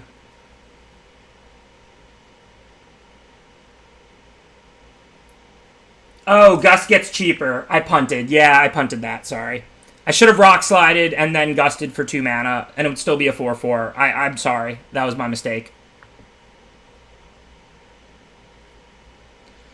Okay. I don't want to telegraph Blitz, and I see no need to. I'm going to hit for 4 and hold back the 2/2 and the 2/3. See what they want to do. Thank you, River Run, for subscribing. Really appreciate it. I see Mike Miles donated 111. I don't know if that was new or not, but, you see the top donors flashing. Thank you, Mike Miles. All right, blitzing in response isn't going to change anything there. After they attack, before blockers, I'm going to blitz, because if they have a counter, I still get the 2/2 to block with. So I think the right time is right now. Let them attack with both. Then I'm going to blitz the Marmoset. Now we can put both blockers on the 1/1.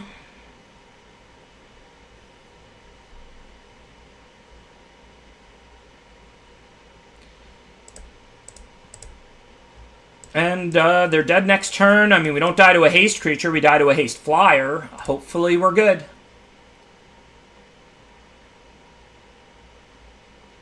Sweet. Nice game.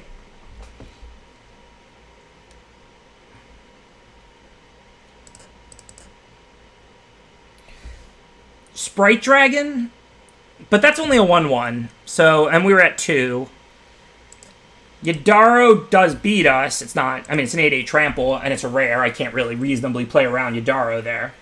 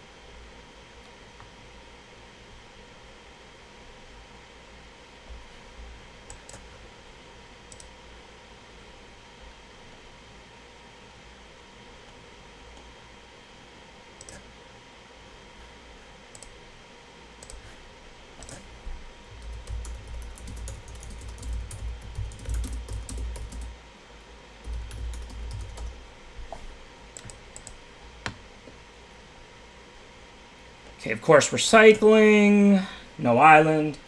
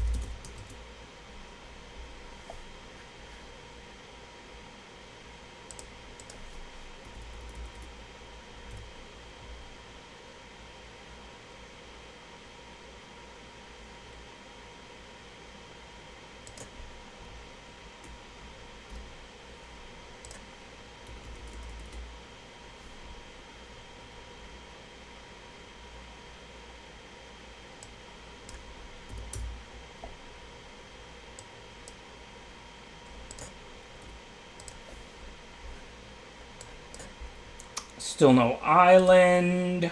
I can buy back the Gopher Blood here. Is this Death Touch? Yes. Do I want to fight the Whisper Squad or blitz the Whisper Squad? I mean, I can... Oh, no, I can't mutate Lord Dracus. What am I saying? I think I'm just going to Rock Slide Boot Nipper or Whisper Squad. What do you think? I mean, Black-Red usually can use the bodies pretty well. So I think I should kill the Whisper Squad. Blitz is an instant, and it's only going to grow and grow and grow in my deck. So I think I want to spend 4 and just Rock Slide Whisper Squad. Even though it's kind of ugly, I think it's the right play.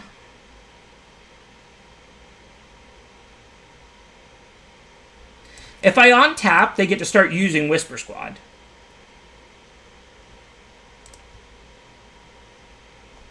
Oh, no, I mean, just ignore the your goes. Never play differently because your opponent's emoting. You just ignore all your opponent's emotes.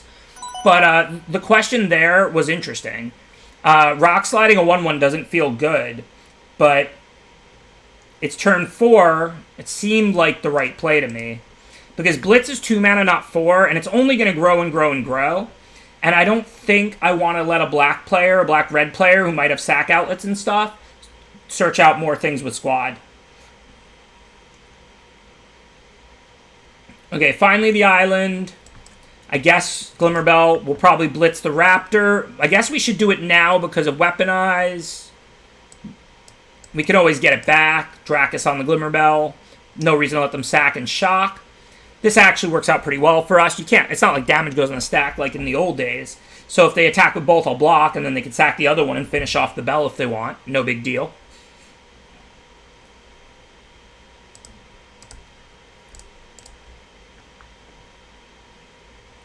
I've got plenty of things to mutate onto. I'm not really worried about that. I have very few humans in the whole deck.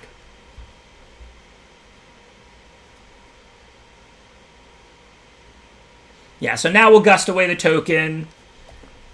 See what we find. This play is scripted. Sadly, no help.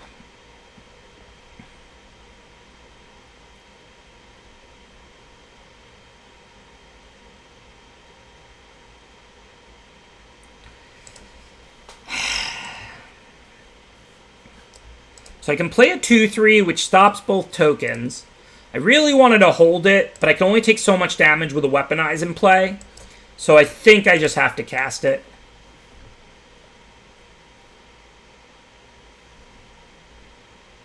I think it was right to Rock Slide the 1/1. I mean, they would have searched out more. That would have been pretty annoying with Weaponize. I mean, I don't know how many Whisper Squads they have, but I mean, nobody plays 1. They have to have at least 2. Maybe they have 3 or 4. I don't know. It's a close choice, but given I was holding Blitz and Gust, and I was stuck on mana, it seemed right to me.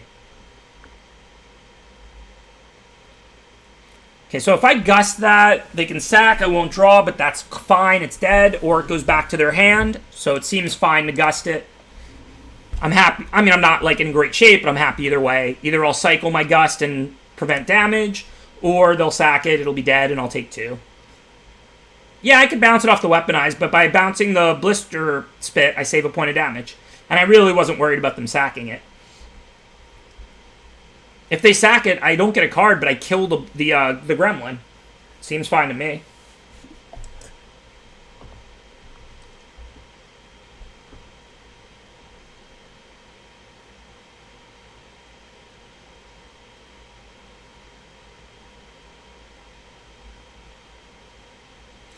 Okay, we're super flooded.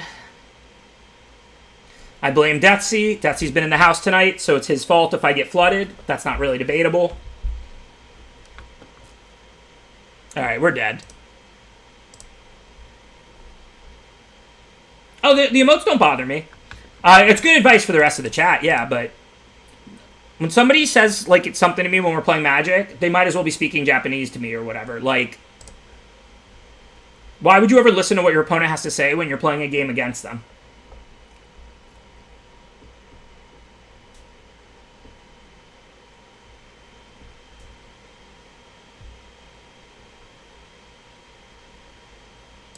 Okay, this hand's fine. We'll start by cycling.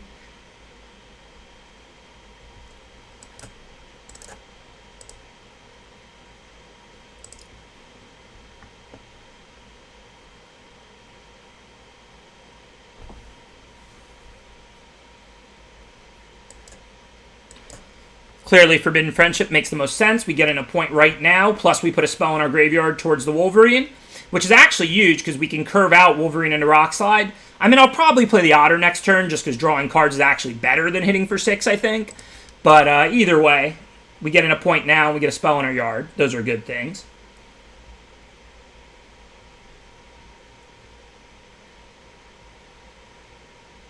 Sure, I'm not saying you can never level, but what I mean is if somebody tells you to play faster, or it's a stranger emoting, like I said, you just shouldn't even think about it. And also the thing about leveling is then you're thinking about that. So yeah, if you already know exactly what you're going to do and everything, sure. But the best thing you can do when you're playing any strategy game is focus on making the best decisions possible. Not worry about being too tricky or things like that. There's a term in poker I don't hear often in Magic, but I think it comes up too. It's called fancy play syndrome. It basically involves like instead of making the play that's fundamentally right, you're trying to outmaneuver the opponent by doing crazy things. Listen, I'm not saying you never out-level anybody. I'm not saying you should never think on that level. But ultimately, brick and mortar, baseline, you should just be trying to do what creates the most value at all times. And you shouldn't worry about things like what your opponent's trying to represent and what they say. I mean, worry about what they represent with plays. Like, if they attack with a 2-2 and you're 3-3, they might be bluffing, but they're risking a 2-2 to make that bluff. But words don't cost them anything. So, like, if somebody tells you they have something, it's the same thing as if they told you if they didn't tell you they had it fundamentally, because it costs them nothing to say they had it, because you aren't limited to 3 words per game and words are useful or something. So it's not. You should just disregard basically all that kind of stuff and focus on what accomplishes the most, what creates the most value, what your best attack and block is, what your best path to victory is, yada yada yada. And really, no matter what your opponent's saying, it just should be the same as if they weren't saying anything. Okay, here we're clearly going to play 2 creatures. A 3-2 double strike is strong. We're not in a rush to rock slide the Lynx. I might rock slide the Lynx if it gets Otter through, but Otter's tapped this turn. I don't care about rock sliding the Lynx to getting 2 damage with these 1/1s. We'll see what they do this turn, and then we have the 3-2 double strike, the Flyer, the Otter, etc.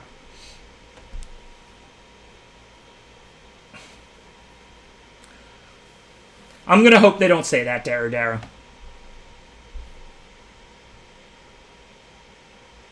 But again, in that example, Sparks Flowing, the oops emote, the oops part costs them nothing, and you shouldn't think about. You should either block or not block exactly the same as if they didn't put oops. And that's the real point. Oops is them talking, and you should disregard it. The attack of a 2-2 and a 3-3 is a meaningful risk for them to take. So you should evaluate the odds they would bluff based on the risk-reward, how valuable the damage is, the odds they have a pump spell, how valuable your 3-3 is to you. but oops is them talking, and you shouldn't factor that into your decision of whether to block or not. Okay, so they have 2/2/2s. Kind of want to just, like, rock slide attack with everything, but I'm kind of worried they'll just counter it or something.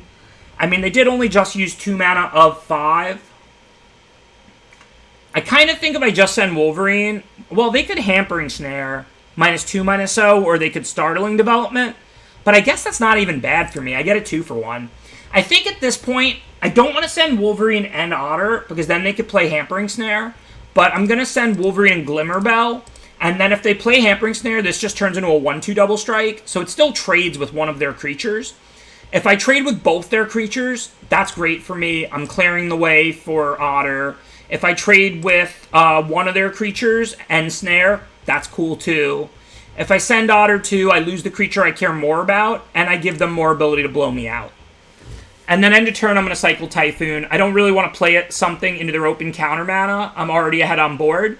I can just flash this in end of their next turn on counterable, and then I've got Rock Slide to clear blockers.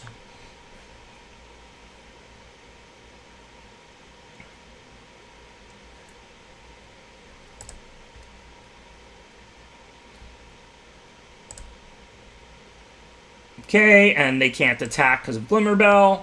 And then end of their turn, we'll bring out the type. Okay, well, they did attack. If I cycle and make the 3/3, that's better for me. But they might have a Cycler. But if they use the Cycler now, who cares if I take 1? I'll then untap and Rock Slide the Tactician and hit with everything, including the Otter. So I'm just going to make the 3/3. Yeah, I could untap Bell, and if they cycled, I could untap it again. But I think this is just better for me to get the 3/3 flyer in play. Who cares if I don't kill the 1/1 right now? I'm at 20. They're about to take Infinite. I mean, this just isn't good for them, frankly.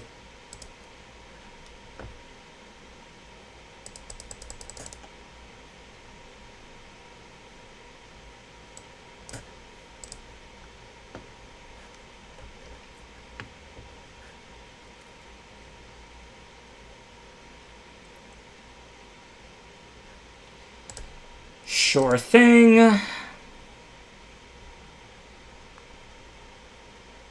So if they don't have anything, if we mentor the 2/2, that's lethal. If they do have something, good beats, we'll reevaluate. I mean, if they kill the 2/2 here and eat something, potentially, and take 2, it's not like it's great for us, but it's also not like it's horrible for us. It's kind of a who cares.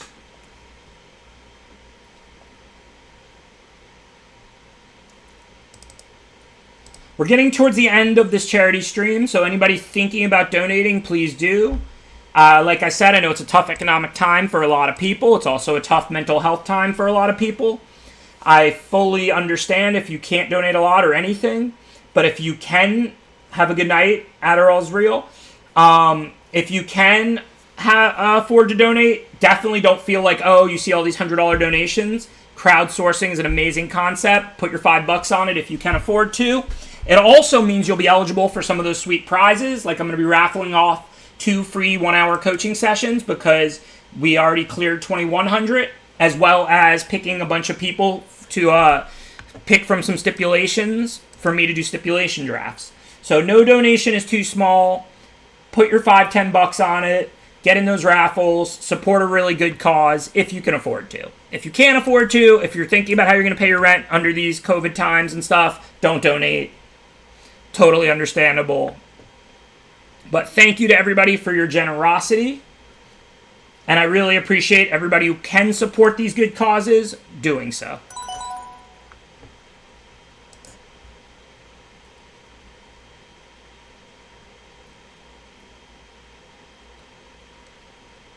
Seems good enough to scatter for now. Why do I have so few cards in my hand? Did I mulligan? My opponent just feels like they have so many more cards than me right now. I mean, I guess they missed land drops.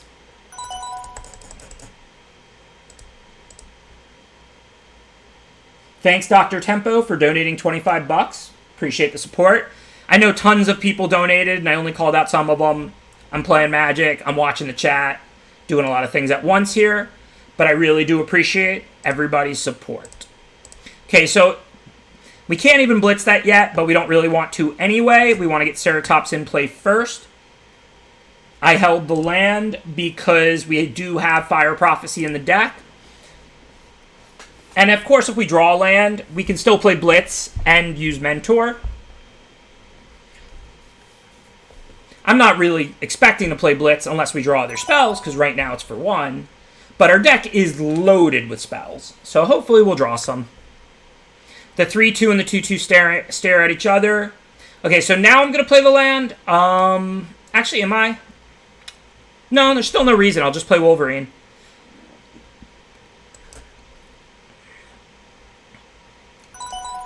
Because if I do draw Fire Prophecy, it's a pretty big deal having the island in the hand to bottom.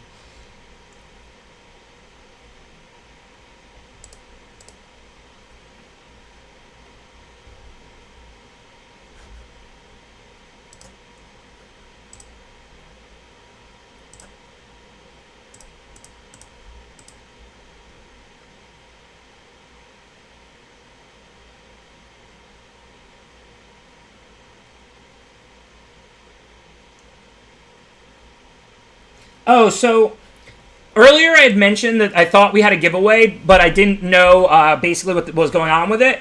So what it is we have 3 Twitch gift cards donated to us generously. I'm not paying for them. They were donated by like Soft Giving or F2K or that organization. I thought they needed to come in and do it, but apparently I do it myself. So thanks to everybody who hung out tonight. I'm going to do the drawings for those. I think I'll do them right after the last game before I sign off. I would have done them all throughout the night spread out, but I didn't know that, which is my own fault, but what are you going to do? So, thank you to everybody tonight who hung out, who donated, who's been a part of this. I believe you had to make a donation to be eligible to win them, but even if it was like small or whatever, you're eligible. It's 2 $25 gift cards and one $50 Twitch gift card for you to spend on bits, subscriptions, supporting your favorite streamers, whatever. I'm just going to take that. Oh, wow, there was just a bunch of donations. Thanks to everybody who donated. Obviously, I didn't see each individual one, though I do see that 69 from Will Be Hidden. Great donation. Okay, so I can Rock Slide and Blitz. I don't want to end up dead. So we're going to give out, if this works properly, $100 in Twitch gift cards shortly. So if you've been here for a while, definitely don't leave yet. Stay through the end of the night, which is going to be soon. 3, 6, 9, 11. Not sure what to do now. What did I do? Untap and block? I didn't really want to double block. Oh, did they send the stinger? I didn't even see that. Yeah, I missed that. I was dealing with the giveaways. I apologize. Okay, I'm going to Rock Slide Kahira. I don't want to take more damage. I'm just going to kill the Stinger too, because now I can attack with the Wolverine, and then I have a good double block on board on the Reflection. I get in my 6 damage, and then we'll see what else they have. Sorry, yeah, I was checking into the giveaways because I didn't want to miss that, because they, like I said, I didn't even pay for these. They generously donated 3 Twitch gift cards of $100 to this stream for tonight's charity stream, and I literally just don't know how to do it, or didn't know how to do it, and I don't want you to miss out. You know, it was super generous of Soft Giving and Fade to Karma. Okay, so I can untap the Bell, so that can attack along with the Wolverine. I can't really send the Mentor. Well, I can. If they cycle and block and eat it, they take 8, and then 5 isn't 6. So maybe I go for lethal. I think I do go for lethal. They probably don't have a cycler, or they would have cycled in response to the Riel here and drawn a card. So I think I do go for lethal, because I think it's unlikely they have it.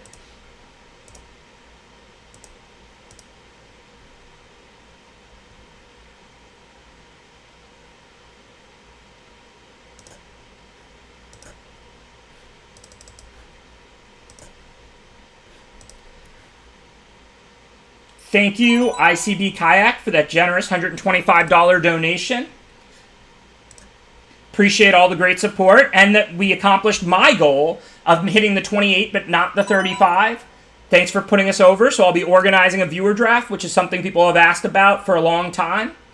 And this was the real goal, of course. We were hoping to raise between $2,800 and $3,500 on the day. So thank you for that generous donation that puts us over. Very much appreciated. Also, thank you for subscribing, Vampiric Frog. Appreciate the support for my stream.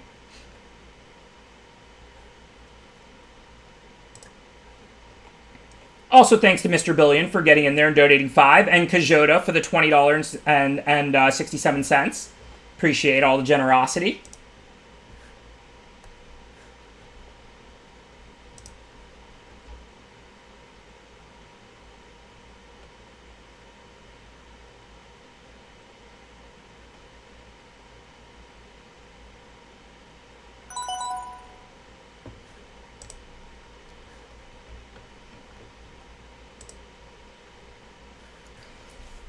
Okay, so let's see here. I'm trying to figure out how to do this giveaway. I'm going to do it as soon as we finish this draft. We should have 3 Twitch gift cards to give out to everybody who donated, I believe is eligible. And it is 2 25s and a 50, and they're Twitch gift cards. I'm like 99% we have them, and we're going to give them out. I just don't know how to do it, like, physically. So I'm looking into that.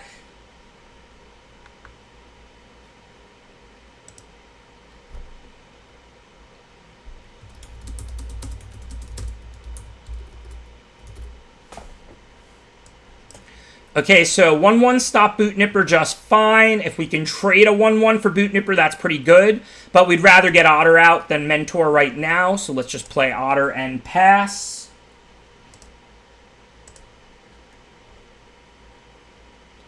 Thanks, Locke. Thank you for everybody who participated, who hung out, who donated. I mean, it's an incredible amount of money to raise if you think about it. Like, $3,000... just in 4 or 5 hours in one afternoon, on no advance warning or anything. Just, hey, surprise, we're doing a cool charity stream today. I mean, the generosity of my stream and the Magic community and the Twitch community is, like, unparalleled. Thank you, Soup Dave X. Appreciate the subscription.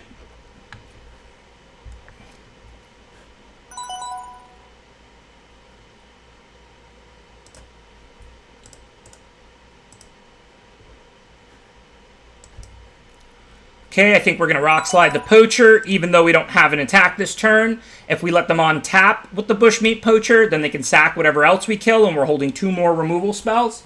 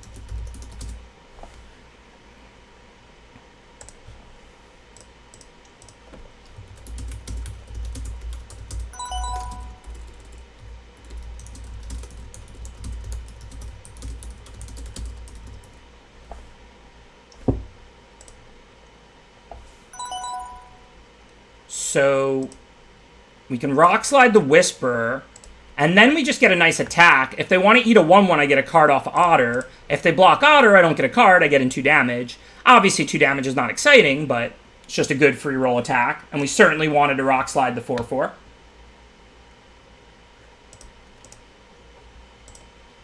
apologize. I'm trying to figure out what to type to give you guys away all those 3 gift cards, which again, that's a thank you. It's not from me. I'm playing my part as far as, look, it doesn't cost me money, but I do charge $100 an hour for coaching. And so I'm donating the 2 coaching sessions, of course, as the third, as you can see, the coaching raffle.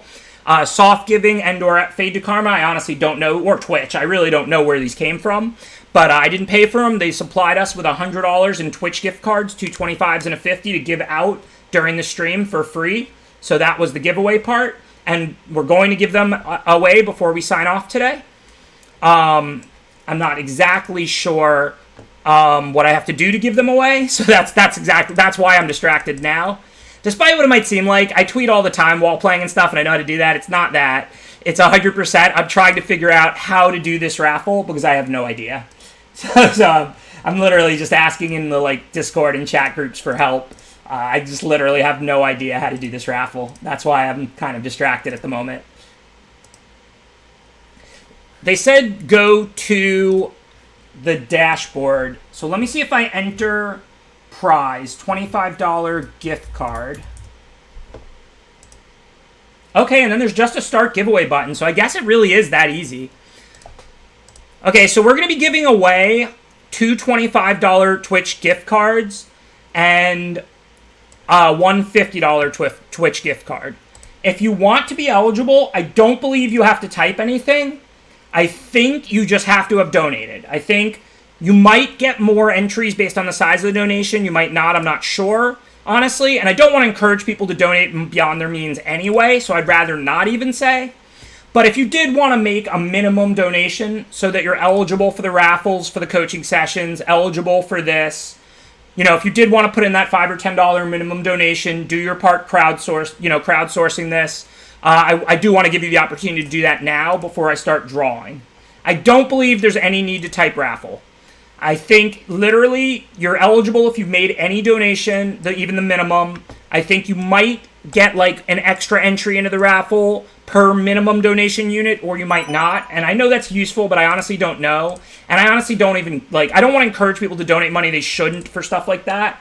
But I'm pretty sure to be eligible, you do have to have made the minimum donation, which also makes you eligible for these raffles for the coaching session and the stipulation draft and the viewer draft. So before I fire the raffle, I do want to give everybody who's out there the opportunity to make the minimum donation, a small donation, whatever they were gonna, so they don't miss out on this if they wanted to. Obviously, nobody's donating to be in a raffle for a $25 gift card. You're donating because you're good peeps and you want to help out. I just don't want you to have wanted to donate and be in the process or are going to donate in 5 minutes and then miss out, because that's just silliness. So, that said, warning given. Thank you to everybody for all the generous donations. I think this will work, but I'm not 100%. I'm going to start the giveaway. We're going to raffle off the 2 25s first and then the 50. I'm going to push start giveaway and see if that works.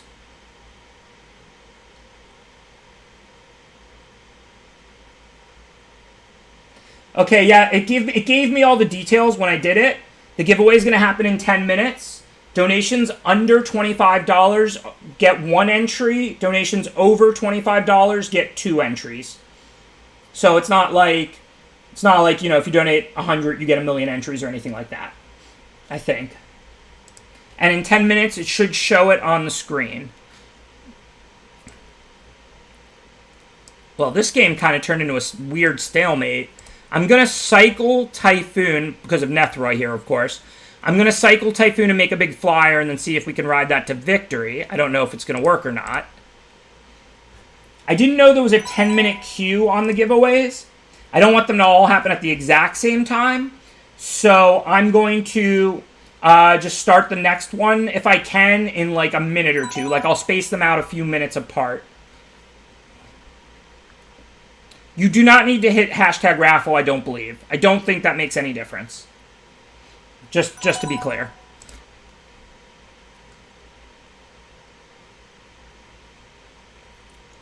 Okay, so I'm going to chump.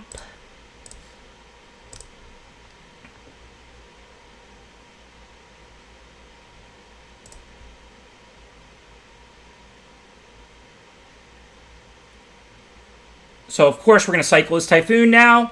Hopefully they don't have a removal. Maybe we can hit them twice, 3 times with this thing and win the game that way. Obviously, after Nethroi, our back is to the wall, but there's not really anything I can do about that. I assume you'll be eligible, Jedi. I don't know for sure. It would be really weird if only people who donated during that 10 minutes were eligible. It seems kind of silly, but I don't actually know.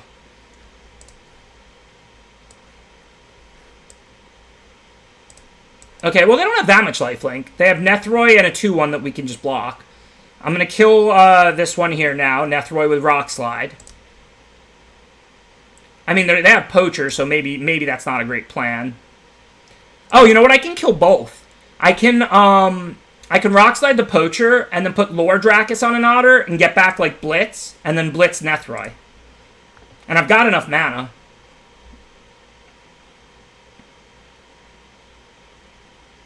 Well, they have the Poacher, too.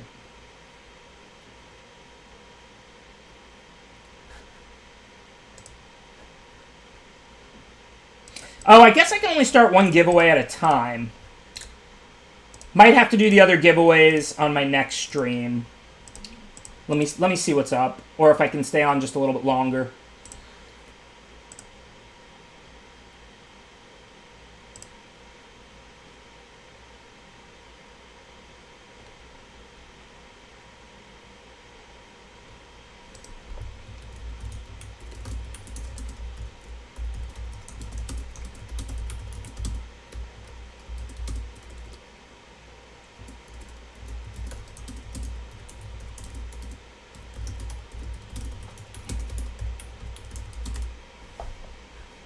Okay, so I think we oh, the Poacher's already tapped, so now we actually don't necessarily need to kill the Poacher. Of course, we still kind of want to where they can keep sacking things. So we have 5, 9 mana, 4, 2, and then 2 for Blitz. So we're good in that way. Still think I actually want to just kill Poacher and then Nethroi here. I don't actually think that changed my lines. I'm not even really losing on board. I guess they can put Harvester on Boot Nipper, but if I leave Poacher, they can just keep gaining life every turn, so I pretty much have to kill Poacher.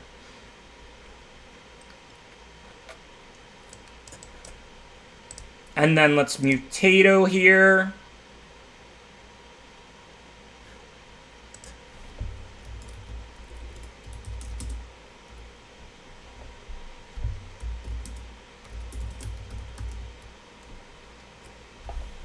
So they stopped the Mutato, so that's bad for us. We're probably losing now.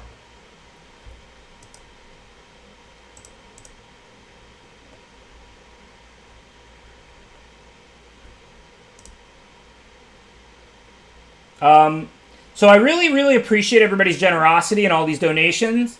We're getting a little dangerously close to that 3,500. So if you maybe want to take it easy, you know, we've raised a lot of money. You know, the mental health charity is good. Like, take it easy. I wanted to kill the Poacher more than the Nethroi, to be honest. Because if they can poach every turn, that's life every turn for the rest of the game.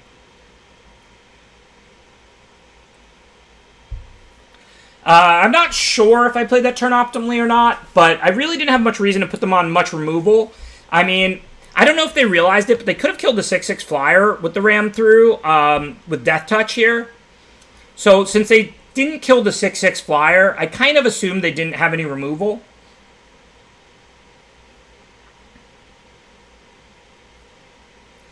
Alright, well, we're clearly dead. This is like... They had 2 removal... Another mutate, I mean, come on. Nethroi only brings it back if they mutate onto it. I know they had the Chittering Harvester. I mean, the plan was to kill Poacher and then Nethroi. I guess I could have done it in the other order. I didn't believe that the Nethroi was going to live there. Like, I didn't think there was anything they were going to have. Like, if they had removal, I didn't expect them to have saved it for Lord Drakis, as opposed to killing a 6/6 Shark Flyer. I was a little distracted with the giveaway stuff, I admit. So I'm not sure if I punted that or not. But ultimately, I didn't put them on removal because they took a hit for 6 for my 6/6 flyer. I mean, what are they saving a removal for? You're right, I could have mutated pre-combat. But I also didn't do that because I wanted them to use the removal on the 6/6 flyer if they had one. I wasn't expecting them to hold the removal and take the hit for 6 and then kill something in response to Lord Dracus. So that's kind of, I think I played relatively correctly. Attack, figure they don't have removal if they don't use it. They kill the 6/6 flyer if they do. Then post-combat, kill Poacher and Dracus. Seems right to me. But, not Dracus, you know what I mean though. Kill Poacher and Nethroi.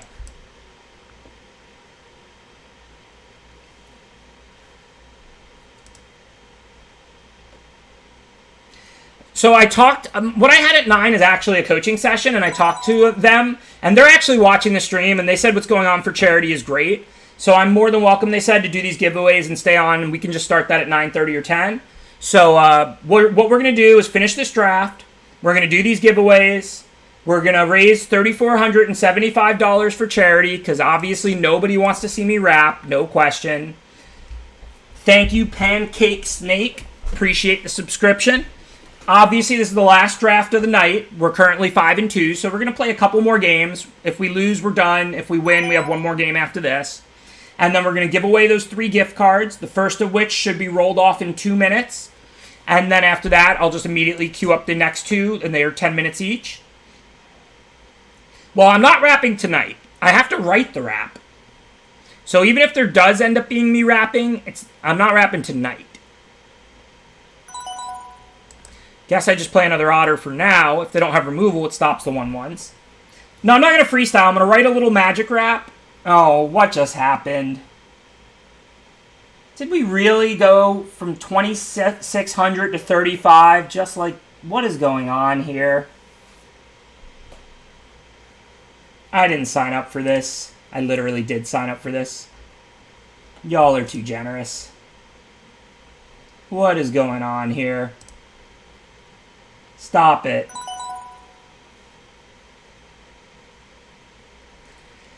So, what I'm going to do is write a little magic rap and wrap it to open one of my a fun stream. I'm going to announce in advance what day it's going to be.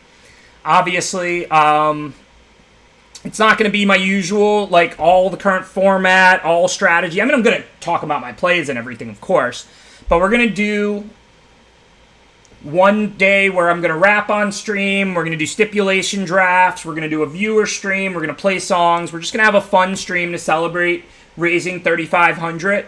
It'll be a little break from what I usually do. Obviously, the next stream after that will be back to the meat and potatoes strategy streams. But I think I'm dead here, right? Do I even have outs?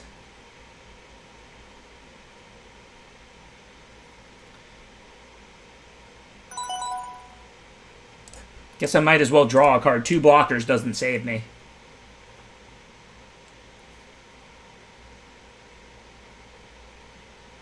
Shark Typhoon for 1 and then Gust for 2 is the only way I can double spell. I don't think it's enough, though. I'm pretty sure I'm dead.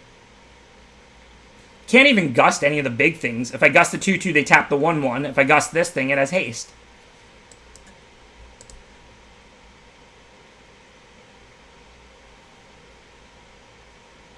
But yeah, so we hit all the donation goals. Thank you to everybody for your incredible generosity. Let me queue up the next donation, the next gift card giveaway immediately. Of course, I'm going to do another 25.